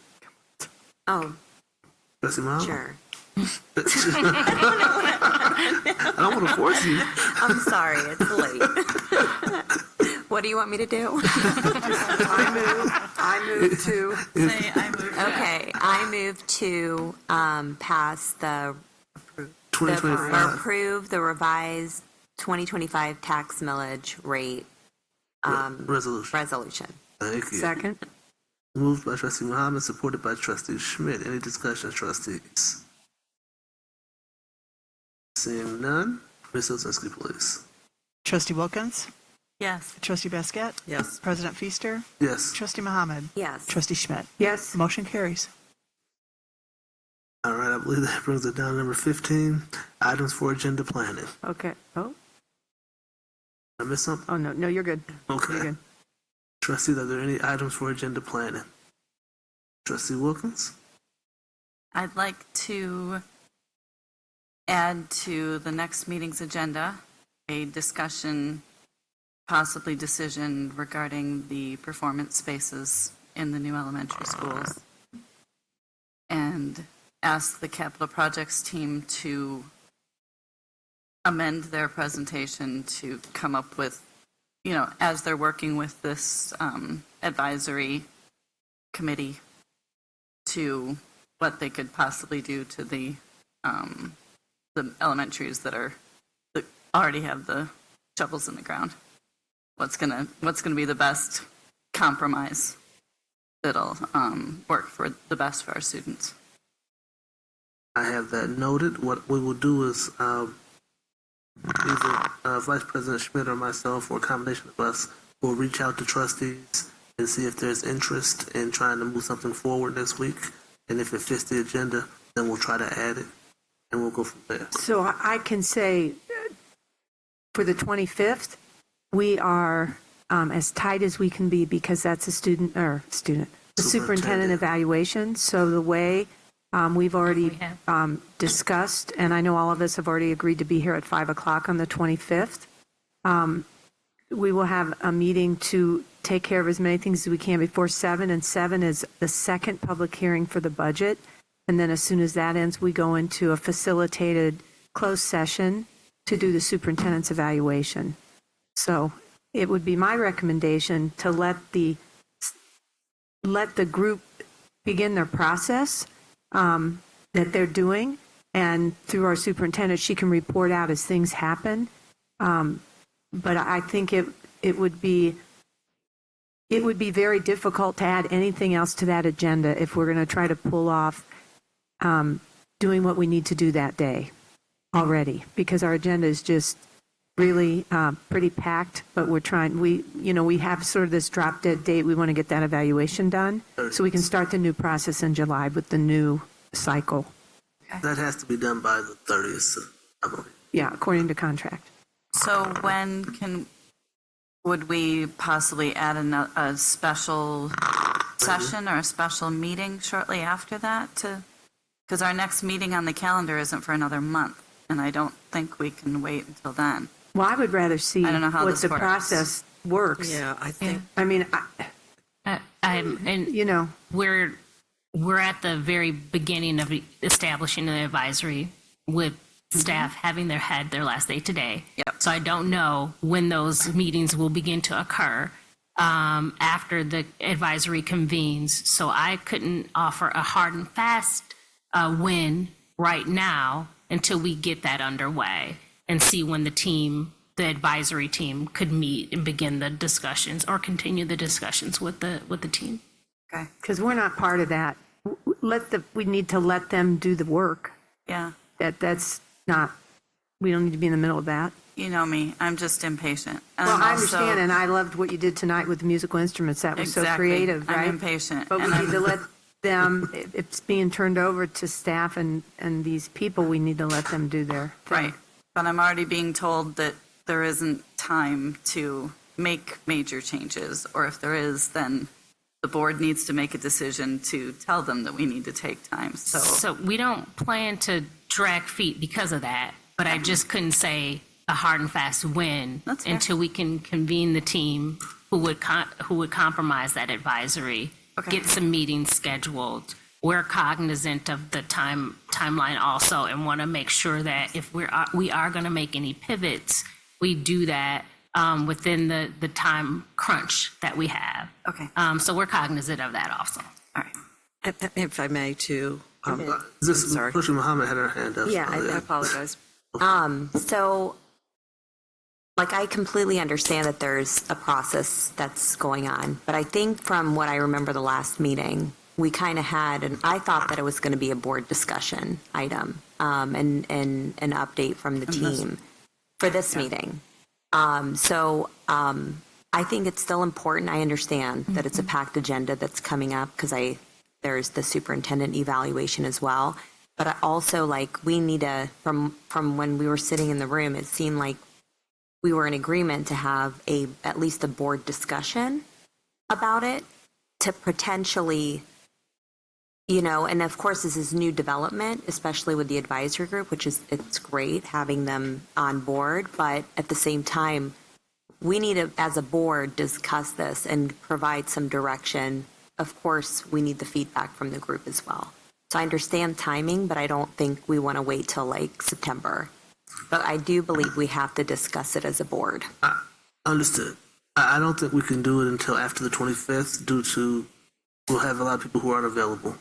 And the 25th is packed. So we may have to have a special meeting or something of that nature to try to accommodate that if that's the board's desires.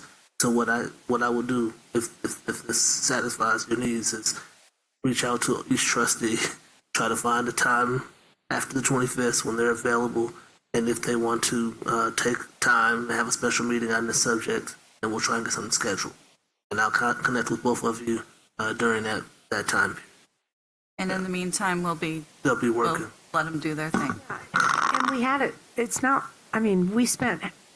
we had a conversation about this. I mean, there was a presentation, we asked questions, we got a lot of information, we heard from the teachers with the letter. I mean, there was a lot of information that happened today, so I don't know. You make it sound like you asked for that and it didn't happen.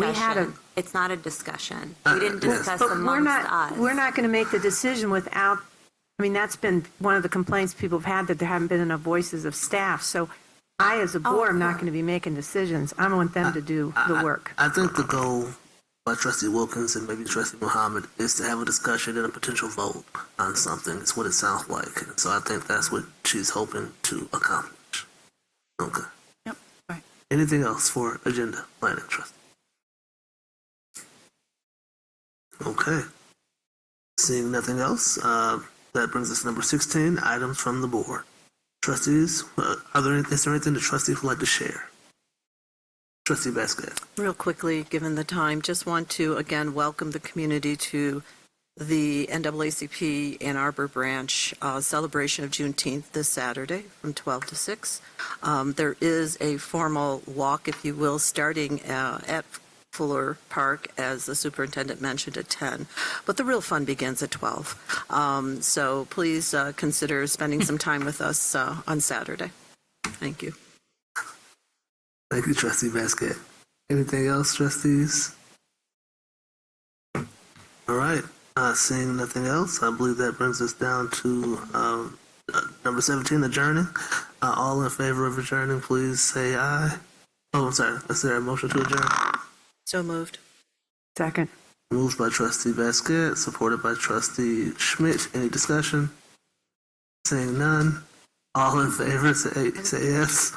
Yes. Aye. Yes. Any opposed, say no. Motion carries. We are adjourned at 11:52.